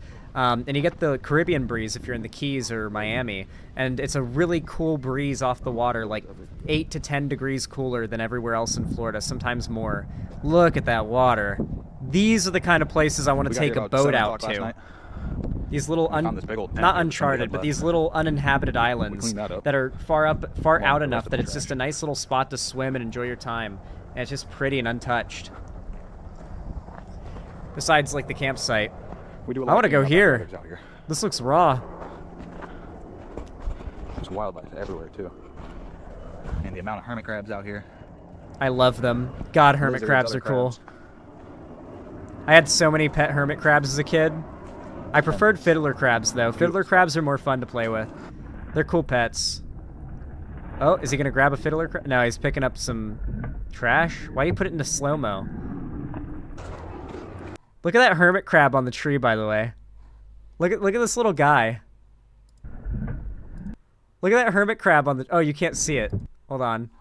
Hermit crabs are so cool. Because look at that one on the fucking tree, dude. Like, when you go to these islands in the Keys, there's just, like, crabs climbing the trees with shells on them. Like, just fucking hermit crabs just vibing out. They're super chill. I love hermit crabs so much. They make really good pets, too. Nice flex, bro, picking up that trash. This guy's backpack. Aw. Dude. He's got quite the shell. Hermit crabs are so cool. This guy is so me. He's just been stun locked by hermit crabs for like 10 minutes. Now they're going out by water. Dude, there are some beautiful places to explore by boat in the Keys that I would love to vlog once I get camera for quail content. Hold on. Keys, Mangrove River.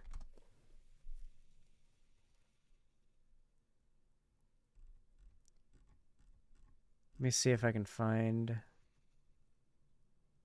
Yeah, this video. Dude, these are... I love mangrove habitats, but sadly, the mangrove, like, forests that I always lived around were very, like... The water was always murky and sandy, and you wouldn't want to swim through it, right? This, though, look at this. I want to visit places like this where it's, like, pristine mangrove forests. These are estuaries for, young wildlife too, so there's a lot of little birds and fish and little sharks and all sorts of stuff in these little rivers and streams through mangrove forests. They're basically little, like, how is it going, boys and girls? Forests Welcome in the middle of the back to ocean.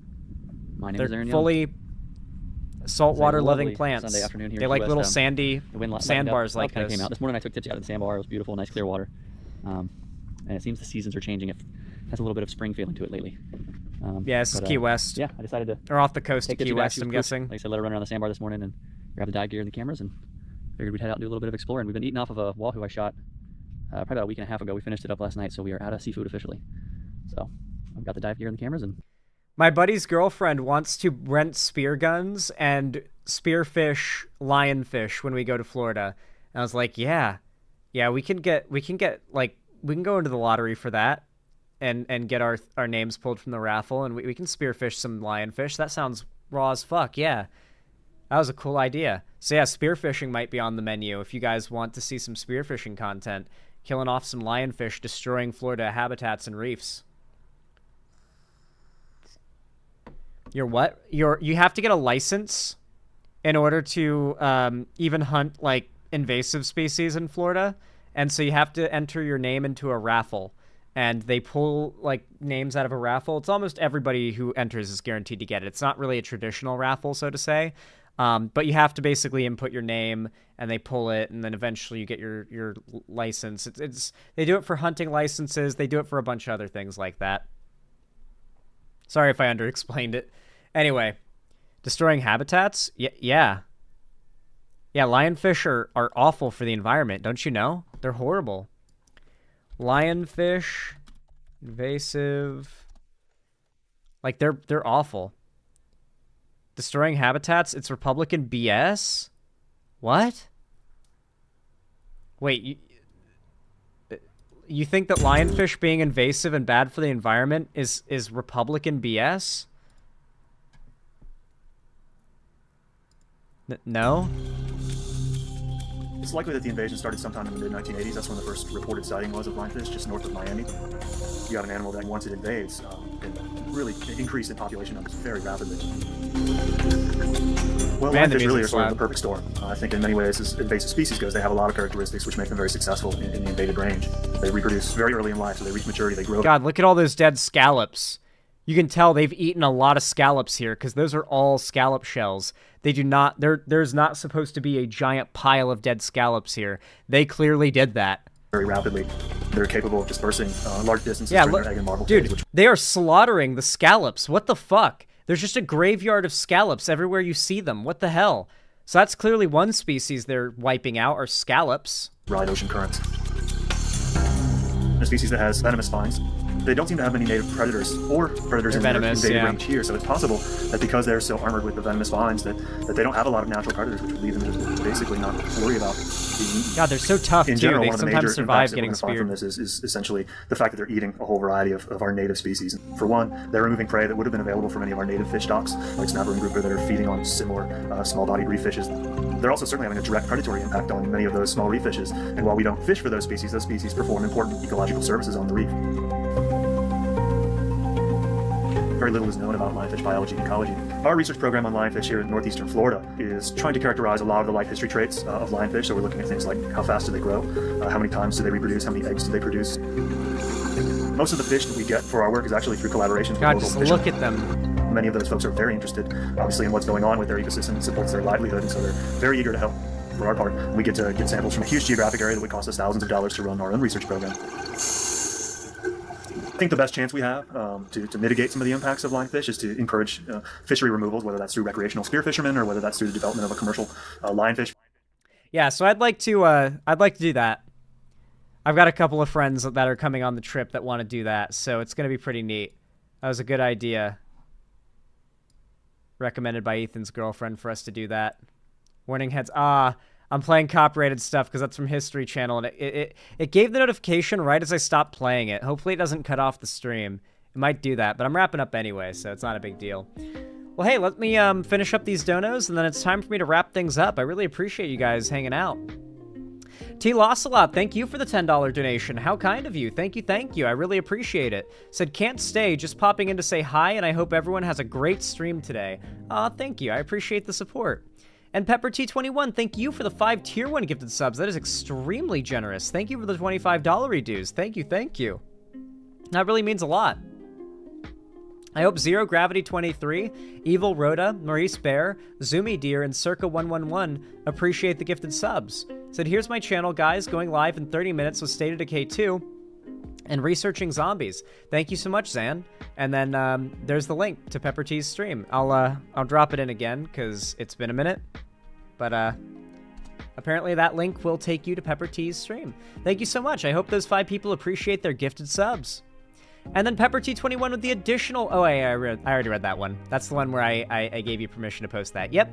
Thank you. I really appreciate the support, guys. That puts us at $117 you guys raised the website today. Thank you. That really does help a lot, and I really do appreciate it. Well, guys, tomorrow I will not be streaming because I did stream today and yesterday, but I will be streaming the day after tomorrow and the day after, so I hope you guys are there.